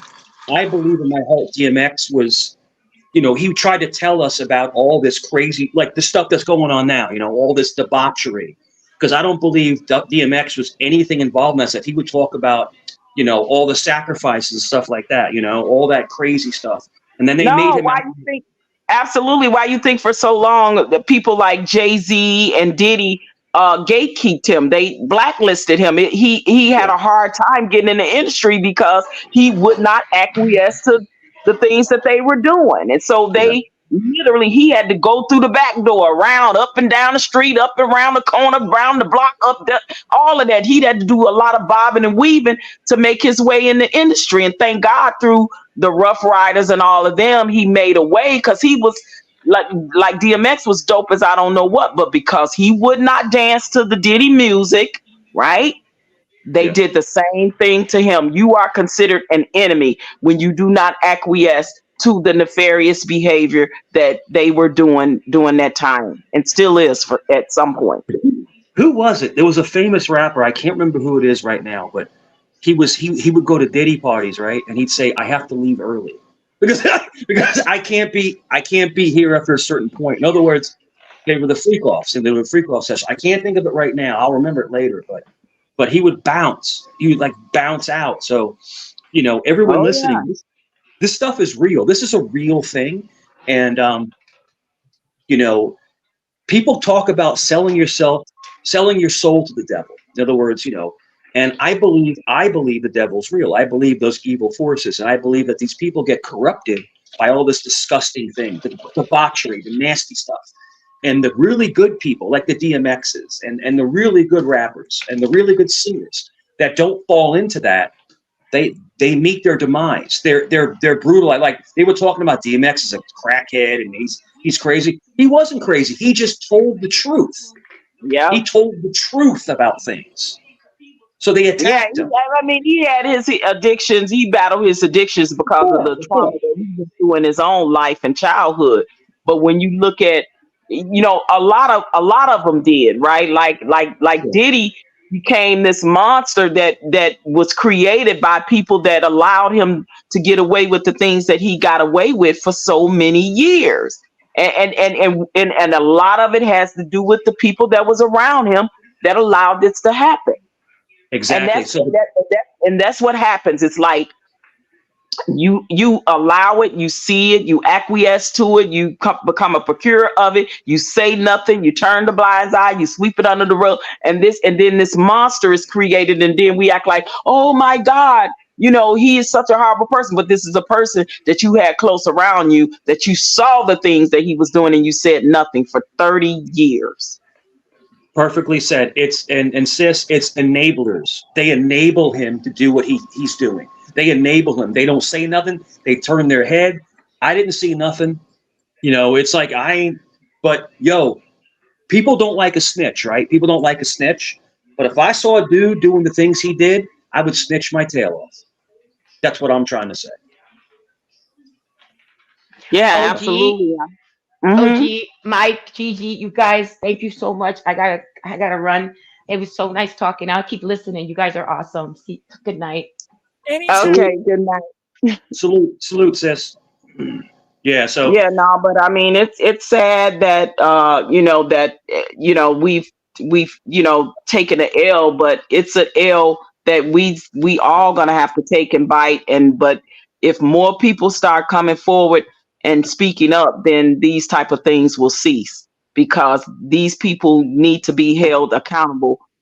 These people that are in power, that is controlling people in this way, threatening people, blackmailing people. You should not. You come into the industry with a dream, and your expectations is that your talent is going to speak for itself. But unfortunately, when you under the vices of someone like Diddy, it's not even about your talent. That man had so many talented people on Bad Boy Records, and look how he did them all. If they are not all unalive, some of them went to jail, some of them dead broke, and the other ones found religion. It's either or when it comes for that, but it's never was a good outcome with none of his artists. They all, I mean, even Little Kim, the time when she perjured herself and took that L and did that time for perjuring herself. It's just so much that those artists endured, and then you rob them not only of their talent, you rob them of their legacy, you rob them of their money, you rob them of their publishing. He did a lot of damage to a lot of people, you guys, and it goes well beyond his artists. It goes around to people that worked for him, to people that were related to him, to people that were his friends that he did wrong, that helped him when he was down, when he wanted to unalive himself after that college tragedy. His friends that came to his rescue, paid his rent for him, his car note, and talked him off the ledge.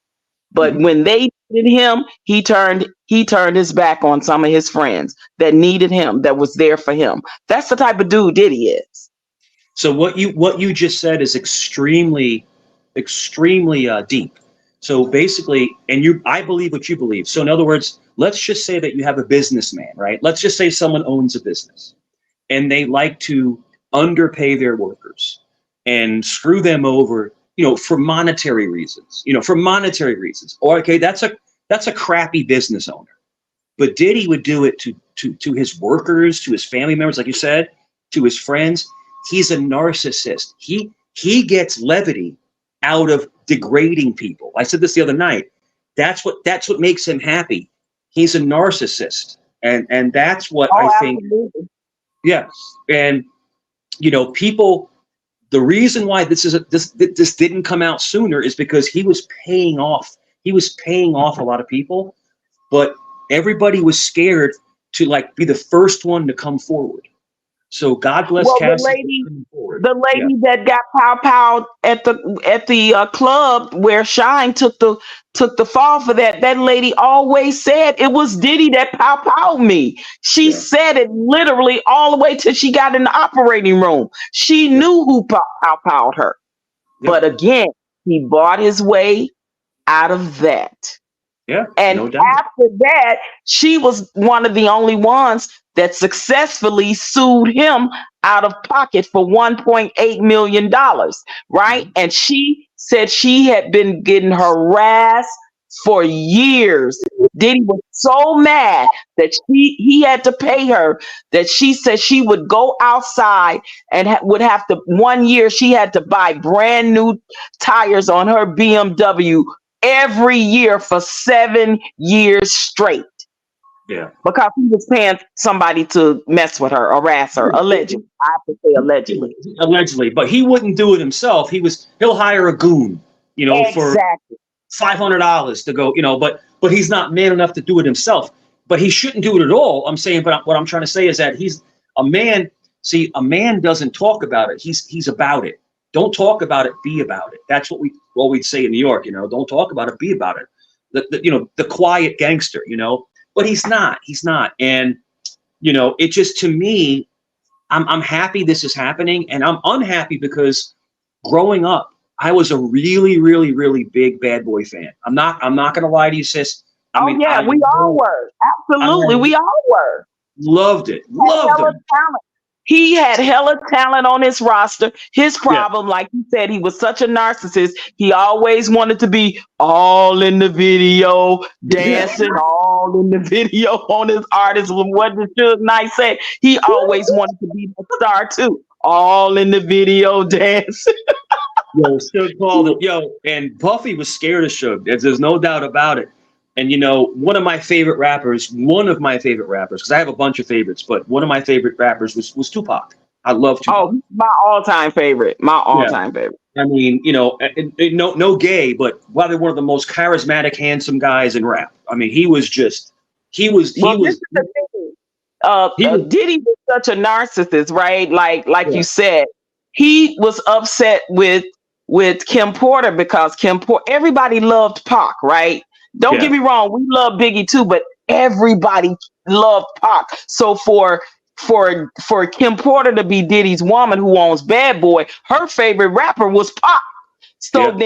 And Diddy had this thing that every woman damn near that Pac had in his life, Diddy had to have her. Diddy went behind Pac with Sarah Chapman. Diddy went behind Pac with Lisa Ray. Diddy went behind Pac with Sally Richardson. You guys, that's 3 women that Pac had that Diddy went behind after. And Diddy was so afraid that Kim Porter was going to, because she loved Pac so much, and he hated that. And Pac was, I never got to meet him, but I did talk to people that actually got to know him. And Pac was a real G. I mean, he was like he will step to you. He will punch you in the face. I mean, I'm saying like he will do that, but Diddy won't. Diddy will run and have a bodyguard do it. But Pac was the guy would be pushing the bodyguards away. You know what I'm saying? He was really. I was in a studio, the one on Wilshire at Death Row, and I heard Pac many a times in the studio. Of course, I couldn't get nowhere near, but I was good friends with Jewel, who was the first lady of Death Row. She was the first female singer on Death Row. She was my friend. We all grew up together from in Chicago. Jewel and I, she was a little younger than me, but we would visit each other's churches and we were singing in the choir. So that's why I know her. I met Danny Boy later in life when I lived in Las Vegas. So our history goes way back. And when I was on tour and I would go visit her in California, she would sneak me in the studio, right? And my god brother is actually Frank Alexander, who was Pac's bodyguard. So I was in the studio many times and could hear Pac doing his thing, because Pac's studio was like, him and Snoop's was like in the back. They had the main 2 biggest back studios where they actually did their work. So he would be heavily guarded back then. I can literally hear the music, hear him rapping and all, because Jewel will be waiting to put her ad libs and runs on on Pac's and Snoop's and Dr. Dre's stuff. So Jewel was a friend of mine, God rest her soul. Now she's deceased, but oh my God, I heard Pac, so I was in proximity of him, but I never ever saw him face to face and never actually met him face to face. But I heard him in that studio many, many times. And I want to tell this story too, because my BFF used to be an instructor to Kim Porter's first cousin. She's deceased now as well. Her name was Keena Porter, God rest her soul.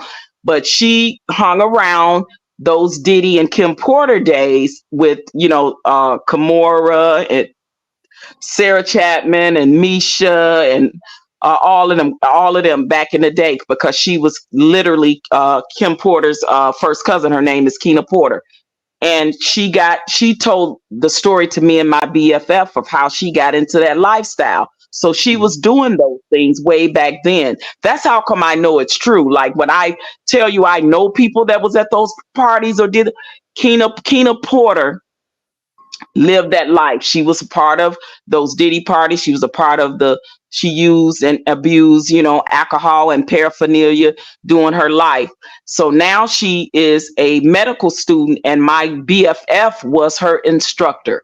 And she told us, stories, but she was even afraid, you guys. She took to her grave a lot of the nefarious things that she know that Diddy did, that she said that her family would beg Kim Porter to leave Diddy. So when Kim Porter was going through that thing with back and forth, I'm leave or come back, I'm gonna leave or come back, I'm gonna break up. Like, she did that for a long time, but she said to us, and she was very, very sick, you guys, when she was in my girlfriend's class. She was very, very sick. She used to come to school. She would be wrapped up in layers of clothes and blanket because she was so thin. She was sick then. We don't know. We speculate that she possibly died with the 4-letter word, or either something regarding to that, because she died, and my BFF and I went to the funeral, and my BFF spoke at the funeral. But she died being afraid because she left behind children, that she said that if she really talked and said some things, she will be afraid for the life of her children, you guys. So that's how deep the rabbit hole goes with a lot of things and power and resources that people like Diddy have. Yeah, right. No doubt. It's all the moguls, Diddy's a rich man, and he's influential, but there's people behind him that are controlling him. It's like the puppet master, you know what I'm saying? Because if that more stuff comes out, they're going to get exposed. And, I got to tell you this honestly. If God ever gave me a large amount of money, if God would let me to be, a billionaire, I would give back so much to people. I would. But it seems like the people that are billionaires are the most evil people in the world.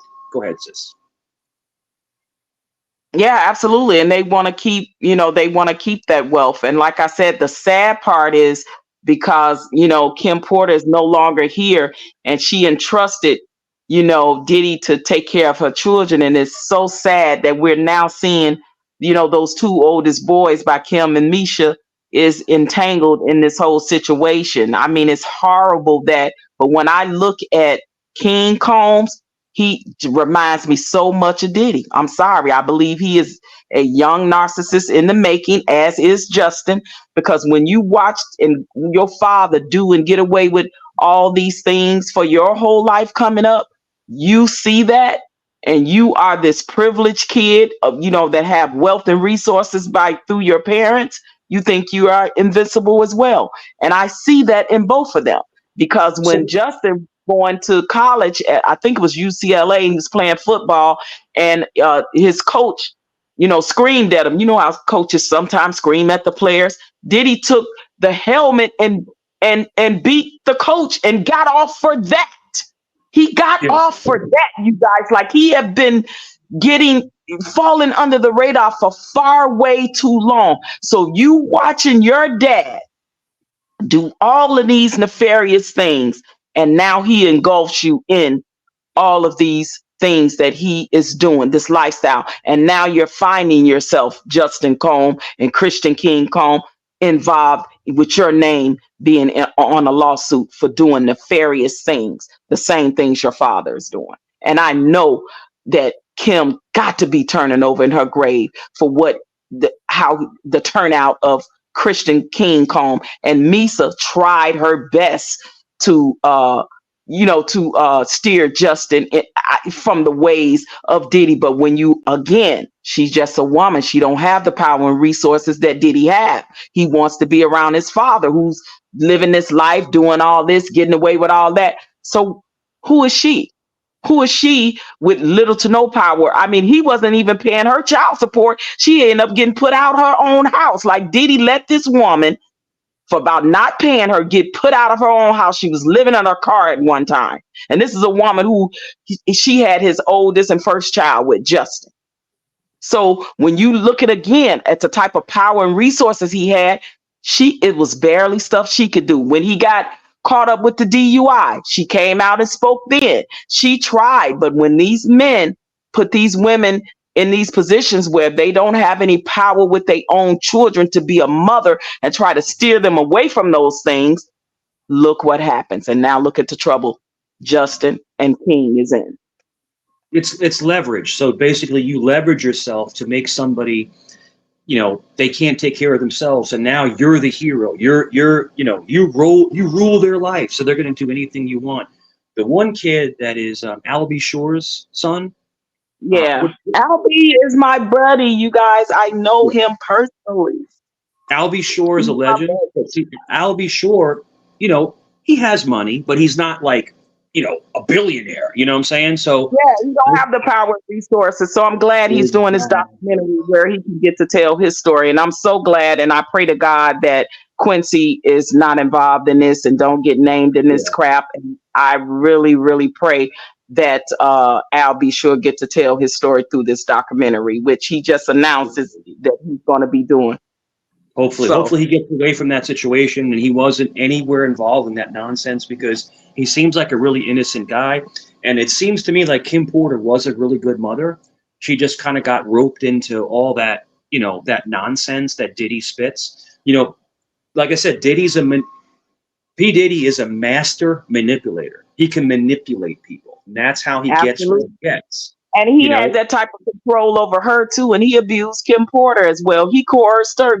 Believe me, Kim Porter was involved in some sexcapades with Diddy too now, because of the power and resources and coercion and all of that. She was involved in some of that stuff, unfortunately, but she was able to finally break free and break loose of it. But trust me, she had some secrets of her own, and I think that's what he feared, that the book she was going to write was going to expose something. Now, I was told it was a kid's book, but then I was told again that it was a life story book. And when she all of a sudden got unalived suspiciously, all of her hard drive and her computers came up missing.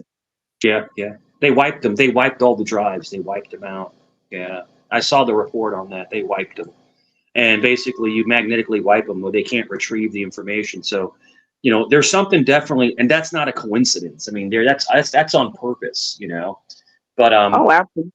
I but think now it's a possibility that they may open up her case as well, like, because the first autopsy revealed that it was suspicious because it was alleged poison in the nasal spray that she was taking to help her breathe. And then the second coroner came a year after the first coroner gave that first analysis, in which a year later he ended up mysteriously being unalived or passing away. And then the second coroner came and said, "Oh, it was pneumonia, low lumbar pneumonia." So it's fishy. There's the CIA and stuff like that does things where they have a nasal push, and it goes in, and you're gone. I mean, you're gone. It's basically poison straight to the head. So I mean, I don't know it to be true. I'm just saying, but yeah, how can you poison nasal spray not on purpose? She was turning on. This is what I think. Allegedly, I think she was turning on him.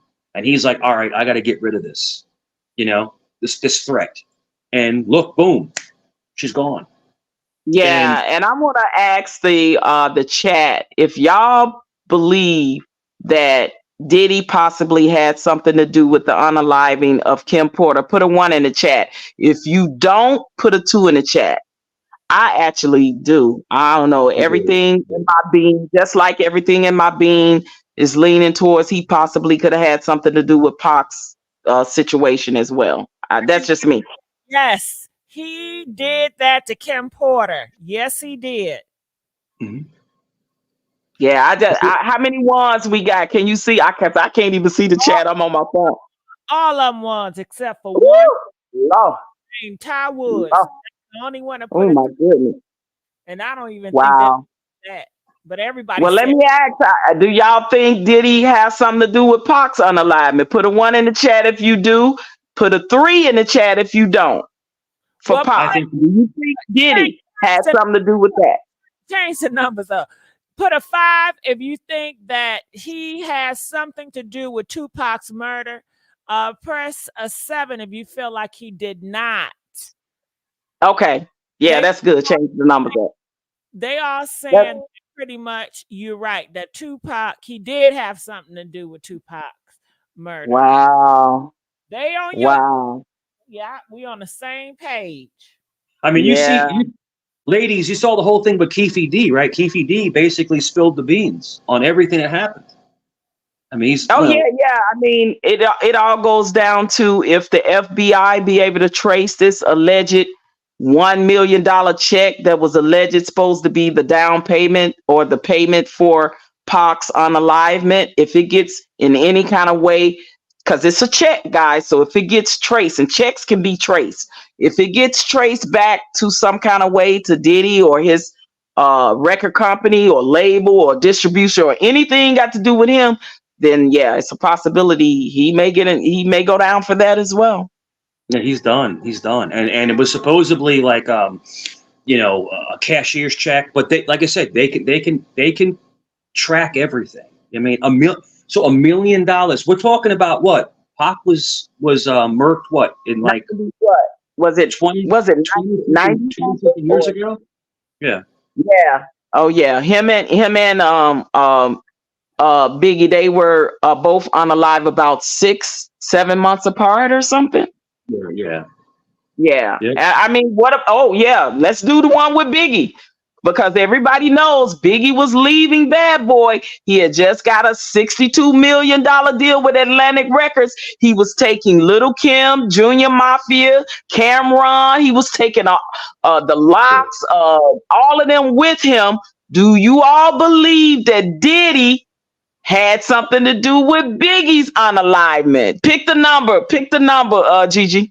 Okay, press 15 if he has something to do with Biggie getting taken out of here, and press 20 if you feel like Diddy would not do that to Biggie. Okay, honey, they pressing 15.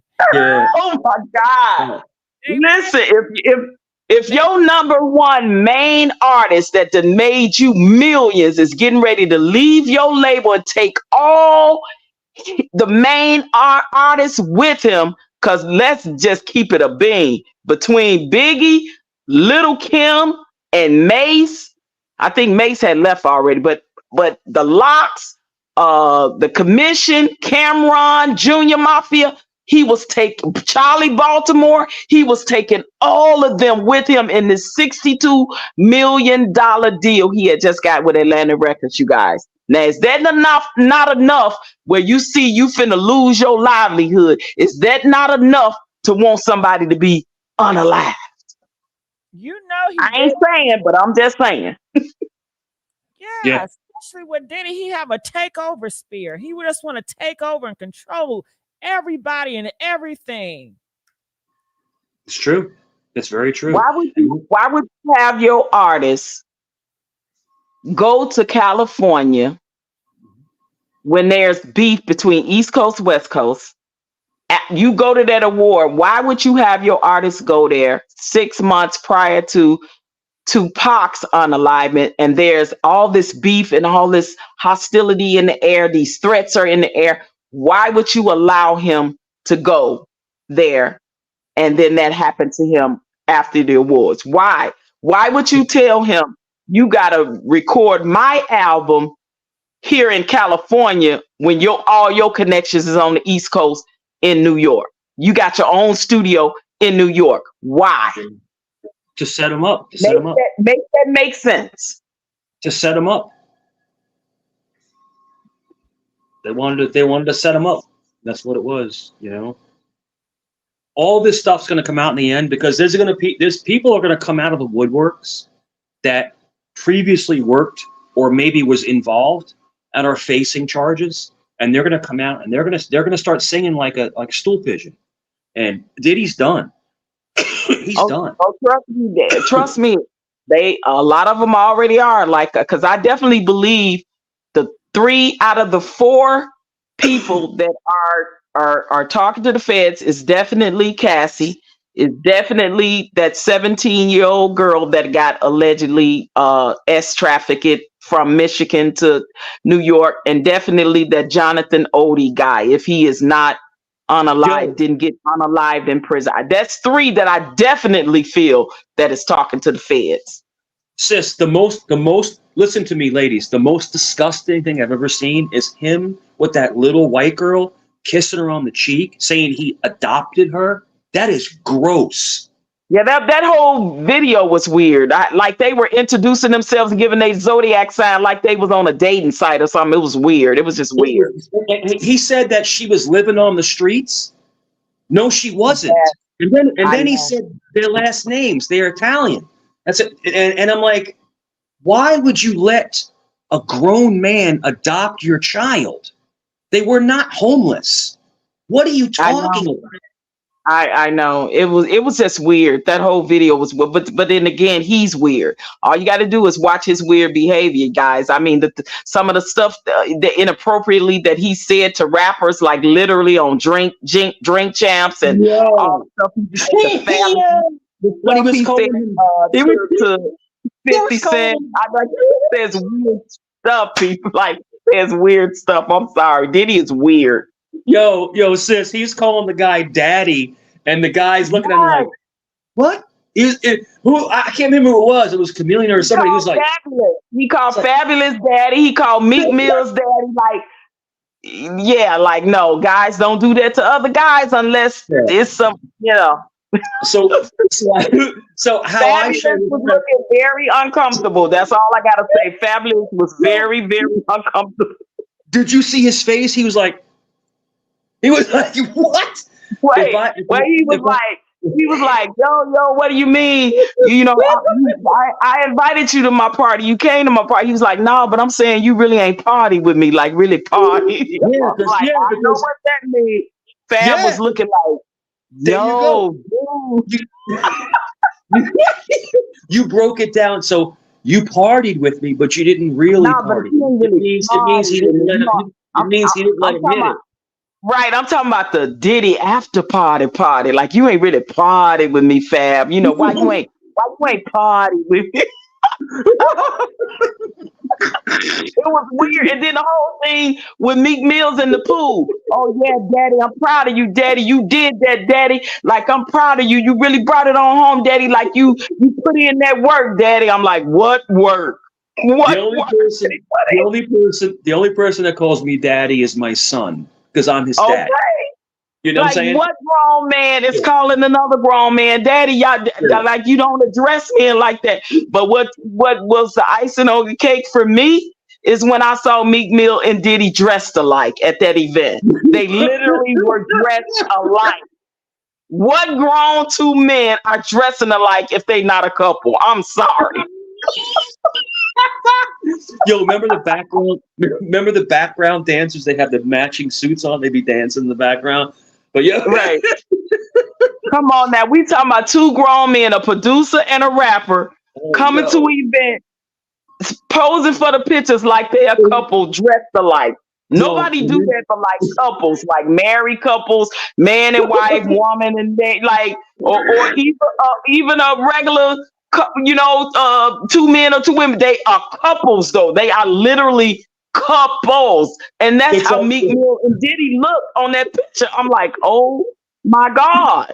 Yo, sis, sis, remember back in the day when people like husband and wife would wear the pictures of each other on their t-shirts? Yes. That's what that remind me of, like some couple stuff. I'm just saying it. I'm like, yo, Meek. Say it ain't so, Meek. Yo, you remember from Atlanta? That boy gay as hell. Right, exactly. It's like, oh my God, like, dude. I mean, my thing is that's cool if you are, but like, dude, you denying it. Like, you are blatantly denying it. You going on social media, gaslighting people, getting mad at people because they teasing you about this picture and about that video where Diddy calling you daddy, Meek. Yo, that was, and then when they interviewed him later on, he said, I don't know what I was saying. So he must have been like, I don't know, like messed up. But yo, when you're drunk or you're high, if he was, You don't know. Your true emotions come out. I don't know, but Meek was in that pool with his butt tooted up like he was letting it get some air, trying to cool off with some water bubbles up there. I was like, yo, Meek, you ain't looking right out here in these streets, my man. Yo, sis, cheeks mill. That's what they calling them, right? They calling them cheeks mills now, something like that. Like, oh my God, like. But yeah, Fabulous looked at him like he wanted to like smack the crap out of him when he was calling him daddy. I think Fab was like containing himself to not embarrass himself, like on TV or whatever. He was looking at him like, my G, what you talking about? Like, yeah. You ain't really party. I'm talking about really party with. Yo, sis. Fabulous was not hearing that. He was like, he looked at him like, "Yo, you for real?" Like he's about to like. Right. He was shocked. Are you for real right now? I think Fab was more shocked than anything, and I would want to say, Fab, you have no problem putting your hands on women. You should have put them paws on Diddy then. Oh my goodness, man, that was the cringiest thing I've ever seen, and it's going around now.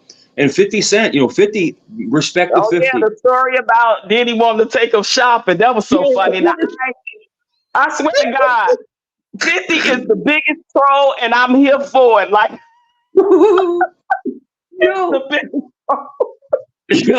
Yo, 50 is actually a real tough guy. Like he's not like fake. Like Puffy's not tough. He likes to dance around and hire people to intimidate people. Well, 50 will. I mean, he's a G. He is. That's all I'm trying to say. 50 used to date my girlfriend that lives in New York before he got famous, of course. But back then he was something else. Back then, before he even when he was out there, doing the other stuff he was doing. But 50, he the biggest troll. I swear. I be here for it. I love how he come. Did y'all see him send a bunch of camels to Jay-Z? Yeah. Somebody calling him a camel because everybody say he look like a camel in the face. Somebody, you mighty quiet. You ain't saying nothing. That's gonna be interesting, sis. That's gonna be interesting. It's interesting because I don't want to believe. I love Jay-Z. His music. I don't want to believe. I don't want to believe he was involved, but if it comes out, it's going to be messed up. If he's not involved with anything engulfing Diddy, he involved in his own endeavors of nefariousness. I will say that I don't believe that Jay-Z hand is clean when it comes to this industry. I know it's plenty people in the industry that called him out for blackballing them, blacklisting them, gatekeeping, and all of that. So, and if we really want to keep it a bean, Jay-Z was a person when he came out, he bit off of somebody else's style. And that was dude called Big L. Real talk. Like Jay-Z will bite off other rappers. And that's who he became. I'm not saying he's not talented, but you literally bit off your boy who mysteriously was unalived. you know what I'm saying? Mysteriously was unalive, and then you start coming up in power. But I'm just saying Jay-Z was that guy. He's that guy. He ain't never. And then what he did to his best friend D Haven, how he left him hanging in the, catch that Fed charge. Like the rabbit hole goes deep with a lot of nefarious things that I definitely believe he's done. And I believe he's being well protected too by certain people in the industry. So again, it's going to take somebody with some power, pull, and evidence to put him in the same position that Cassie put Diddy in, unfortunately. Yeah, well, it's all, like I said, once again, like I said earlier tonight, it's all going to come out in the end. So everything's going to work itself out. But the people that are protecting him. So if too much pressure goes on him, the people that are protecting him are going to run for the hills. So if he was involved, sure.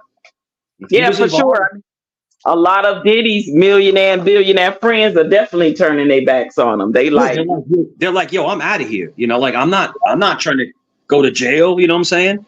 But the one that funded all the money for him to buy into Revolt, that Funkle guy, Funkle, whatever his last name, and then the other guy that's the big what's his name, Brian something with an L, or something L, I can't think his name, but yeah, it's these two white guys that are both are billionaires, and Sure. they both are, I believe, are the higher puppet masters, if you will. Yeah, it's all that Epstein stuff. It's all like even Jeffrey Epstein. He had billionaires behind him, letting him do all this crazy stuff. They're sick. You know, when they get all this money, they think that they can do anything they want. Exactly. But you know what? You know what? I hold my cross. Praise to God that all this stuff is coming out. Let me tell you something. Yeah. Anybody listening, you think you can do these kinds of things? God will get you. God Well, will that's the get you. thing. Little Rod, him and his attorney threw everything in that lawsuit but the kitchen sink, right? So I Yeah. think that they say, let's throw whatever we can in there, and whatever sticks is what, they're gonna work with, right? So of course I believe some things are gonna get thrown out and dismissed, and he'll get off with certain things in that lawsuit. But Lil Rod has a lot of evidence, like pictures of that alleged pow that happened in the bathroom that with Justin Combs' friend, that they tried to lie and say that it happened outside. It was a drive-by. He got pictures of the blood in the bathroom of the alleged pow. He got pictures of him being with the Cuba Goodings on the boats, and and all. Like, he got certain receipts that are gonna stick. But then there's things, like I said, they threw in everything but the kitchen sink. So excuse me, some things are going to stick, some things will get thrown out, some things will get dismissed, but a lot of it is going to stick. Believe me. Did you see that picture of Diddy and Little Rod like spooning? No, I did not. He's like right behind him, and he's like, his butt's on the guy's crotch. I'm like, yo, they're like, I guess they're on like a boat. I'm like, what the heck is this? That could mean two things. Either Lil Rod was getting groomed or he was down for it. So it could be. That was it could mean two things. But this whole situation with Diddy, it's gonna last a while. It's gonna be ongoing, guys. Believe me. It depends on how far they go back and how far this rabbit hole is. It's not gonna be something that happens overnight. But they already have something. Trust me, the feds are not gonna come at you unless they have something. So they do already have something. They just digging deeper for more stuff, you guys. That's how they work. And it could take them years, but when they got you, they got you. So basically, the way that the federal warrant works is that they have to have concrete evidence. They have to have multiple sources of people saying what's going on, corroborating evidence. They have to have pictures. They have to have digital confirmation. So in other words, they're not just going to come into your two homes at the same time, and they raided them both at the same time. So it's a coordinated. It's a coordinated effort. So that's a. Well, I heard that they did the two homes in Cali and then the one in New York at the same time. So I heard they actually did three at the same time. Yes. No, So Miami, California, and New York. And you're talking about probably over 100 agents. This is a big deal. This is not like a cop coming to your house and knocking on your door and asking you to turn your music down. You have like 100 or 150 federal agents at your different houses. This is not like a game. This is not a game, and they're all and they're going through everything with a fine-tooth comb, inside out, above the roof, under the basement, under the ground. That's like they found those water tunnels. Believe me, they down there scraping and taking, see if it's any evidence of any kind of trafficking going on underground with those water tunnels and all of that. And it's alleged that those water tunnels led to Hugh Hefner's house and people and other rich people in that neighborhood. But also, were they involved in some type of underground trafficking going on down there? You never know, but they investigating it all, guys. Trust and believe. They're not going to leave no stone unturned. Yes. But for them, so litigation. So for agents to raid your, so you're a very rich, wealthy person who has a lot of influence, right? I'm just giving you an example. And you raid my house. I can sue you for litigation. So in other words, for them to raid his houses, they had to have concrete evidence. That's all. Yeah, the feds ain't playing with it unless they got something. All they need, of course, it starts with probable cause, but the way the feds work, they have something already. They're just going to get more evidence, more proof. That's all that is. Trust and believe. They digging deeper down the rabbit hole. That's it. And he's done. So his only chance, and I don't know if he's able. So now, Hun, so what they're going to do? Sorry, Hun, sis. What they're going to do now is they're going to surveil him. So they're going to have units that are going to be surveilling everywhere he goes. Now, if he flies, for sure. drives. So they're going to He try got to to keep his nose clean for the duration of this situation. He got to keep his nose clean for the duration. You see, you heard about how he went to Kanye's concert and how Kanye basically dissed him and ignored him, which I don't blame him because Kanye don't want nothing to do with that.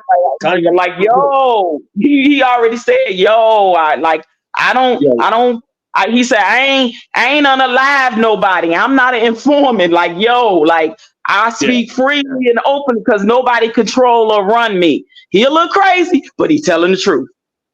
Yo, Kanye West is a genius. Kanye West, I think Kanye West maybe have autism. I don't know, but he is a genius. Like he's just a genius, but he tells it like it is, you know. Well, I know for a fact that he changed after his mom. Something when his mom passed away, he fell into that deep depression. He got diagnosed with bipolar.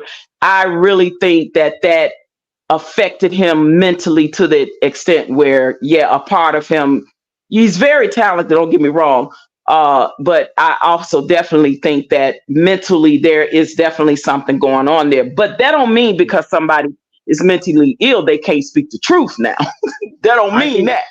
Right? Because literally when he was on stage at that concert and said what he said when him and Jay was into it, Jay, don't send your hitters at me. He's speaking facts. He knows people like Diddy and Jay got hitters, y'all. People that can make you disappear. But yeah, with the amount of money he has, he can hire private security, and private security as in special operations, retired special operations people. But the thing about saying that, but the thing about saying that in front of tens of thousands of people is if something was to happen to him, guess who they gonna look at? Jay-Z. Exactly. That's why in the safety of having all of these tens of thousands of people witness that, that's why he said it, y'all. Exactly. He's basically saying if something was to happen to me, look into these people. Look into these Don't people. Send your hitters after me because I know you got hitters, Jay. That's what the man said in front of tens of thousands of people. I'm sure, no doubt. I mean, he did. But the whole thing with how do I say this? The whole thing with Diddy, it's going to unravel, and it's going to be something that people don't really realize. People think this is very simple. All right, so people will think, oh, Diddy's a bad guy and he acted on his own. There's going to be mad people that were involved in this, like mad people. And people are going to be called to the carpet to have to testify. Mm-hmm. If you were proven to be on this tape doing something nefarious, why? Were you being blackmailed? Were you being coerced? Were you being drugged? What's the situation? Why are you on this tape in a compromising position? Because we know consenting adults can engage in any type of capade they want to. That's why they have swingers clubs and places where they go and do all these different things, because you can do that legally as an adult, but the other adult has to consent. So now if you are under the influence of something and you're on this tape in a compromising position, now you're going to have to say, hey, why were you on this tape in a compromising position? Were you blackmailed? Were you drugged? Were you, coerced in any kind of way? Like, what's the deal with that? That's the part where people may have to come forward and get on that stand and say, this was my situation. Or, yes, I indulged in these sex capades and I indulged with other consenting adults. That's not a crime. I got to tell you this, being younger, you have those flings, right? You have those nasty stuff that you do, right? But I got to say this, the best love I've ever had was someone that I actually love and care about.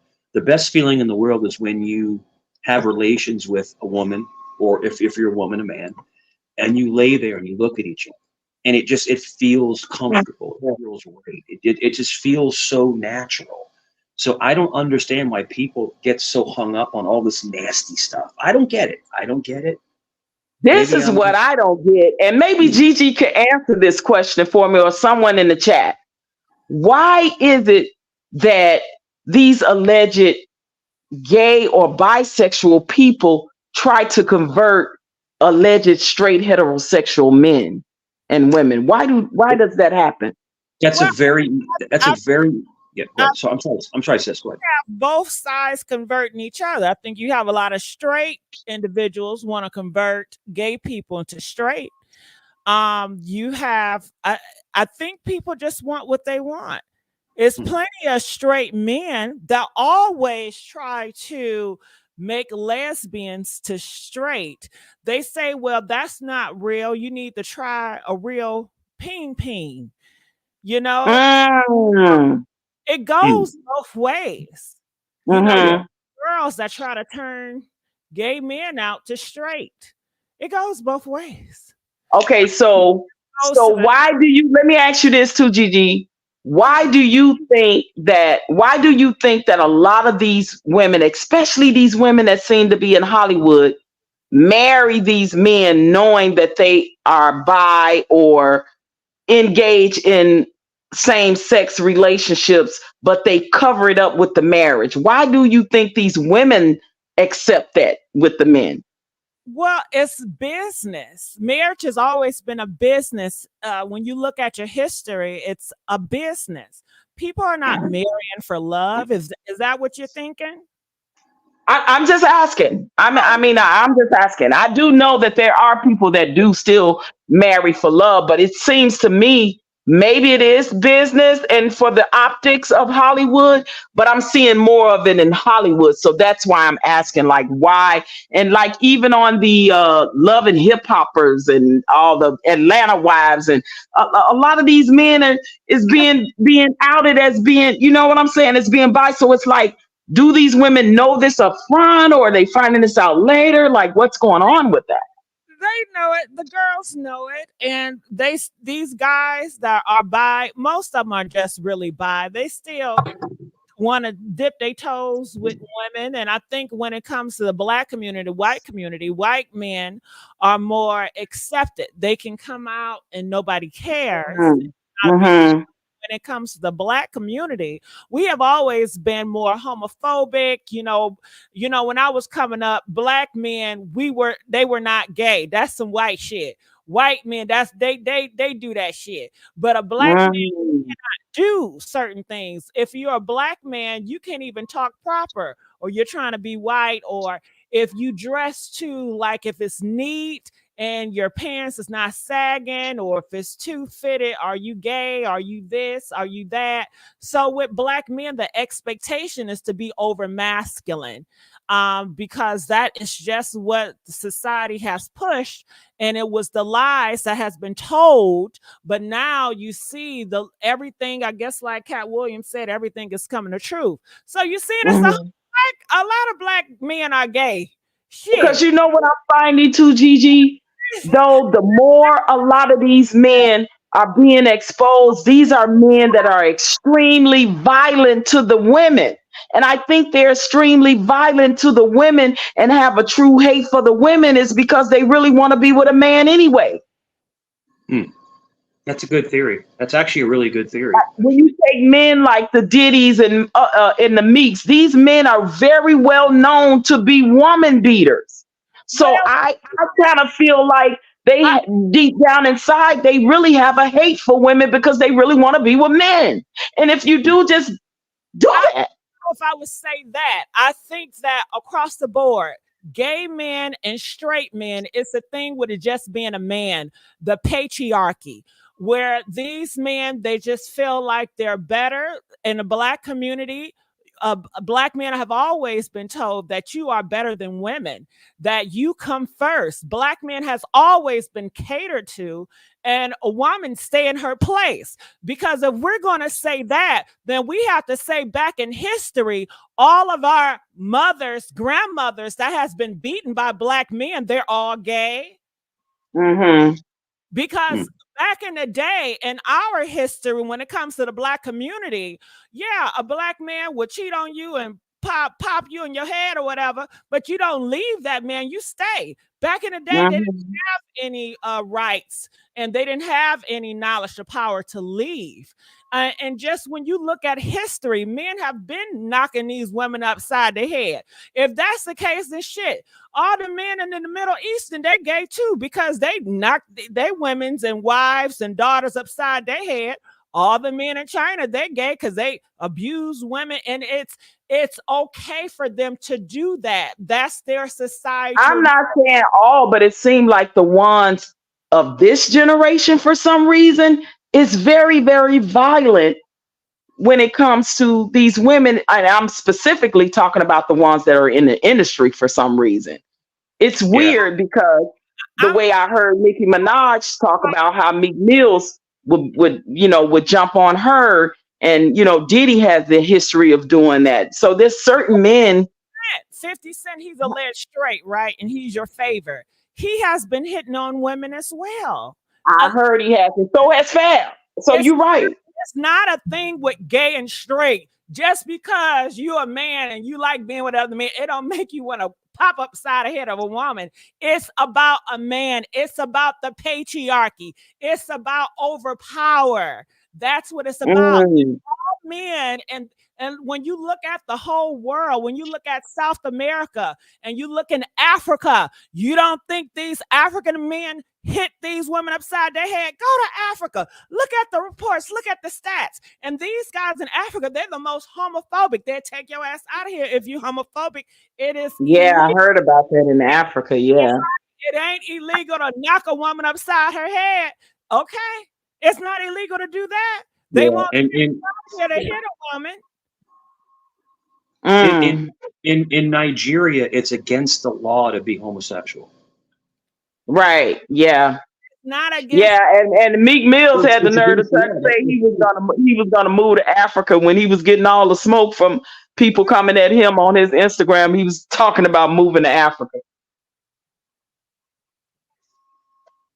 Yeah. And the thing is that I have a lot of pride, lady, if you may say, I have a lot of pride in myself I've never put my hands on a female, ever. I mean, ever in my life. And I have a lot of pride in that. And that's good.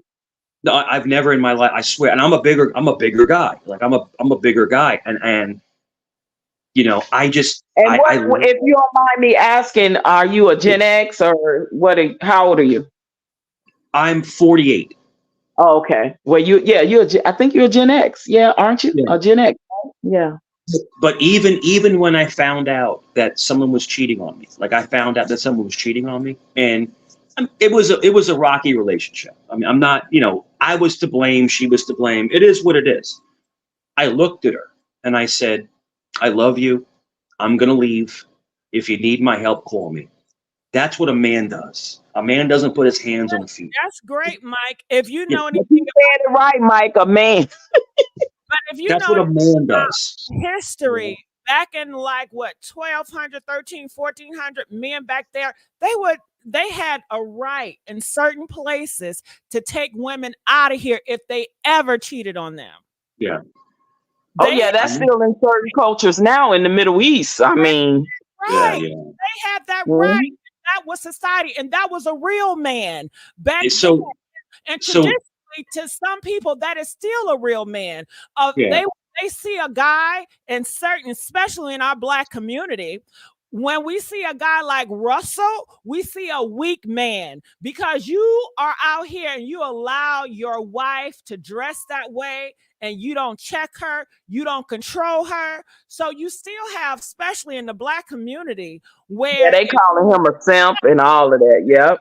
Tough on your girl, and because she is a representation of you more so, and she cheats on you and you stay with that, you are weak. You're not a real man. Yeah, That's yeah. our community. Once that came about, sis, once it came about, I was like, look, I got to step away. I got to step away. I don't hate you, but I got to leave this situation. You know what I'm saying? And that's what I did. That's it. But I And think it's funny, it's like when Sierra was out here with Future and Bow Wow and all these men that was dogging her out.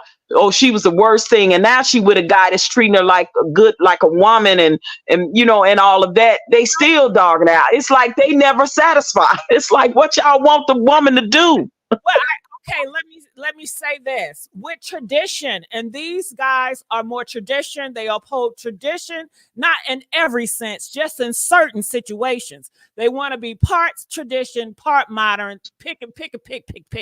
But Right. back in tradition, you don't marry whores, okay? Hmm. Because it is a stain on your name and it make men look bad. And traditionally they have the idea where hell, it just like in a goddamn song, if MC Light said it the best. If she want a roughneck, a man that goes around, if he sees another man that's weak, he's going to jump on him because he ain't rough enough. So you have to be held up on this standard, and everybody is on this plane. But when you traditionally, they don't want you to marry a whore, and they see Sierra as a whore. You've been named with all these guys, and Well, then they got to see Eve as one too. men can do it, and it's a double standard. And the patriarchy has always been a double Oh, standard. that's for sure. That's absolutely true. I agree with that. I definitely agree with that, Gigi.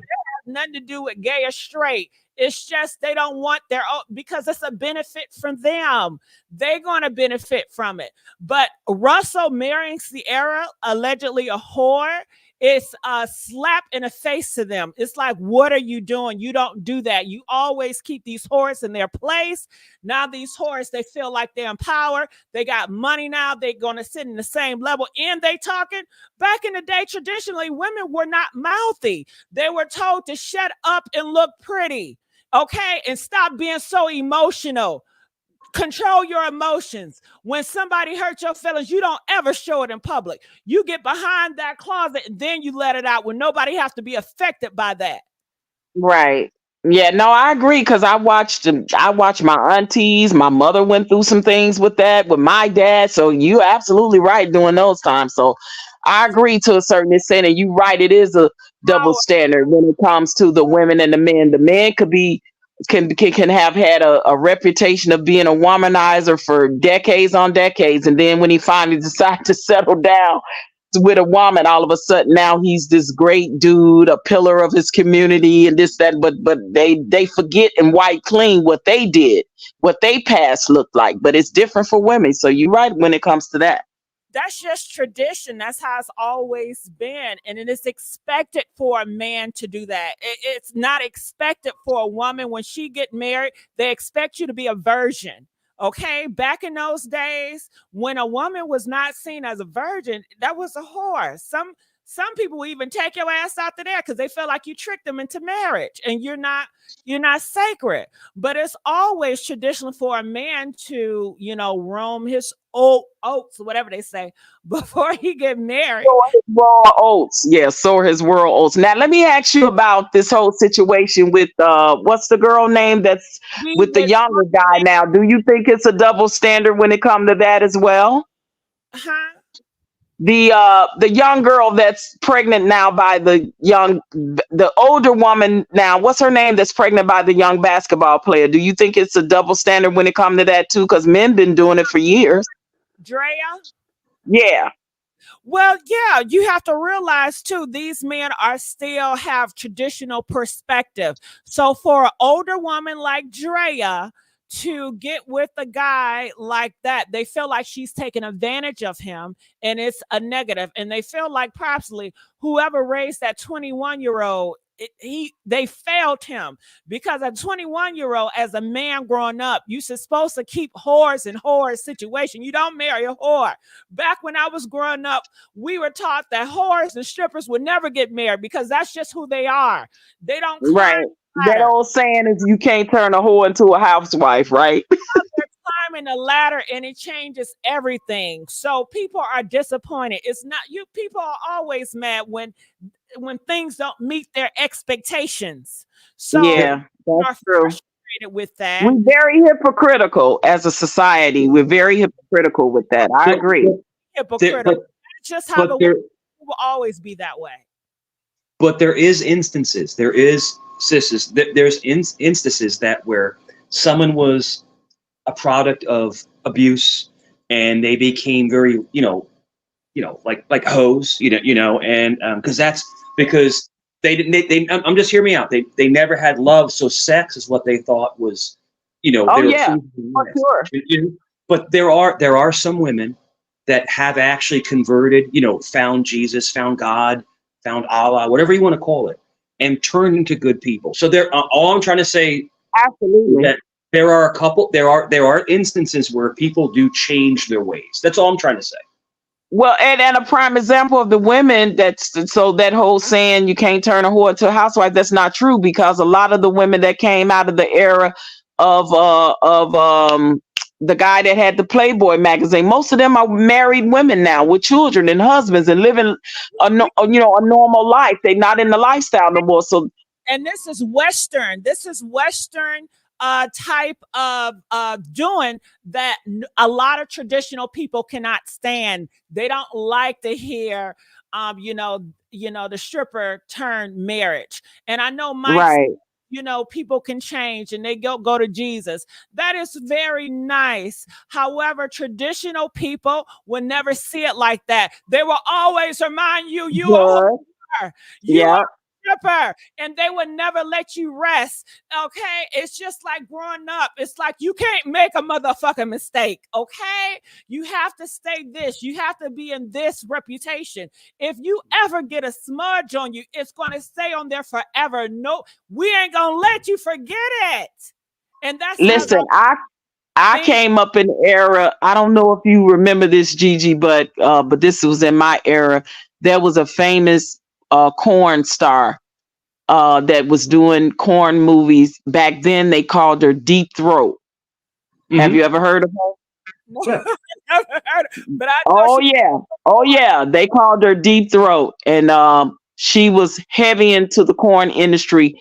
And when she left the corn industry, she found God. She got married, found a husband, and been living a regular plain life. I don't know where she is today, but right to this day, they still call her Deep Throat.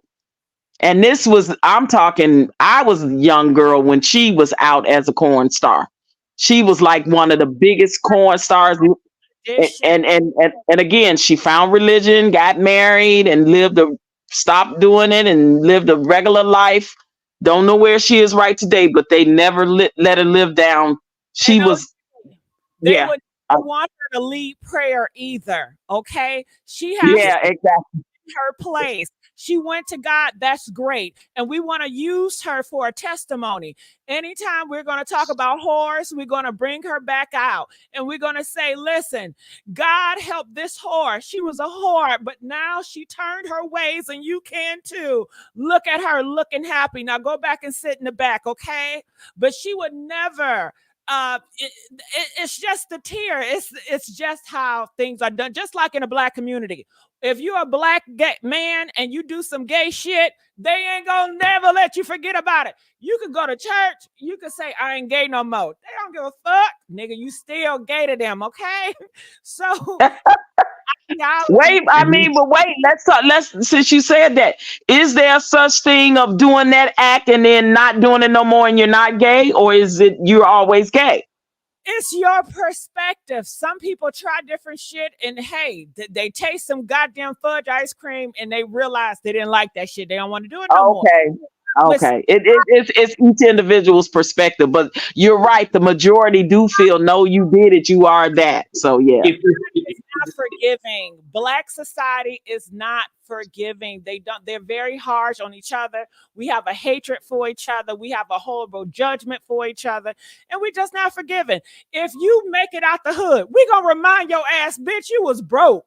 Okay. You still from the hood, you still came from nothing. You can wear dirty ass clothes. I don't care how big it is, you ain't shit. We came from the same place, nigga. You ain't all that. We gonna remind you of every horrible thing you have done. We never gonna let you let that shit go.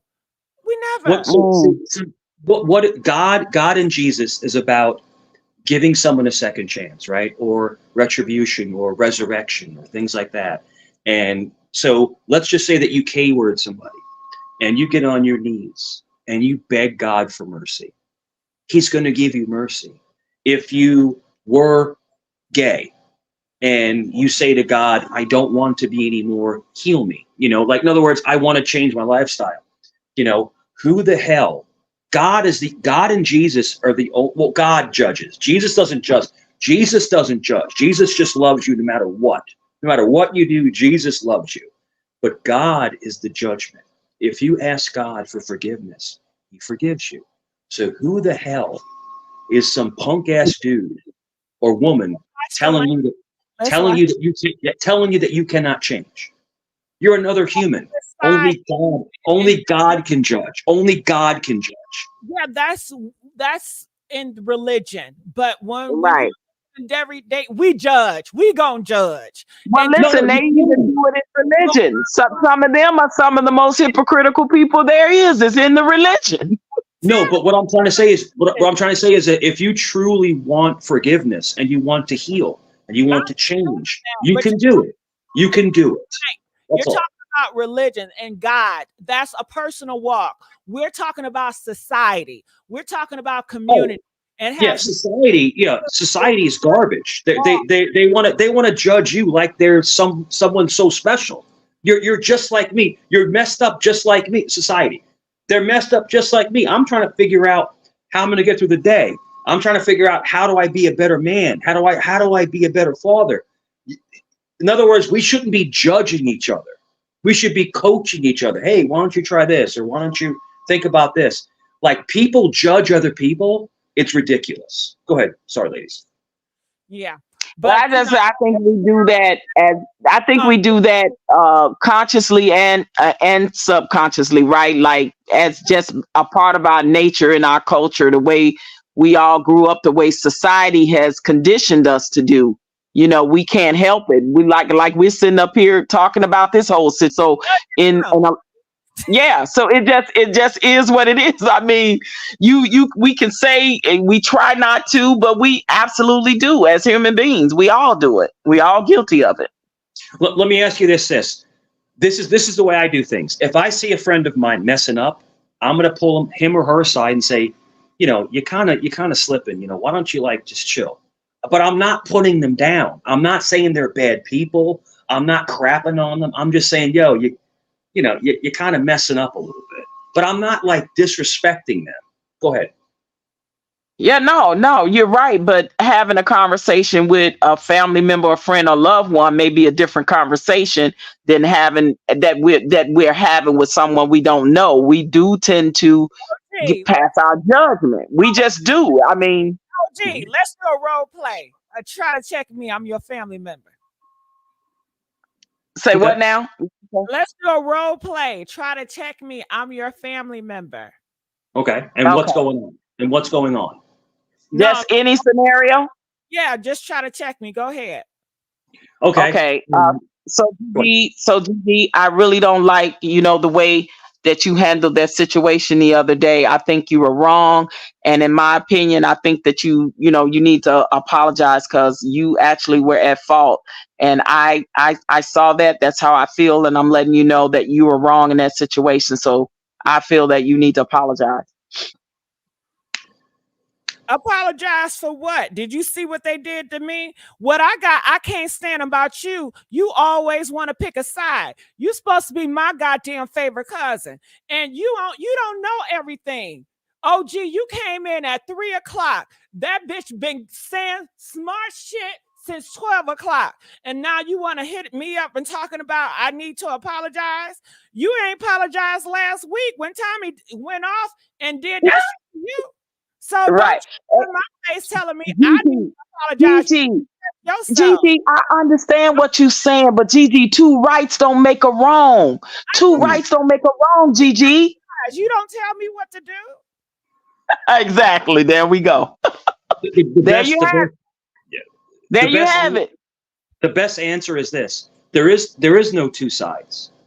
You're my family, and I love you. I'm on your side. I'm just trying to help you be a better person. That's it. Well, Mike, I don't want you to help me. Then too, and sometimes you need to be on the side of right. It has nothing to do with whether you love the person or they family or friend. If it's right, you need to be on the side of right. You know what I mean? And sometimes that side of right hurts that person that you love.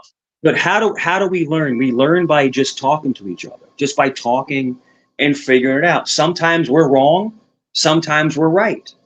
But it is what it is. Dialogue will help somebody think about what's going on, the situation. I could be wrong. The other person could be right, vice versa. But what I'm trying to say is that when you care about somebody, you just communicate with them and you talk to them. You don't put them down. You just say your opinion and they'll make the decision. The person makes the decision for themselves. That's all. Yeah, but a lot of times, Mike, you could do that too, and people in that way that you're saying, which is good and cool. But like Jeezy saying, some people will jump to defense and they will take it the wrong way, and then they will do exactly what we just did in the role play. You didn't see what they did to me. Exactly.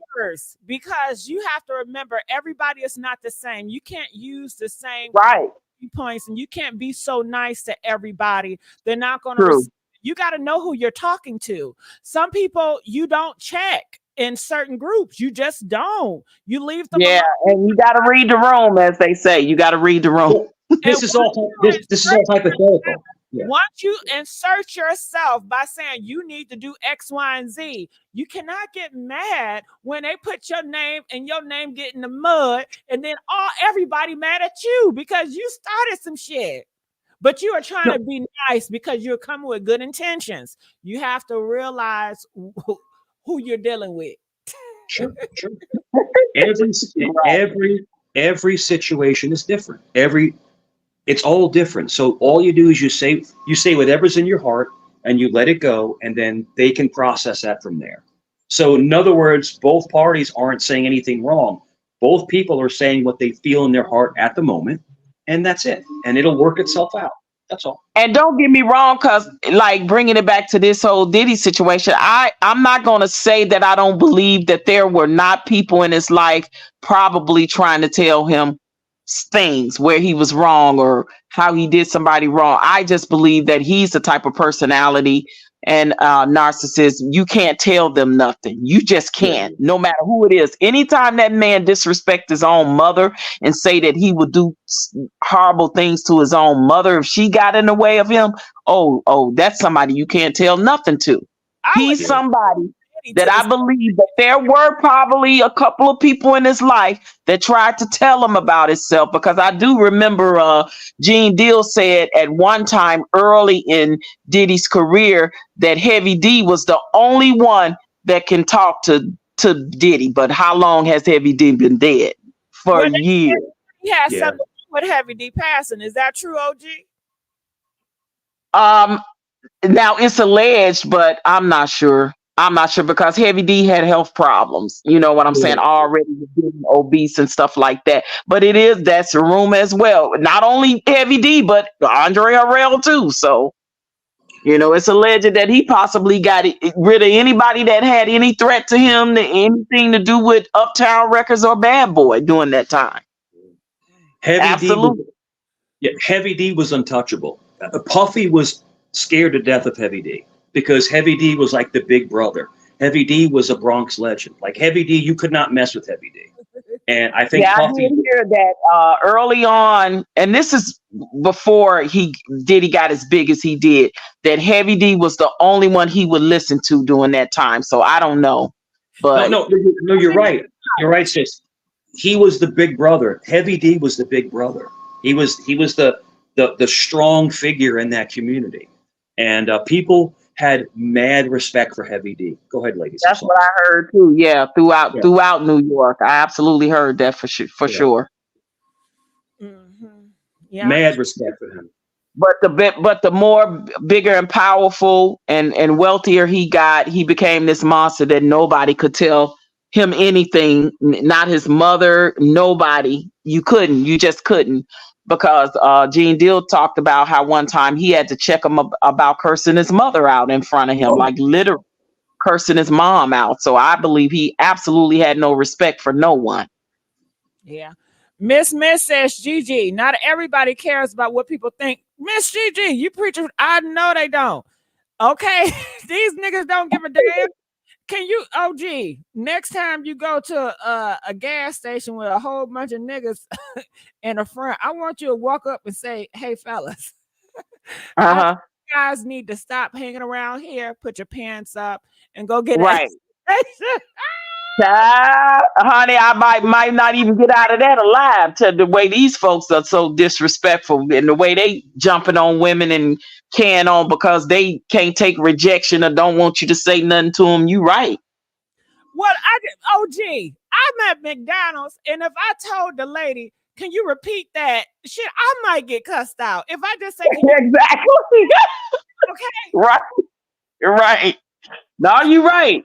I don't want them to spit up my food or do anything. Shit. Exactly. Yeah. You got to be able to read the room. Right. I wish I could say, listen, y'all know y'all made my fish cold. Okay.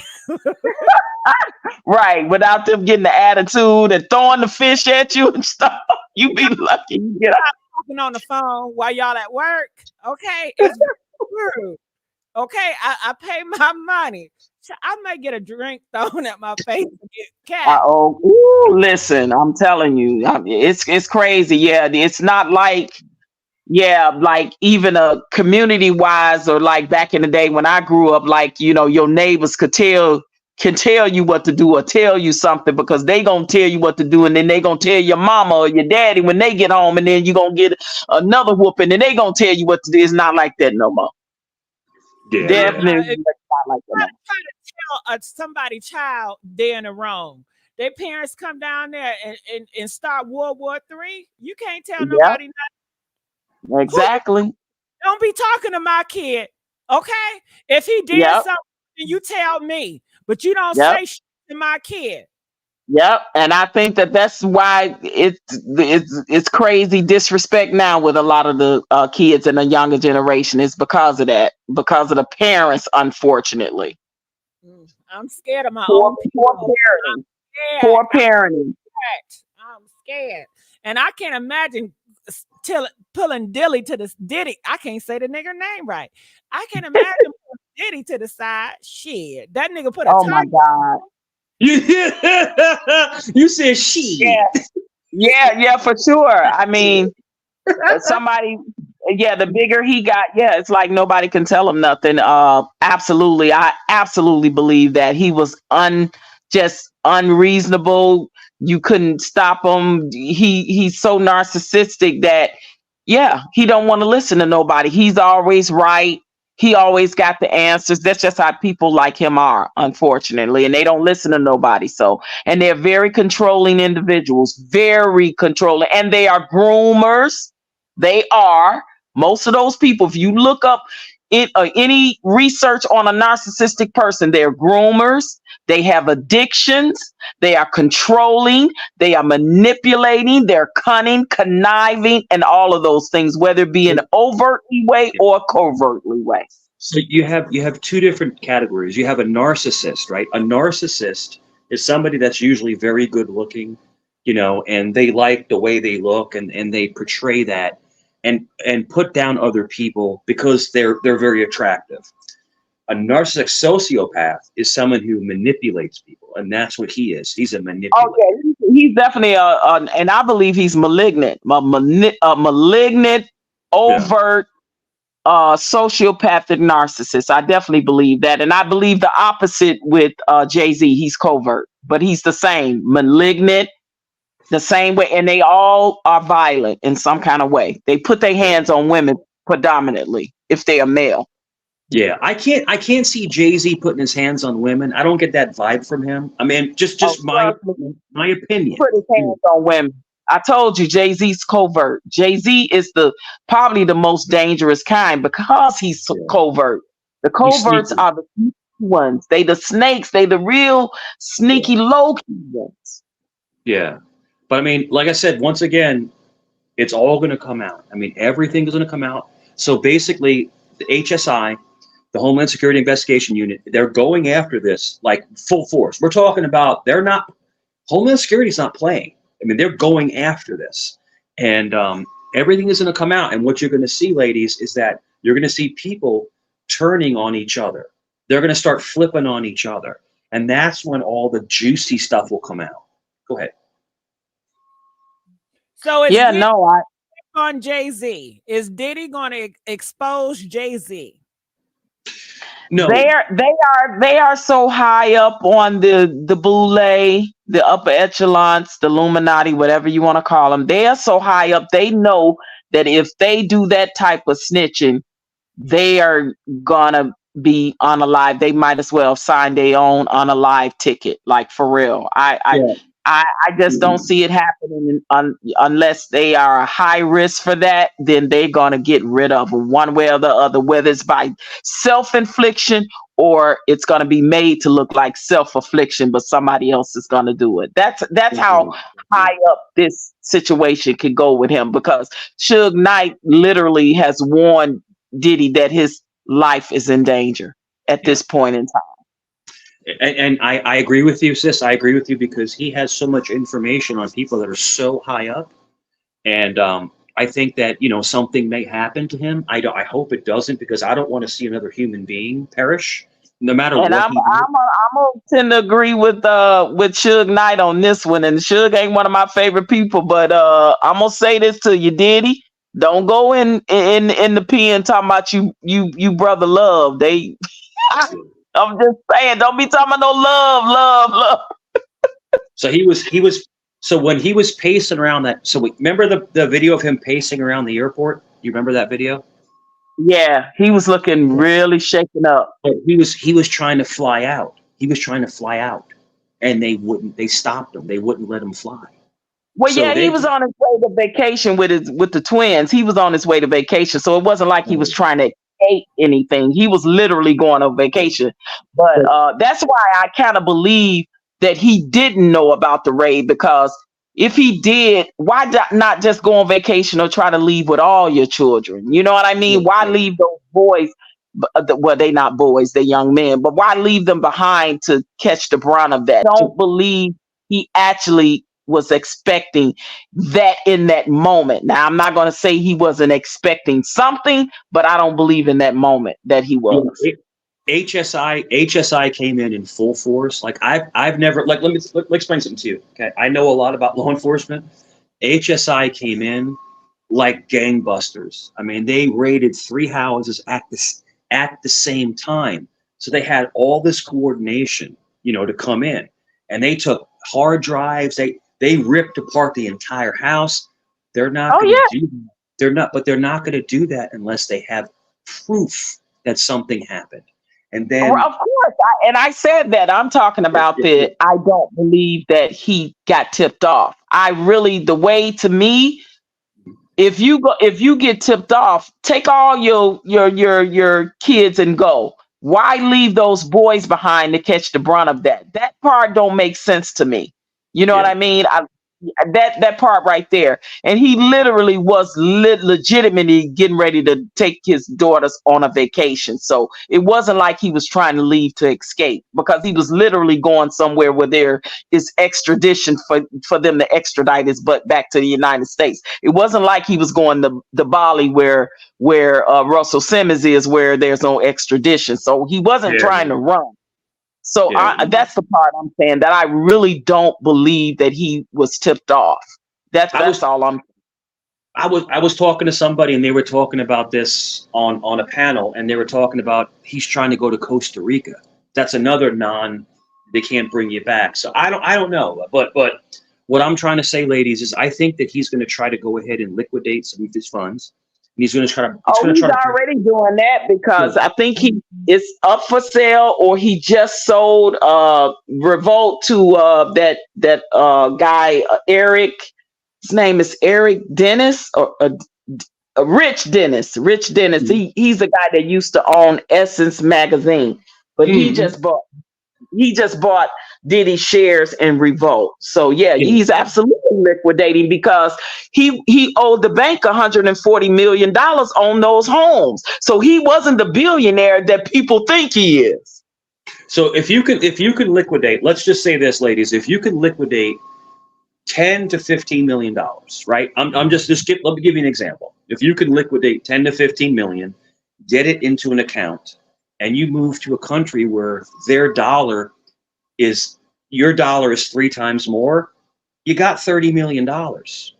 You're good for the rest of your life. Absolutely, but he's being watched now. There's no way I believe he can go nowhere because now, I mean, if he slipped under the radar with the feds and go somewhere like Bali where there's no extradition, then that's shame on the feds because they're watching him with a fine-tooth comb to make sure he doesn't try to go somewhere where there's no extradition.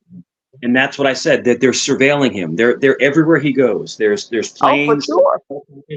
You know, they're surveilling him everywhere he goes. But if he's able to get through, if he's able to stroke somebody enough money to get through the border, then they can't get him back. It's done. They would have to use paramilitary to bring him back in. So let me explain to you something. So special operations. So let's just say that you're a criminal, right? You're a wanted criminal. Like, he's not a big wanted criminal. He's just a dirtbag. Well, let's just say that you're like a drug trafficker or you like hijack boats and stuff like that, and you are able to get into an area that doesn't extradite. They don't let you take them. They come in and take you. They come in and they'll kidnap you out of the country. I mean, it happens. For sure. That's some deep stuff, like deep cover type of stuff right there. But you're right. I mean, if he have the access and the resources to make that happen, I'm sure when he see it real deep, he definitely would want to disappear and wish he was somewhere where he'd never have to come back to the United States and he can live and have millions over there and still be happy, because nobody's gonna make me believe that Russell Simmons is not into some nefarious behavior over there in Bali. I don't believe he over there living some monk life and being all solitude and found this whole religion of whatever it is, Buddhism or whatever it is he's doing over there. Like, Russell Simmons was one of the most nefarious people in the industry as well. He's been doing a lot of stuff for a long. He is a serial rapist. Okay. It's several women came out on him. Not just that Drew Dixon finally was the one that served him those papers over there in Bali, but it's several women that came out on Russell Simmons. And you're exactly right. I mean, you're on the tip of the needle. But the thing is that people, certain people will leave the country to non-countries that will bring you back. And if you're not like a real threat, you're not a real threat. They just leave you alone. But if you're still a threat, they'll come in and they will grab you in the middle of the night and they will pull you out. It happens. It's the CIA. Oh, absolutely. It's called they kidnap you for sure. They come in and they grab you, they put you, and you're gone. You're gone. Don't ever see in the movies where they put that pillowcase over you and put you in a white van, and next thing you know, you're on a plane and the bus ride and this and that, and next thing you know, you're sitting in the room, and all of a sudden, certain people come in that room, and it's like that pretty much.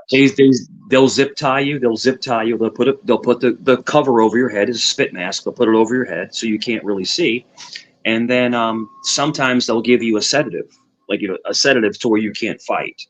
So it happened. For sure. They do that to a lot of people that get caught up in the world of espionage and all of that. Spy type of lifestyle. So you're right, but that's some heavy stuff right there. It is what it is, and then the sedative will knock you out. You'll wake up 6-7 hours later with a horrible headache, but then you're already back in, where you're supposed to be. But exactly. The special operations people, they're very, very good. They come in, they grab you, throw you down, and then you're gone. That's it.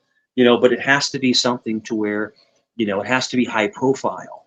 In other words, if they feel like something is, I think that they view Russell Simmons as not a threat anymore. I'm not saying he isn't a piece of garbage, but he's not going to offend again.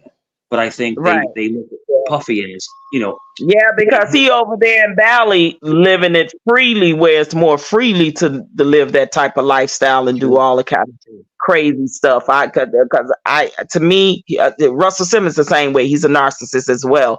So I mean, the way Drew Dixon described how violently he violated her was just sickening. It was just absolutely sickening. But look up some of Drew Dixon's interviews on YouTube, you guys. That's her name. That's the young lady that kind of stuck it to him with those papers that he got served over there in Bali.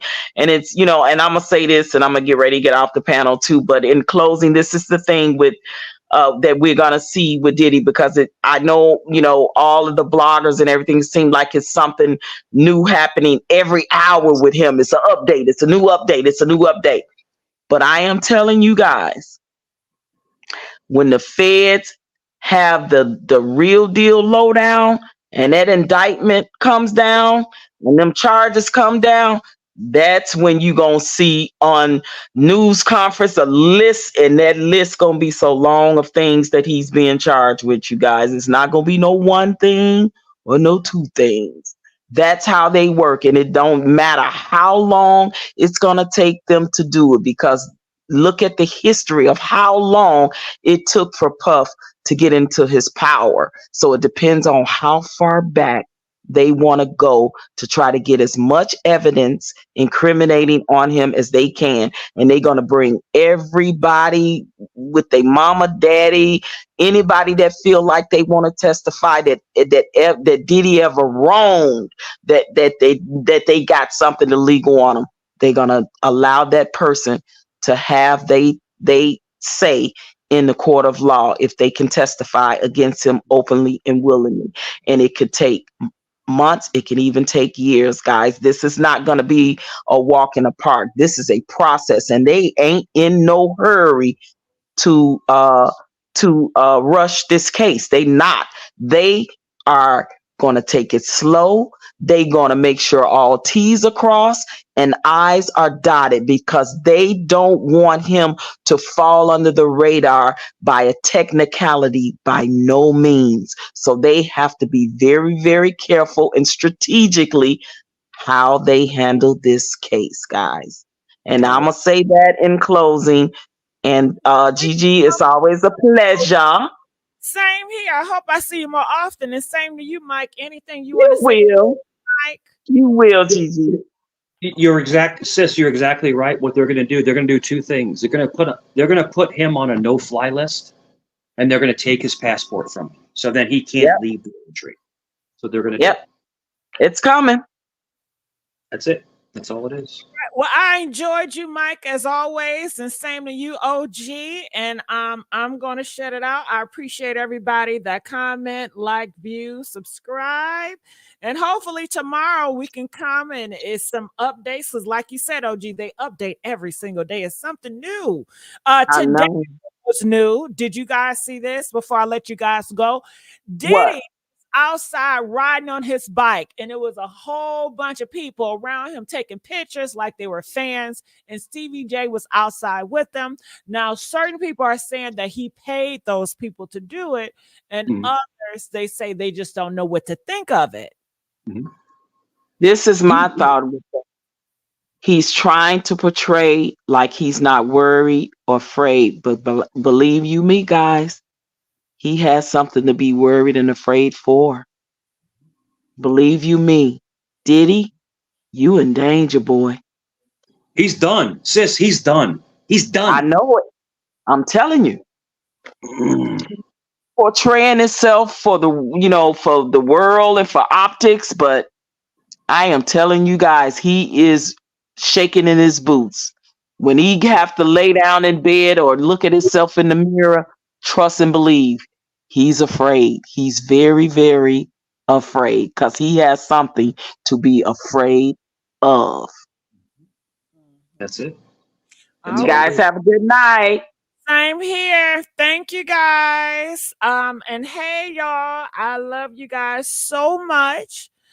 We did great. So I just want to say I love you guys, and I hope that I see you guys tomorrow. Did you guys enjoy the show today or tonight? Press 1 if you guys enjoyed the show. Okay, we're going to stick with that pressing 1. All right, and thank you, Lady A. Who else? K Ben, C Allen, always coming through. So tomorrow we will have the panel open. So if you guys did not get a chance to speak today, we will love to hear your thoughts tomorrow. Okay.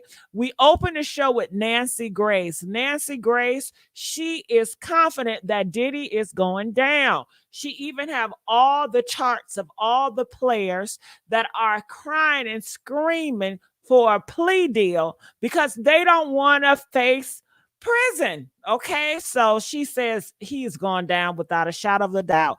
And if Nancy Grace is on the case, it's a wrap.